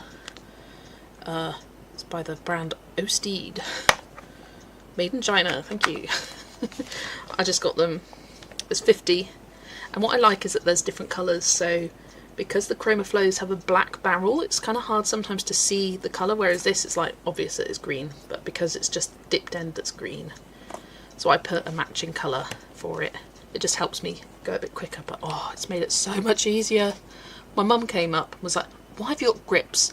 Oh dear, is the pencil hurting your hand? And I was like, yes it does, you hold it. And I was like, don't judge me. But yeah, it's really changed the game. And these are pretty easy to slide on and off. But I want to know, how does Derwent create such a chunky pencil like the Derwent drawing, and then also the Chroma Flow? I know they're different pencils, but it's made by the same company. Look at the difference in width between those. I don't know if it... Yeah, you can see by the barrel at the bottom. Probably shouldn't have picked a black one, but... like, that has girth. This...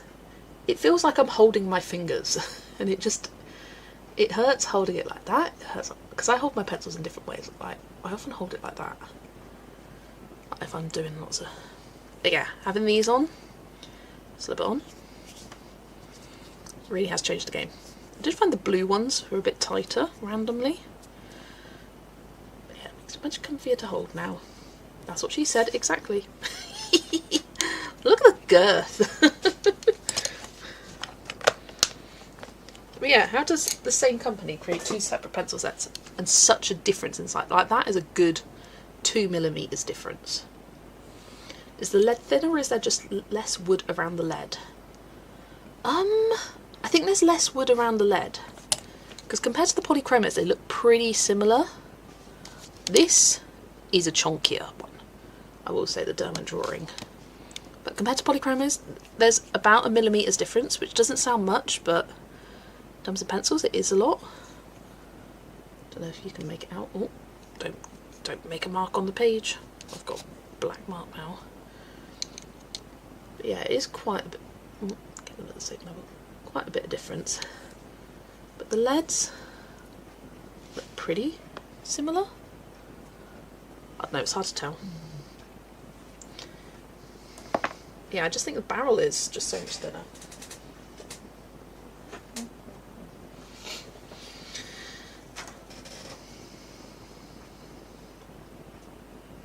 I thought I'm bad at blending, then I got a Hoo-Hoo brush nibs and was like, ooh, yeah. I think that's the biggest difference, the biggest upgrade you get with the alcohol markers is the blendability. In my experience, cheap markers work lovely for basing flat colours, but I think it's questionable, yeah. So I did first aid treat, I used them in my Mosaic colour by number books to start, and I've used them until they ran dry, just won't replace those. When I was in B&M in the week, I was so tempted by the big sets of alcohol markers. That's what made me come home and find the pro markers out. Yeah, that's great. That kind of reminds you of what you've already got. Way too skinny in my hand. Yeah, getting those pencil grips changed the game. Really did. And I liked having the big set. So the fact that when I get all my pencils out, I can put all the grips on and I don't have to be changing grips all the time. Okay, time to haul the bookcase halves upstairs and finish. Nice job, Kimberlyn. Right, I'll go brown ochre.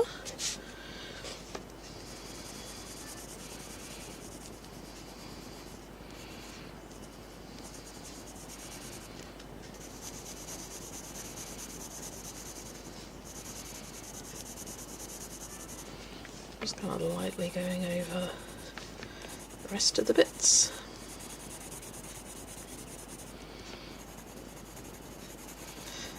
For me, I like different pencil brands in different books, and I like doing things like challenging myself to use different brands in different books. For example, with Matchstick Mouse, in each book she's got a different colour combination, whether that's a different set of pencils that I use exclusively in that book. One book is just alcohol markers, and even if I use the same set of pencils in two different books, I'll change up the colour combo for her, and it just makes it a bit more interesting. Like, I like her to be cohesive in the one book, but between the books she can look different. So in some books she's grey, some books she's brown, some books she's a kind of neutral brown, other books she's a warmer tone brown.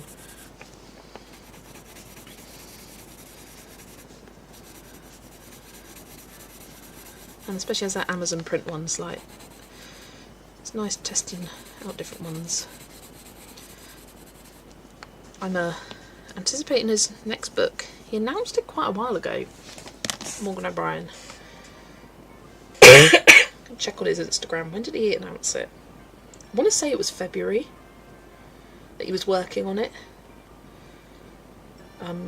It's called Home Sweet Home or something like that.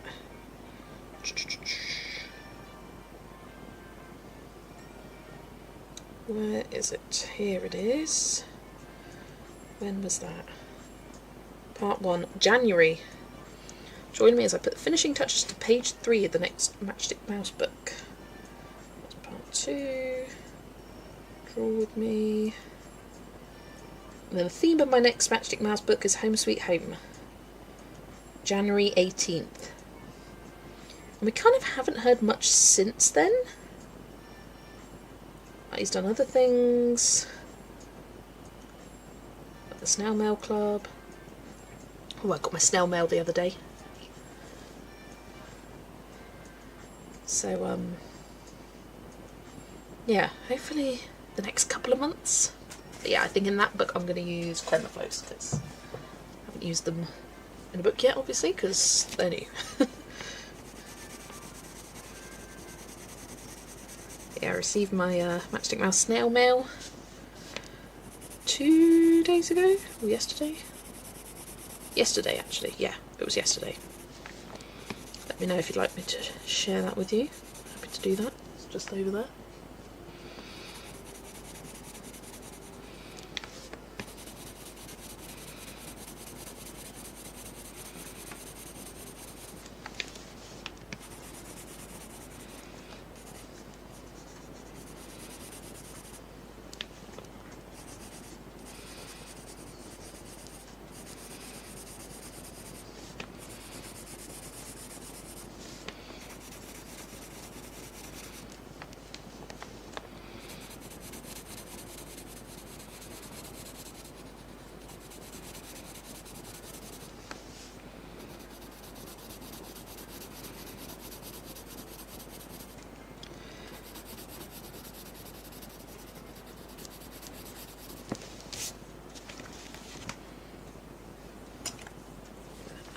Green there. Let's say the added green is really adding some extra interest and depth to this little branch. Still don't know what colour to do the fish. I am thinking pink though. Like lighter than they are, so they're bolder. I thought it was either that or like grey silver, but I feel like silver's a bit boring. Pink's fun. I don't know if there are any pink fish like that, but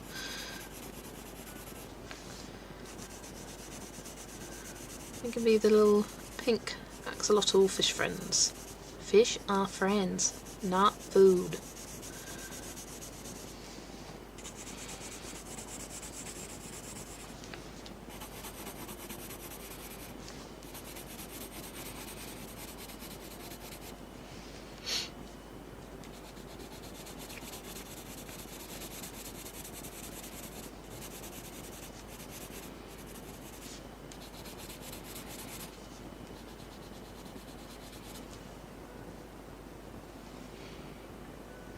Chat's gone quiet. I always find it unnerving when the chat goes quiet. I'm like, is everyone there? Can you hear me? But it happens. The fact that sharks are also fish makes it funnier. Very true. Fish are friends, not food.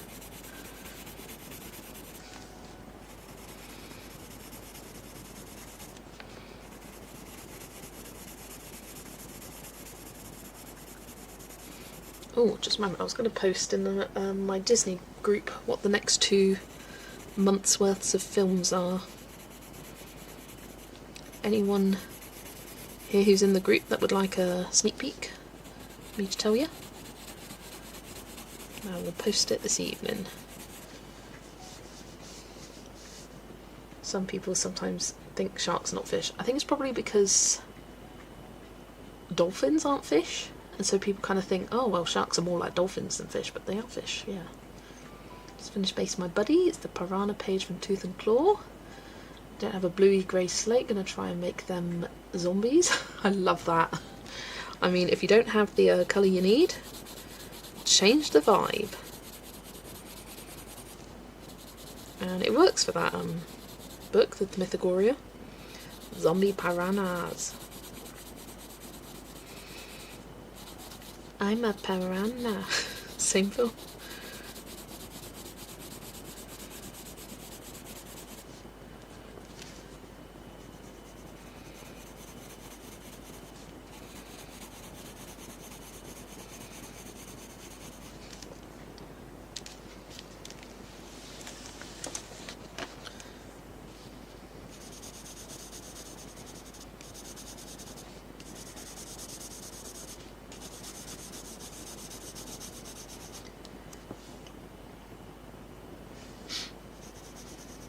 I do find though that Like a blue tone grey is often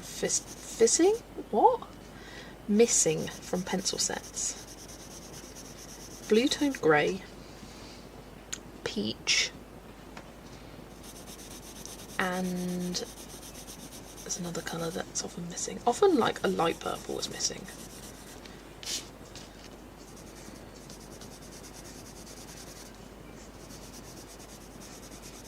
It's like with polychromos, there's no peach, there's no light blue. It's got a great colour range, but they do miss out on pastels, like the pale purples, which I'm hoping it's going to fill in those gaps with the 20 new polychromos that are out later this year. My missing tone is usually a dark red / reddish brown. Fair enough. I find that too many pencil sets have red tone browns that I hate using. Yes, we're getting some nice pale colours later this year. Exactly. Cannot wait. I keep forgetting about it. I feel like there was a lot of hype when they first announced it. Loads of people talk about it. We talked about it on stream quite a lot. And now the hype is gone. We've had no more information, but yeah, I cannot wait for those. I will be getting them as soon as I can.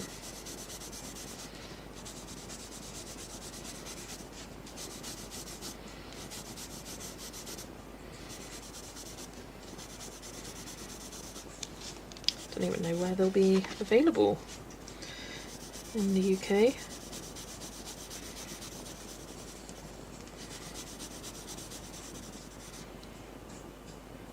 Send them to me. Just kidding, I'm a bit too far. Missed the conversation about Matchstick Mouse. Oh, we were just talking about how I like using different pencil sets in the different books and making the same throughout the book, but then different between the different books. And also the fact that there's a new Matchstick Mouse book coming. And I went and looked. It was January that he announced it, and still haven't heard anything pretty much since.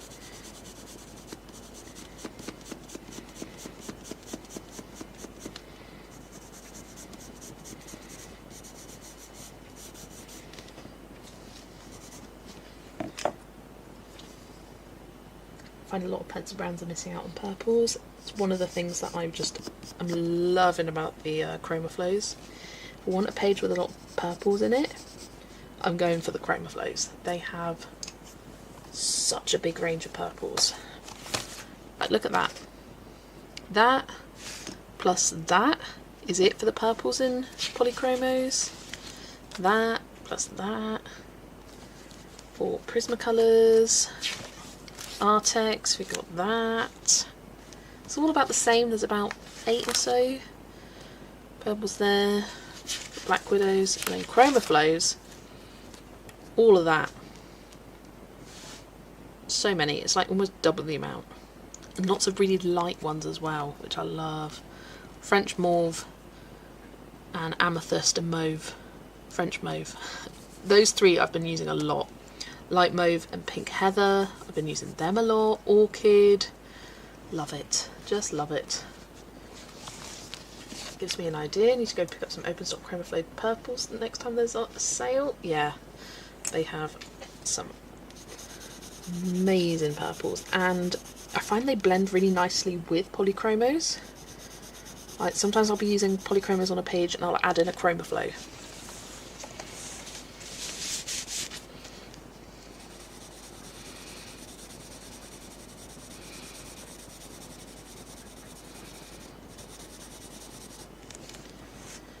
It's almost 3 AM here, so I'm heading off to bed. Have fun, hope you get it complete. Thanks for joining, Roslyn. Take care, have a lovely night's sleep.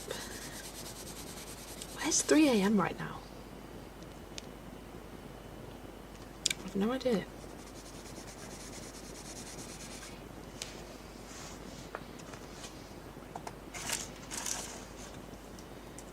What countries? Australia, there we go. I don't even need to Google it. You must be on the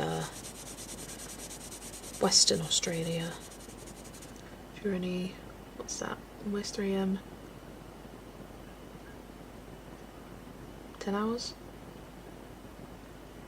9 hours? I don't know.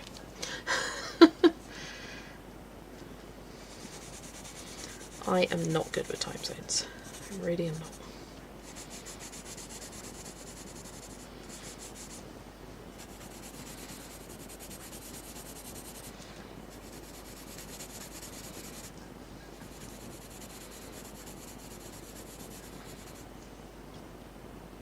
South, smack bang in the middle of the country. There we go. Have a good sleep.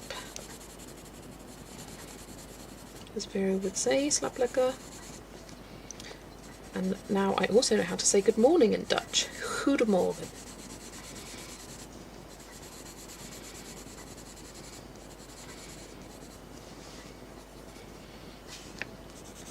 Any Dutchies in chat can rate my pronunciation of Goedemorgen.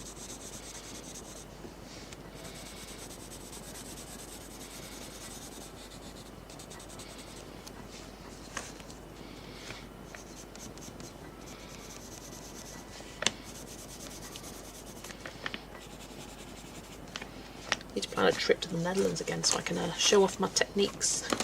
I passed, yes. Basic understanding. I can tell you good morning and to sleep well. Which is an upgrade from just telling people to sleep well. Pronunciation is excellent. Thank you. Is it Yolanda's night or is it Lucy's? I can't remember.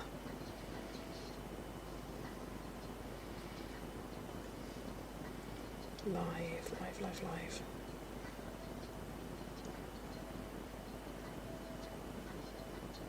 19th. Oh, it is Yolanda. For some reason I thought it was Lucy, but no, it is Yolanda's tonight. Which, woohoo! I feel like it's been a while since I managed to get into a stream. Lucy was last week. Because, oh yeah, it was, I just got home from, did I pop in there? Yeah, I was there. Was I ill at that point? But I wasn't. I was there. I'm losing it. Or did I can't remember. I might have been there for a bit. Yes, I was there. I was definitely there because she was colouring the witches page. And I was also colouring a witches page. Hi Hadassah, welcome in. Lovely to see you.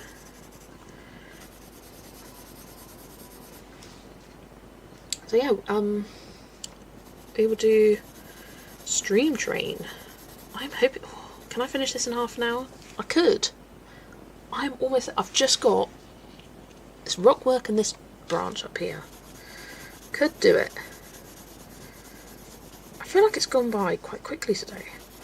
It's been nice and chatty, which I always love.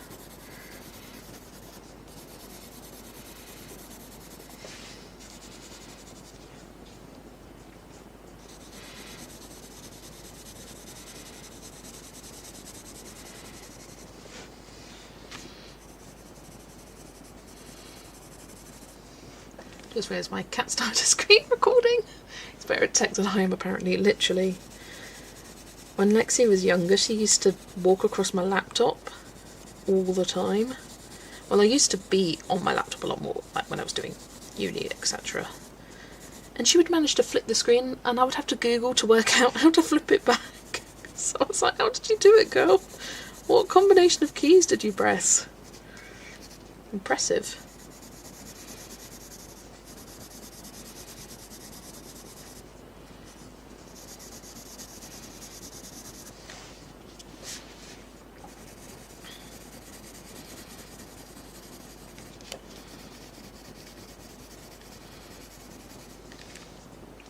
Literally the same story you just told. Yeah, had to Google how to fix it.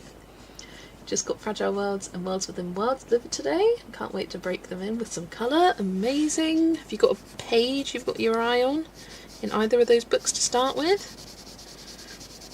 The little turtle at the front of this book is a great one to start with. Good like introductory page. Covered that on stream last month. Quick and easy win. Hashtag tackle the title pages. I have not been on it with my title pages this month. I don't think I'm going to do 52 by the end of the year. I have not been keeping up track, but it's fine. With the Camellia tag, I may do like 10 in one day. The Camellia live stream I'm planning on doing, I mean.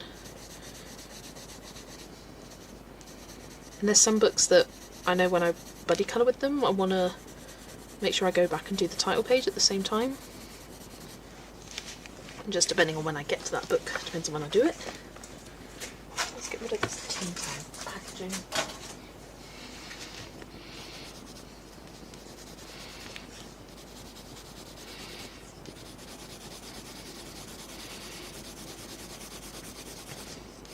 I think I can get all the pencil shading done in 30 minutes, and it might just be like white paint pen highlights. I want to add some glaze pen to the bubbles. I'll do that off camera, but all the pencil. The reason I want to be done in 30 minutes is for Yolanda's stream. Right, I want to go back over with some of these green bits.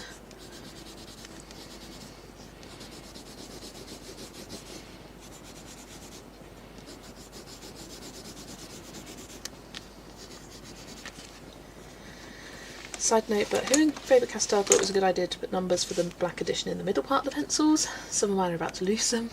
Same with Black Widows. Some of the pencils aren't as bad as the others. Yeah, this one, Opal, is written up here, whereas Saffron's written down there because they're from different sets. But even then, like, you've got a good chunk of the pencil there where you do not know what's going on. I've got, oh, which one is it? Few which are you just cannot read anymore. This one, I know for a fact it's forest, but there's still quite a good length left of it. But the number and the name has gone. Some of them you can just see the number. That one. Yeah, Black Widows are not the best designed in terms of like sharpening. I know this is mahogany, but you can't read that. Yeah.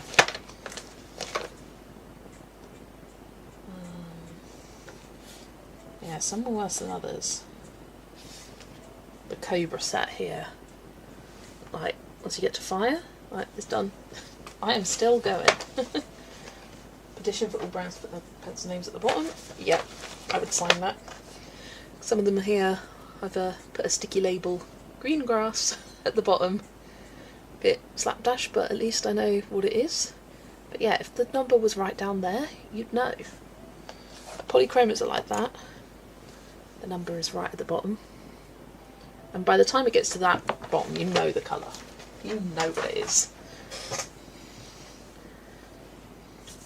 My Prismas are losing names and numbers and I don't hold them there. Oh, Prismas, yeah. Another thing that annoys me about Prismas is the fact that the writing rubs off really easily. Like, there's some that I just cannot read the writing anymore because it's completely rubbed off. You've got to angle it at the certain right light to be able to read the indentation, and that pisses me off.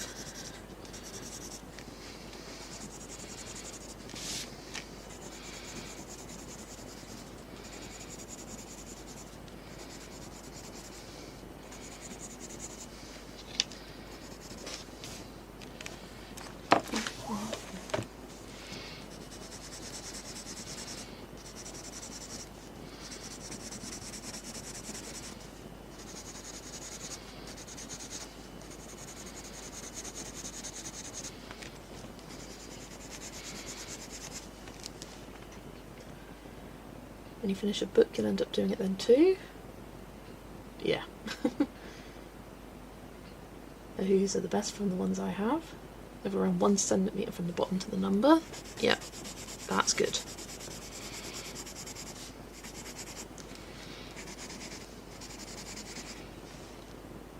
Prismas that tiny. I search the number to find the name so I can note it down. Yeah.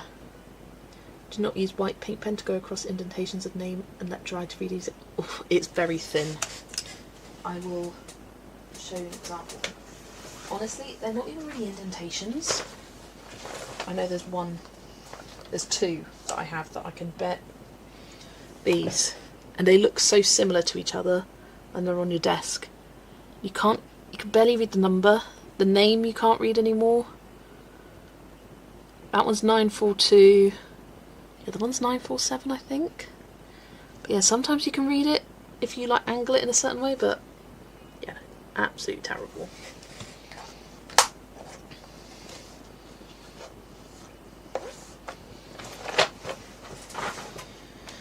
Ooh, just knocked my laptop for a second there. Yeah, it would be very difficult to write the numbers on. I do not have the precision or the thin pink pen to do that. I'm going to go now and finish the shelf because I keep getting distracted seeing Yolanda's take care of Kimberlyn. It's been quite the project for you, building this shelf. It's taken a while with all the streams and getting distracted. So easy though.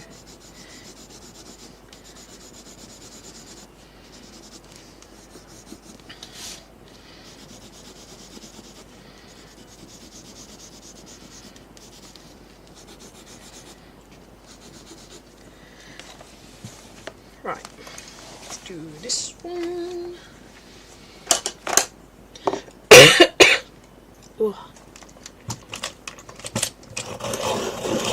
Can anyone tell me Yolanda's channel so I can join her in her stream and what time she is on? She is on in 20 minutes, Penny, and her name is Colouring Biker Mama. Colouring spelt the British way.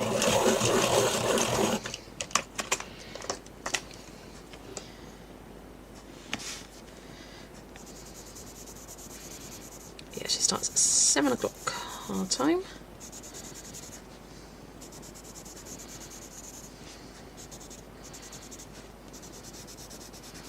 Yeah, it feels like a while since I've been in one of her streams. Yeah, because the last Sunday stream, I just got back home from being out all day, so I didn't catch it. And her Wednesday stream, I wasn't feeling well, so I just didn't catch that either. Been a while. Put small round stickers at the top with the number. Yeah, that's a good idea.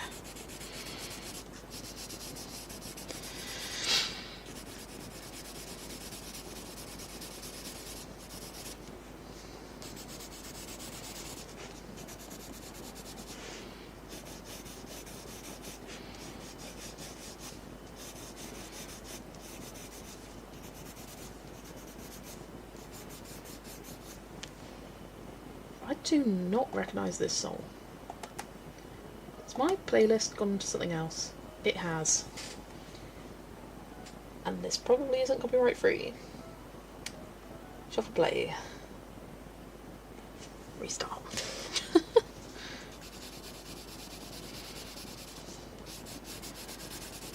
It's fine. With my streams, if I ever get a copyright alert, I just need to erase the song out from it in order to monetize. I don't do it until after the stream anyway.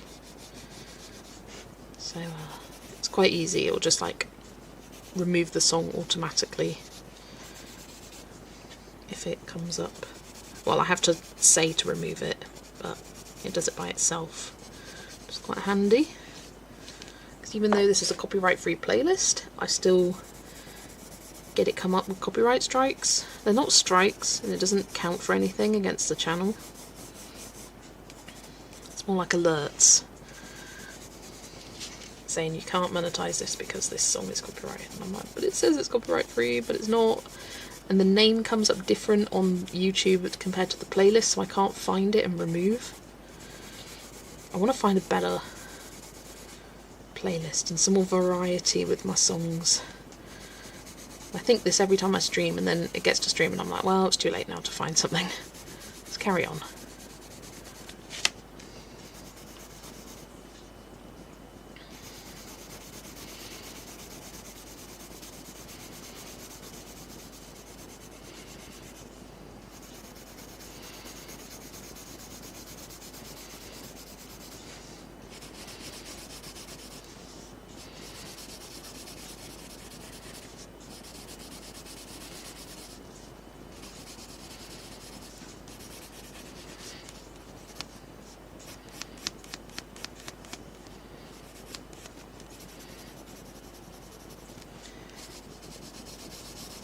know what, if I run over a bit, I'm going to complete this page for pencil with you guys. And I'll do finishing touches myself.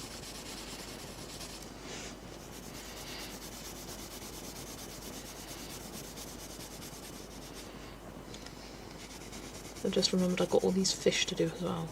Not that they'll take very long, but still. Right, rock work. I want to add a bit of green to this as well. Just on like the topmost edge.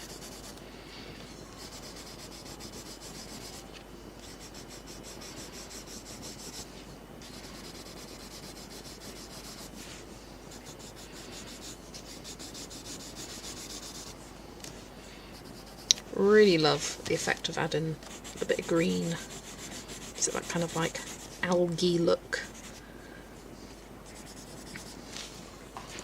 There's just a little bitty purple fish with white spots. I don't really want to bring in another colour, so I think I'm going to go pink to match the axolotls, and just like kind of bring that colour throughout the page a bit more, because otherwise I'd go grey and I think that's a bit boring. But yeah, I don't want your attention to be on them, I want them to be in the background. Right, let's grab some greys.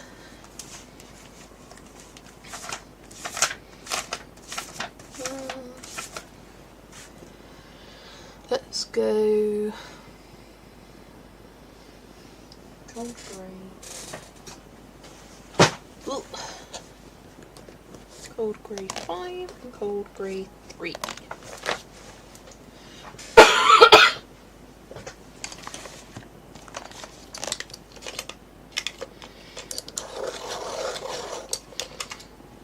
bit of a sharpen.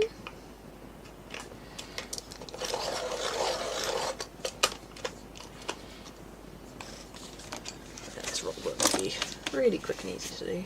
Let's start with this little one down here, as it's got lots of shading already in place for you. Oh my god, pencil tip just snapped off. It's doing too much pressure.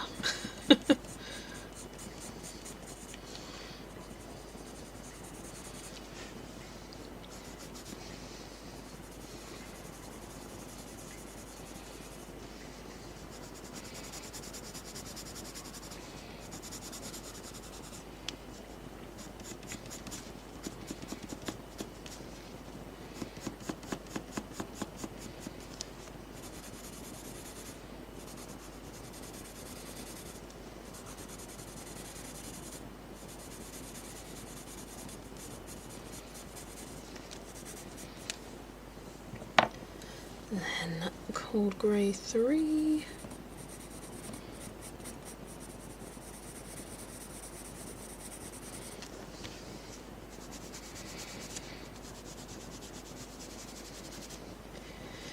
So on Friday night I was like, well, what do I watch now?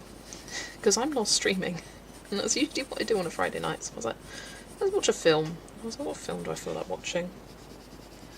So I just browsed on Netflix for a bit, and I was like, I know, I still haven't watched the newest Knives Out film, which came out, what was it, December? Or late November? Late last year. I've been meaning to watch it ever since it came out. It's Wake Up Dead Man, that one. So I watched that, and I liked it. My mum was like, it was shit, and I was like, it wasn't shit. I liked it, but I just like Josh O'Connor. I think he's a great actor. Watched quite a few things with him in. Series in the UK kind of thing. Ooh. So I watched that, and then last night after, who was it stream? Oh, it was Steve. After his stream I watched the first film again, because I thought, oh, let's rewatch it.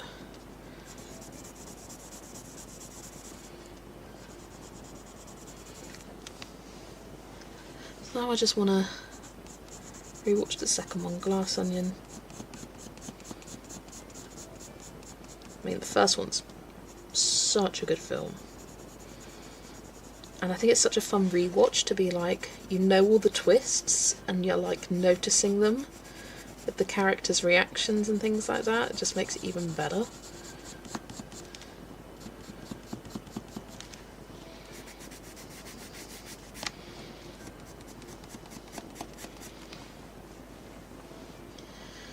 hate when that happens. Also had those snap tips fly right into my eyes. Oh my gosh, I haven't had that. I have it fly off in the room somewhere, but always scares the shit out of me. Hiya, new subscriber. Love that you do live streams. It's hard to find colourists that do lives as well. Check out in my description, I have a colourist. It's not updated. It's a little out of date, but colouring streamer schedule. It's got a bunch of colourists also stream. So we have Yolanda at Colouring by Kamama. She's going to be live in about 10 minutes. She does every other Sunday evening. We have Steve at the Colouring Commander. He does every Monday and Saturday. We've got Vera, Zoo Vera Art. She does every other Thursday at the moment. Polly puts the colour on, does every Monday evening. This is UK times. Tara Tripoli Arts. She does every Tuesday evening. Yolanda also does every Wednesday evening, and alternates every other Sunday with Lucy. Lucy Colours 2024. So there are quite a lot. And it's always odd on a day when there's no streams in the evening. For me anyway. Because I'm like, where's everyone gone? I have no one to keep me company, but then I just watch something else. It's fine. But yeah, welcome, Unbridled Artistry. What would you prefer to be called? I always like to try and learn people's names best I can. It may take me a few streams to remember.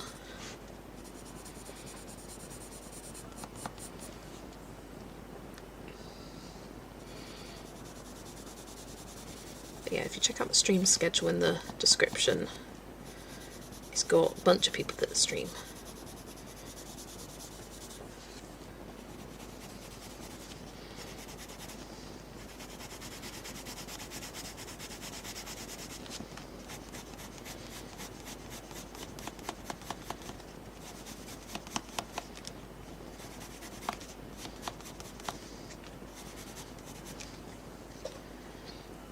Marjorie or MJ are both great, although I answer to most anything. Fair enough. Yeah, welcome Marjorie. Welcome in.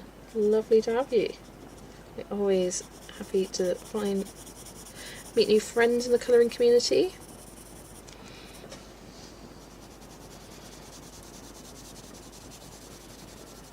It is honestly ever growing. It really is. Ivy Sunny Flowers streams every Tuesday and Friday at 6 PM British time. Love hanging out on her streams. I have not heard of that channel. Yeah, I've never heard of that. Oh, Annika, Axic Fumbles, does 10 PM on a Saturday night. I often will be there for about half an hour. Yes, AJ does Sunday morning. See, like, we get new people coming in. And I've got Ali, Colour Mama 360, has also started streaming as well. I need to update the document. I might, because Kimberlyn made it, might ask her to give me permission to edit it so that we can do it together, so it's not all pressure on her. But yeah, it's a Google Docs, so if you save it then it'll update, or if you click on it during the stream, updates in real time kind of thing. Which is good.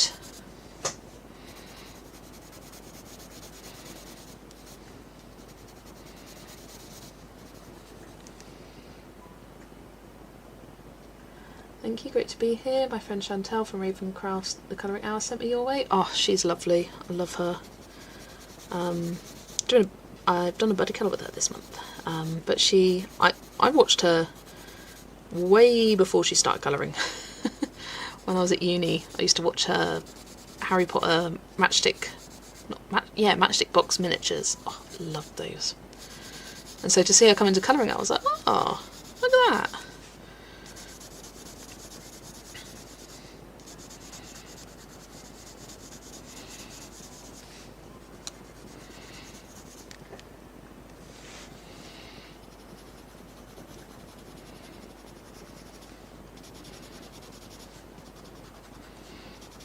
Yeah, sadly I couldn't go to any of Chantel's live streams when she was doing them because I was asleep. She'd stream at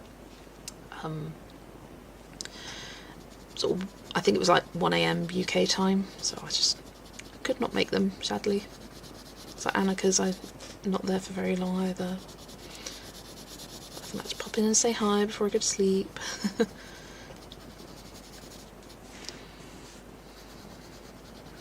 Oh yeah, Amy Wardart is another one.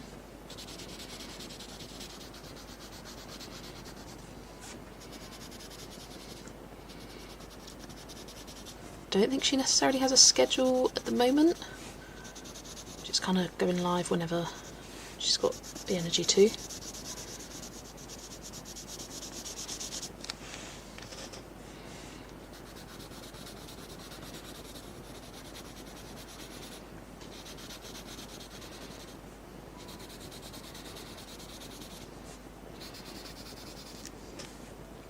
Got me into many different art mediums. I returned the favour with doll customising.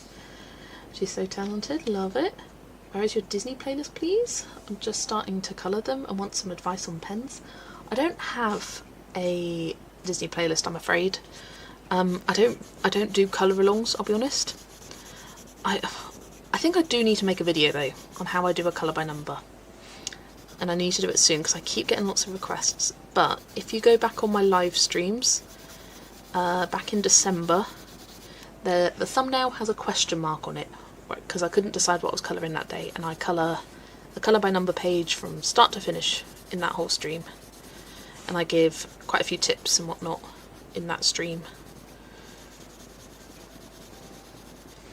But yeah, it's on my list of videos to do, but because I often say start a colour by number downstairs then finish it upstairs, it's hard to film it, or I do it when I'm not feeling great. I need to really sit down and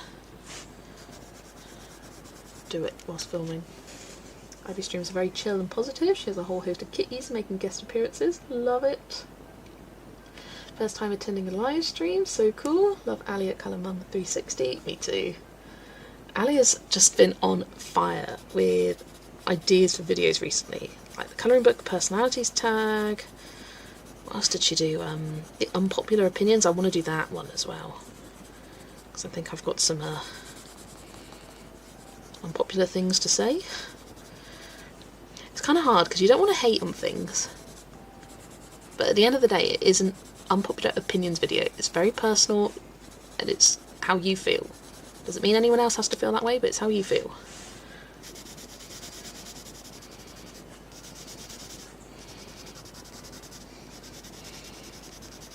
As I was watching hers, I was like, I've got some different opinions to that. I've got some things I can add to that.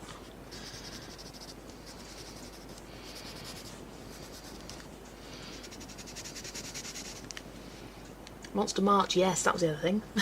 That was the other thing. There was something else as well. I'm trying to remember. It was around the time when she did the Colouring Books Have Personalities video. Oh, what if I could only have one book per category? That was it. That's the one I was trying to think of. I was like, I did it. What did I do? What videos have I done recently? Do you have a favourite colouring book at the moment? Ooh. At the moment.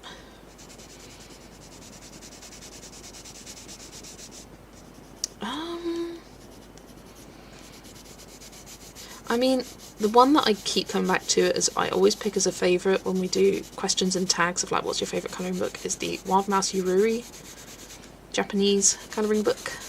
I just love it.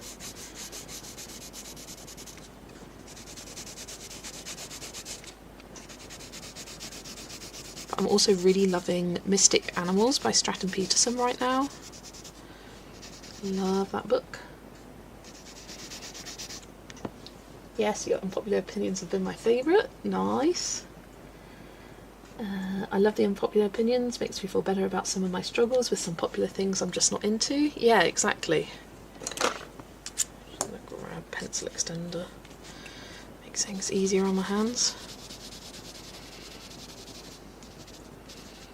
Yeah, and I can't really remember the question she asked, but I'll come back to it when I do my own tag, and I think I'm going to do it the same style as she did, where it's more like a colour and chat. And I think anytime I do a colour and chat, I'm going to do a page in small victories, because I just think it's a good mindless thing to colour whilst answering questions.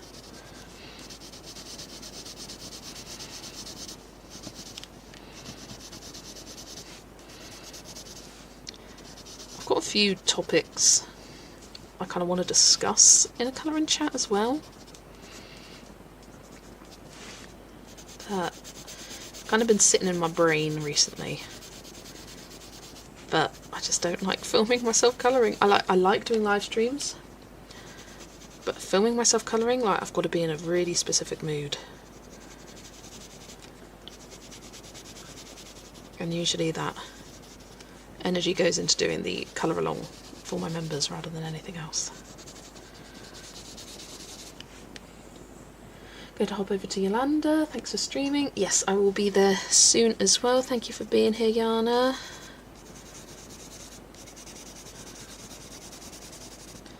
Just finishing off this rock, and then I've got the fishies, and then I will be done. So I reckon another 15-20 minutes maybe.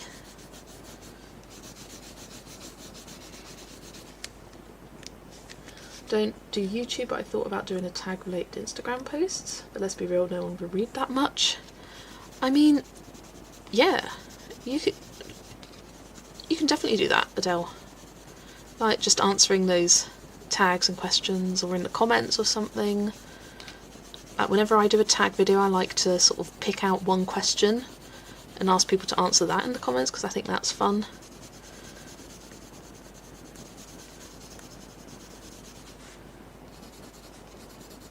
But yeah, sometimes you just want to get your opinions out there, and yeah, do it on Instagram.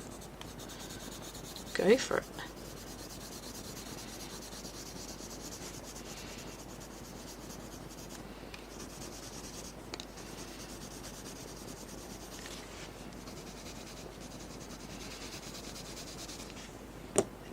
To be green there. There we go, and there as well. Right, some bit of green down here. That's the rock work done. What's Yolanda's channel name? I'm going to pop it in chat.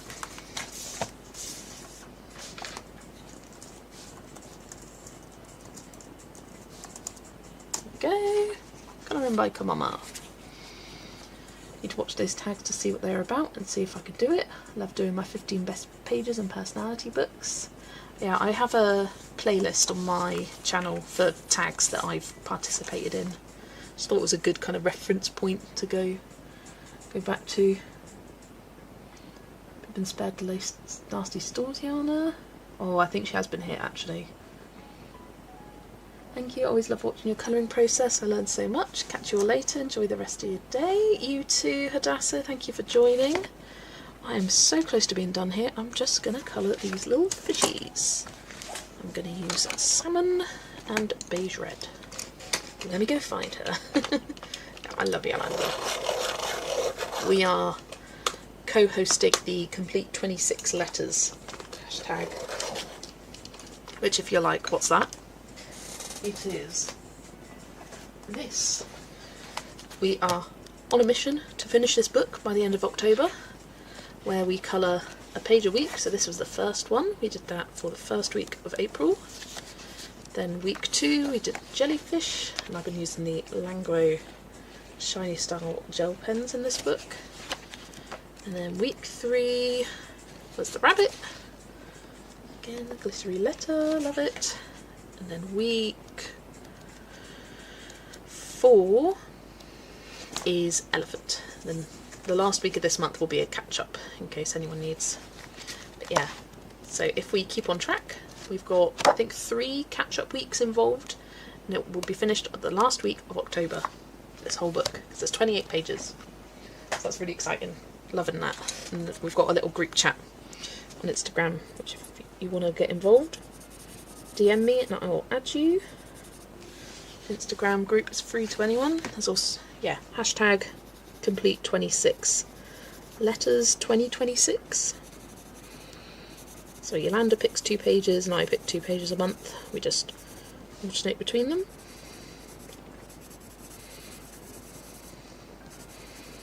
I wonder which ones are going to be last. The least favourites. Sometimes they might not be least favourites because there's some pages in that book which I feel are more summery or more autumnal or more spring-like, so I'm kind of saving those for those months. So it may not be like necessarily the least favourite, but just the fact that we haven't got to that season yet. So that's why they get picked last.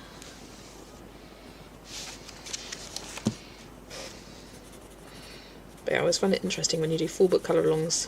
It's like, which is the unlucky last place? When I did a complete mini mania, I was like, which is everyone's least favourite page? Yeah, definitely subscribe to Yolanda.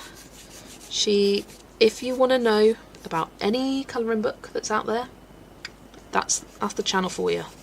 She has what I refer to as the colouring archive, because she has over 1,000 books now in her collection. So any artist, she probably has it. She really does. I've been loving her collection series. It's going to take a while to complete. Jess, are you planning on doing another stream on any Saturday in the near future? I always work on Sundays, so I can only catch the end of your lives. Only if I've got a week off. I might do an all day long Saturday live. But other than that, because I work on a Saturday, probably not, I'm afraid. Occasionally I might, but no, most likely no, because I work on a Saturday morning myself. Whereas Sunday I've got the day off and I've got nothing going on the next day. So yeah, my schedule is every Friday evening UK time, and then some Sundays at 3 PM UK time.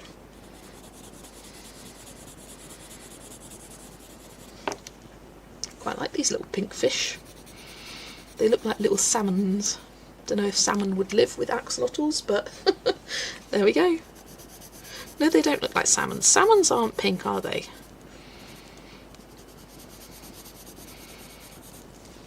I can't remember who it was, but someone put a joke in chat the other week talking about salmon and the colour of salmon in like an artist sense is always pink like this.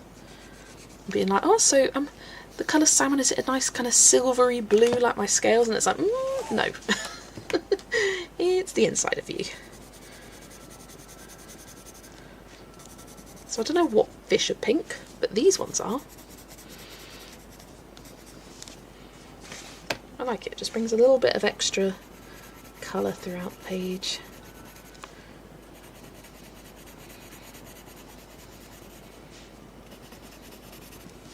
You see? There we go. But anyway, welcome in, Andrea. Hope your work day was good. Like Friday nights and Sunday all day, so we'll just keep an eye out at the end of your streams. Unfortunately, it's unlikely that I will be this late on a Sunday. Usually I would not be going this late because it would be tea time. And because I live with my mum and dad, they're out today. But usually it would mean that I've got to stop around. Usually we eat around between 6:30 to 7ish, depending on the day and depending on what's tea, depending on how hungry they are when they start cooking. Sometimes I cook the tea, so I need to finish a bit earlier then. Ooh. Right, final thing. The bubbles. I've got the Dermot Drawing White. This is the first time I'm putting this pencil to a page, and I've heard it's the best white out there. So I've got high hopes. Oh yeah. I'm just colouring over all of the bubbles with a white, because I based pencil with it. Just colouring it over with a white will make it look lighter, more kind of bubble-like. And then I will outline them with a white paint pen. Got a little black mark there. Yeah, that's not coming. Oh well. Because there are so many tiny fish on my Circle of Life Well page. I've just done them a rainbow of colours with the bigger fish and mixed and matched the colours. Love that penny. And yeah, that is one heck of a lot of fish to colour on that page, that's for sure. Know exactly the one you're on about.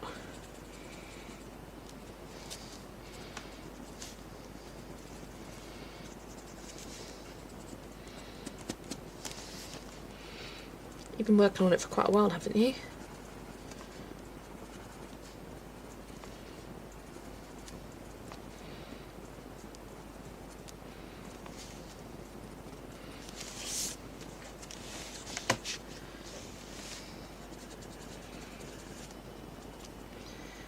Yeah, I'm going to outline all of these with a white paint pen and then go over them with a glaze, clear glaze, to make them shiny. So I don't want to make them glittery, and sometimes I go over with the clear glitter pen. I don't want that for this page, I want it to look a bit more au natural. So just go over with a clear glaze to make them shiny. Excited about Karen's new website, I think it's awesome. Yes, I am going to do a video tomorrow where I go through it, as she very kindly gifted me a month's free membership for like review purposes. So I'm going to do a deep dive video into it tomorrow. Oh, you cannot see. There is, but the left side of the page is completed, so now I just have the right side. Oh, nice. You are getting there, slowly but surely getting there. It's going to feel so good when that page is done. And it will look amazing, I'm sure. There's something about Melpomene's work. I just love the finished coloured result of them. When I did my top 15 pages video, I think I had 3 Melpomene books in there. Do you guys find out that there are certain artists that when you finish a page you're like, I have done such a good job? And it seems to be more the artist necessarily compared to like your colouring skill. For me, that's Melpomene, Kirby Rosanis and Mythographics. Those 3 books, I just love the finished result of them for my colouring. Oh, Stratton Peterson is another one. I always love them.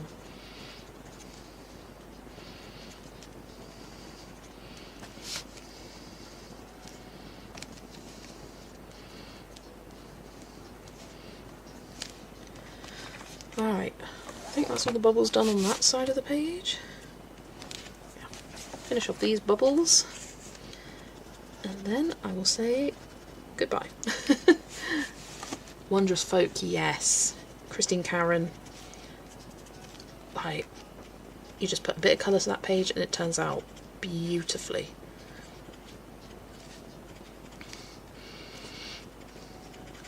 I think the paper with that book makes such a difference, and I think that's something I've learned about myself. Like, if I'm doing a portrait, like a proper portrait, I need good quality paper. I'm pretty easygoing with paper. Like, I will quite happily colour an Amazon printed book,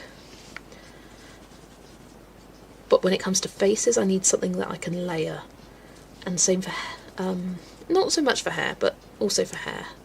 Skin and hair I need to layer because I make lots of tweaks as I go.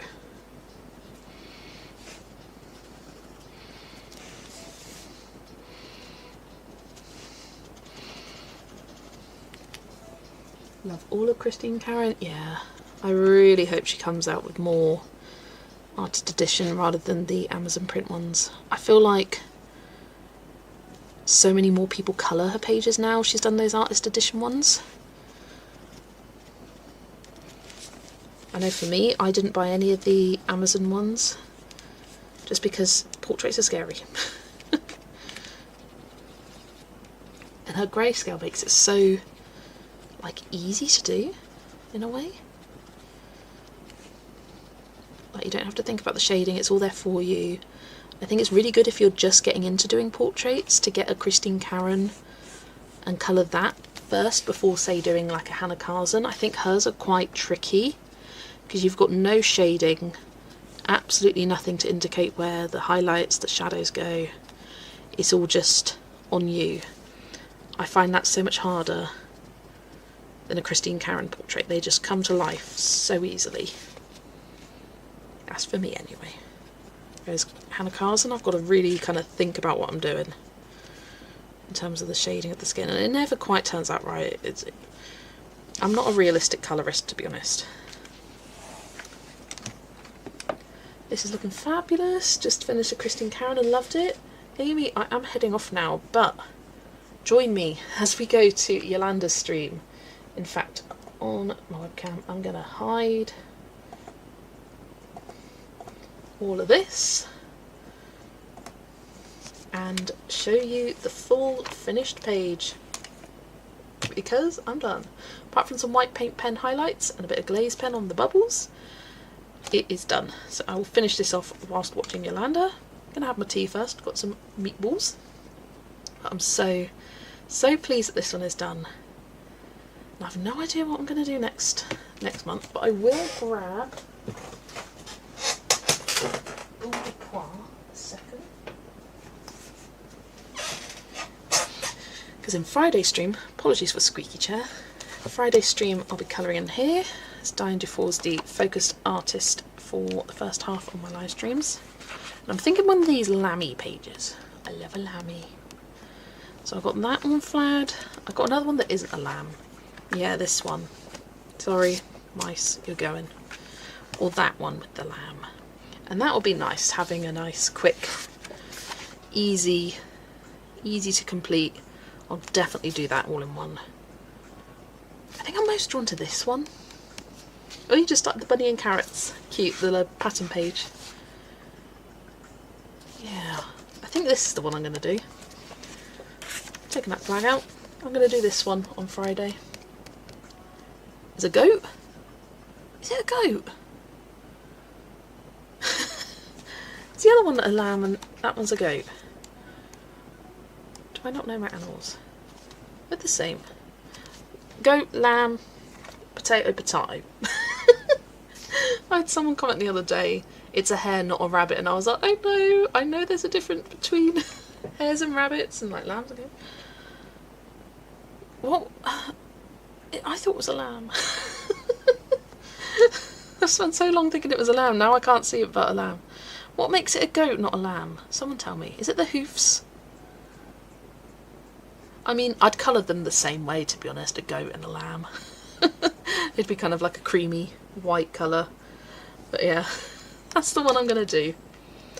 I probably won't put the name of the animal in the title because I don't want to be attacked. But it's such an easy mistake to make. Getting confused between them. Yeah, because that's the same bit there. Thought it was a lamb too. Someone used to educate me. We're going to be doing that next week, but yeah. Finally finished this one. Took three weeks of streaming to complete. Seems to be the pattern for me in this book to complete a double page spread. Takes about 3 weeks. Yeah, I don't know what I'll do next month. But yeah, I loved colouring this with you. It's good to get an underwater page done because I shy away from that. But yeah, if everybody wants to head over to Yolanda Colouring by Kamama's channel with me as we watch her stream, that would be great, and show her some love, tell her I sent you. I'll be like, I brought the train with me, little stream train. But yeah, thanks everybody for joining, and I will see you in the next one. Bye everyone.